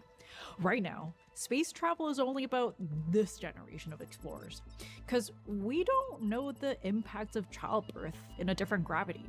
But let's say somehow we figure out how to do that, or maybe we just bring embryos from Earth to space, kind of like in the movies. But for the kids who grow up on other planets, maybe their dream is to visit Earth. Monka. But they're not going to be able to because their bodies are adapted to a the very adaptation, different exactly. So gravity actually becomes the great equalizer, especially for future generations who might think and maybe even look very different from us. But that's like really That's a far chonky that's a chonky because skeleton for on there. now, the reality for an individual astronaut from Earth is this: being stuck in a tiny modular unit in the same space with the same people in high risk, high stress environments, day in, day out. These 3 astronauts were stranded on the International Space Station after the Columbia disaster, which killed 7 of their colleagues. In their later interviews, I remember that. they talked about Well, I wasn't there, but how the colors I know and the story. scents and the simple act of tending to them improved their mood and reminded them of Earth. Now plants are formally recognized for their therapeutic value and not just nutrition. And it also speaks to how small things like this can become an emotional lifeline, especially when things go wrong. And when we think about survival in nature too, just like appreciating the small moments, just like the beauty of the stars or something just keeps you grounded to Earth is like might be the most important thing to your survival in a like stranded situation. Maybe you're stranded in the forest or stranded on an island or something like that. Let's look at Project Haven, because a lot of the design decisions, I remember that. I think I didn't make that up, but I remember it's from a survival specialist that I saw reacting to different like video game survival, like different videos, survival video games. They were like commenting about how she's very knowledgeable. I was learning a lot, like to know what to look for first. Always looking for shelter, water. Usually when the water is running down the river, that's a good sign. made to That means there's clean improve water somewhere. physical and mental well-being using architecture. The functional core of the habitat is greenery, which is typically contained in a separate space, but here you can't get to the other spaces without passing through it. One of the unsuspected strain on your psyche is monotony. So they've introduced variety through space. There's movable walls so you can do different activities, and also just a variety of distinct environments. Small spaces, large spaces, space with different colors, communal spaces, but most importantly, Private spaces. Yeah, privacy is very important. there's these two crazy Danish architects who not only designed and built habitat modules, but brought it to Greenland and lived inside it for 3 months. The habitat was tiny, with not much but a shared working area at the bottom and sleeping pods on top. And remember, these are architects, not trained astronauts. And they said even if it was a tiny space, this small amount of privacy in their sleeping pods was essential to mental health and reducing conflict. One of the things I found really interesting is this crew rotation method. For example, the whole 6-person crew is never exchanged at the same time, but in 2 teams of 3. The new arriving crew, or the junior crew, lives with the senior crew for several months before the seniors return to Earth. The juniors And then they become seniors. who then Yeah. train the new junior crew. This facilitates the transfer of knowledge, of course, but I think it's also doing something else. This is just an Can I ask your opinion on some video upgrades? Sure. Do you have like a Garma link? People gather, or someone joins in, and suddenly this And we can take a look passage right after this transforms video here. We're just finishing up, 2 more hub. minutes. Now, imagine this on the moon. Maybe it's a guitar. But when a crew member, let's call him Raph, starts playing in the corner, that space naturally becomes the music corner. Even after Raph leaves, that corner remains a place for music, or storytelling, or just getting together. Urban planners call this concept placemaking. Placemaking. But the act of turning a space into a place that can carry memories and traditions, it's a group effort. Every crew member has to actively participate in this. But when you do, you can transform even the most sterile, functional shelter into a meaningful, shared home. Home.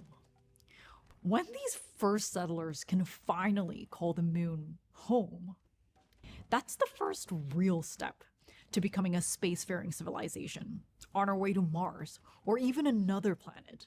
But there's a pretty big argument against space travel. Why are we spending billions of dollars going to other planets when we have so many pressing issues here on Earth? But for me, the answer is here.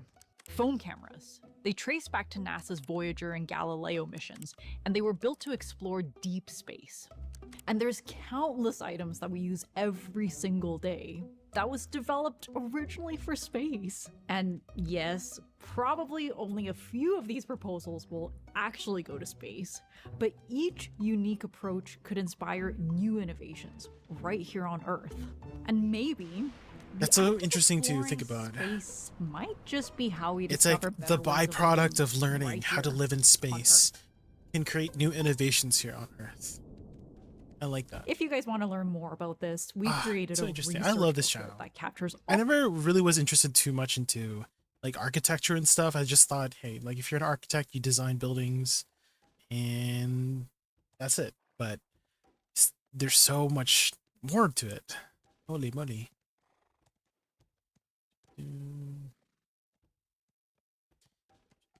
All right, what is your video upgrade question, Kykes?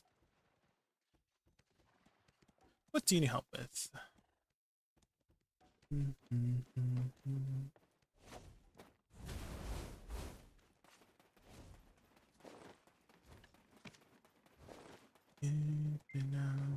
Reaching out. Let's do our dailies here.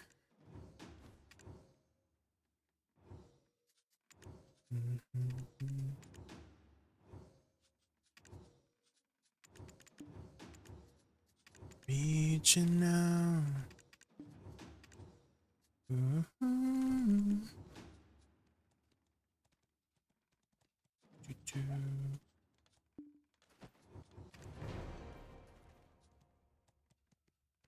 Ah, welcome in. Kage Sean. Alright, let's take a look.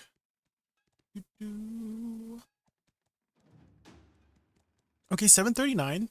Pretty decent, pretty decent. Looks like you're in Awakening class. Wanda. Oh, Dosa. Bum, bum, bum.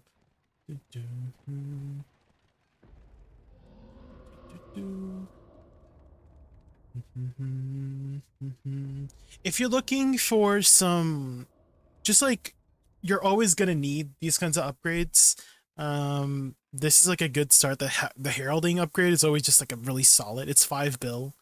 If you just want to put some buy orders on the herald crystals, Kage-shan, those are always like safe upgrades to go for.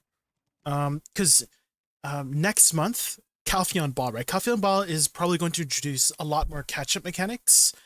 And so maybe for this next month, you just save up money before you do anything, because I have a really strong feeling they're going to reduce a lot of pities to account for, you know, both just, you know, new player, returning player, just like catch-up mechanics and stuff like that. So going for some upgrades that are just going to always be effective, Herald upgrades. So put some buy orders and some Herald crystals.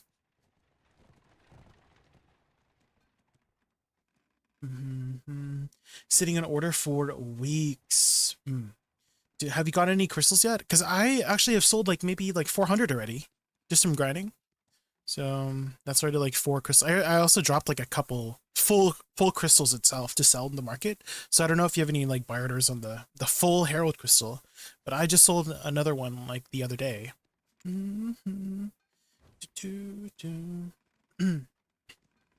So a mixture of both. Same thing with the what's it called? Crystal of End Times. You can go for the amplified versions. It's 30 each. And I literally just sold like 150 earlier today. And so people are selling them. Oh, you're in meta servers? Okay, that explains it. Yeah, servers tend to have different, you know, market dynamics. That is true, that is true. Actually, have you heard of this website here called ADVgg spreadsheet? Did I type it right? It's called like, hold on, video workshop. Here it is. Let me send this link to you. Have you been here? This is also a really good way to just check if you go to a gear upgrade path to see what is the most effective.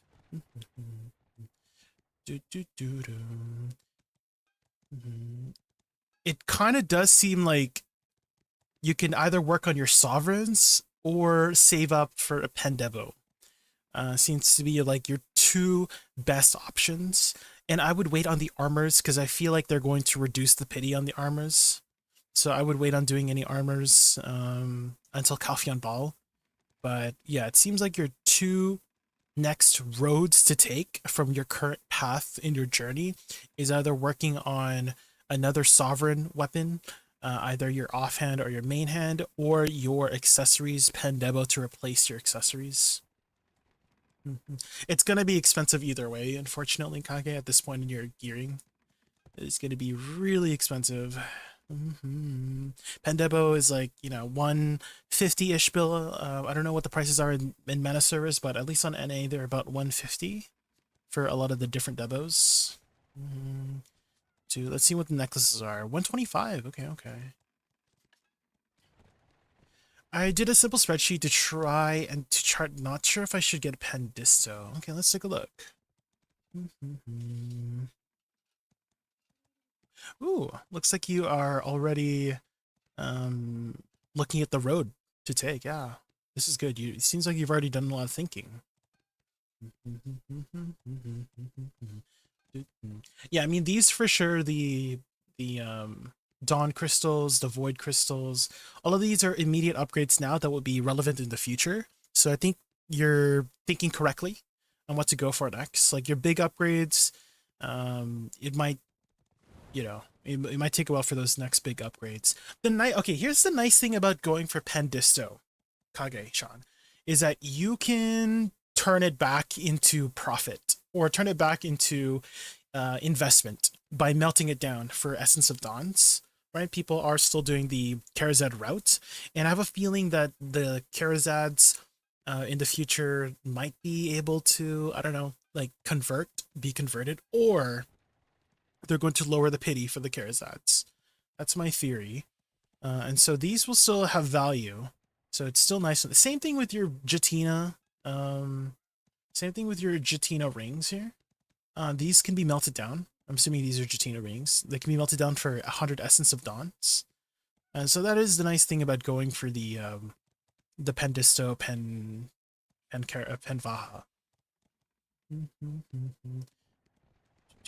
And so I think out of the list of things here, I agree with all the crystal upgrades and also the oh, did you have some of the, seems like it's not here, the Lightstone upgrades? I would add this too.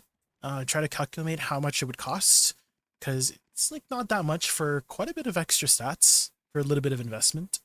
So look into also the amplified Lightstones. Just put some buy orders and crystallized end times.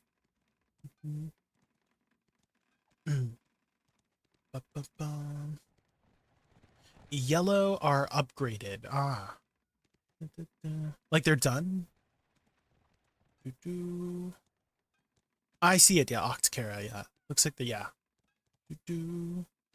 Cups for earrings. I would avoid the cups because the Karazad will have like that double cup, right? The Duskborn Karazad. So maybe I would wait on the cups so you don't have to like extract them in the future, you know?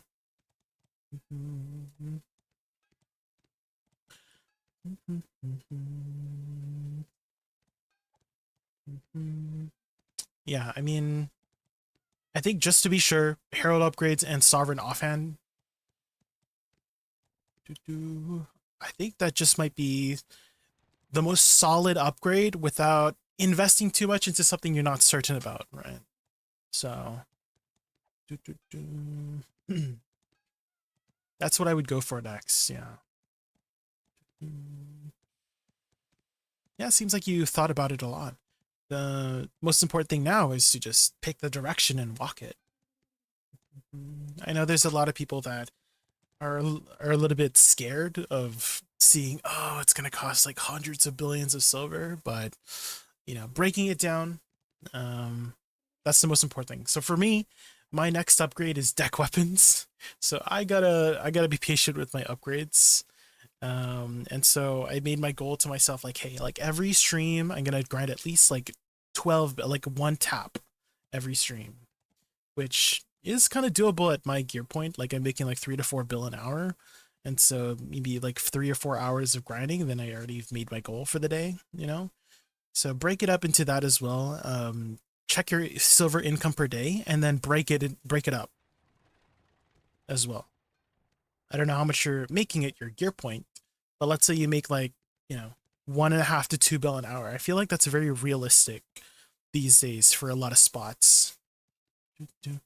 And so break down how much you're going to be making every day. Maybe your goal for every day is like 5 bill a day. Then you get your next upgrade in however many, how much total divided by 5 bill a day or something like that.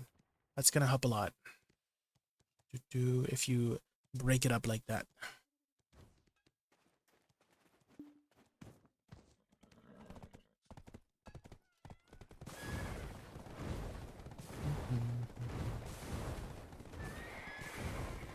Trying to think of if there's anything else. I feel like that might be it for now. Have you done all your journals and stuff like that too? It seems like it is.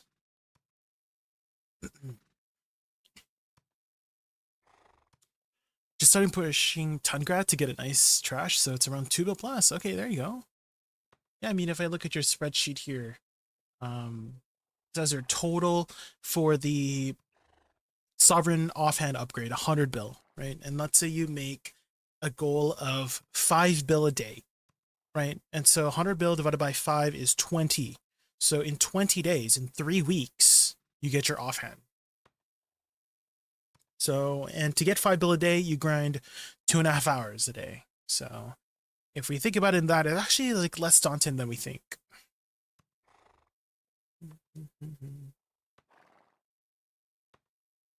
And take it at your own pace, right? Like, if you want to go harder, go harder. If you want to take a break, take a break.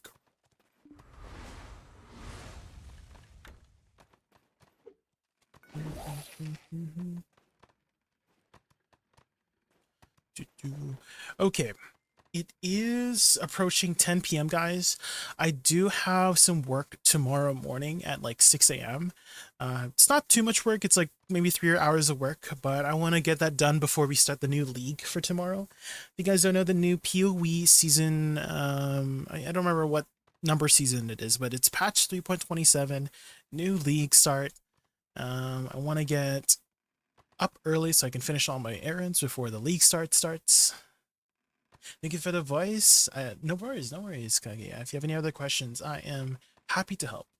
If you have any more questions, you can always join my Discord. And if you guys are wondering like when I'm going to be on, my Discord is also, I always post, I usually post like if I'm going to be on or if I'm not going to be on. So check there. If you have any questions, ask there. But for now, I'll send you guys over to someone for now. Guys, thank you guys so much for watching. I will be probably streaming my PoE journey on my alt account, which is JaykunVT bot. Shout out JaykunVT bot.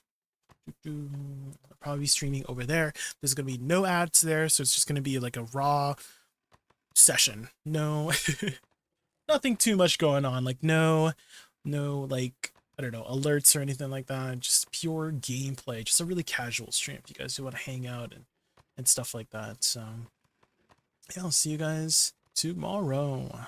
Let's see who haven't we hung out in a while here. Ooh, let's send you guys over to Garnier.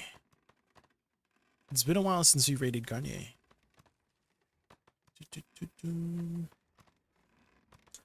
All right, I'll see you guys over there. Can you guys spam my radio mode when we head over there? Good night, Jay. Sleep well. See you up for PoE. All right, see you tomorrow. It's gonna be at 12 p.m. PDT, guys. 12 p.m. PDT. So in approximately, okay, what is 10 p.m. 14 hours? I'll see you guys in 14 hours. Okay, bye. Bye, guys. Bye.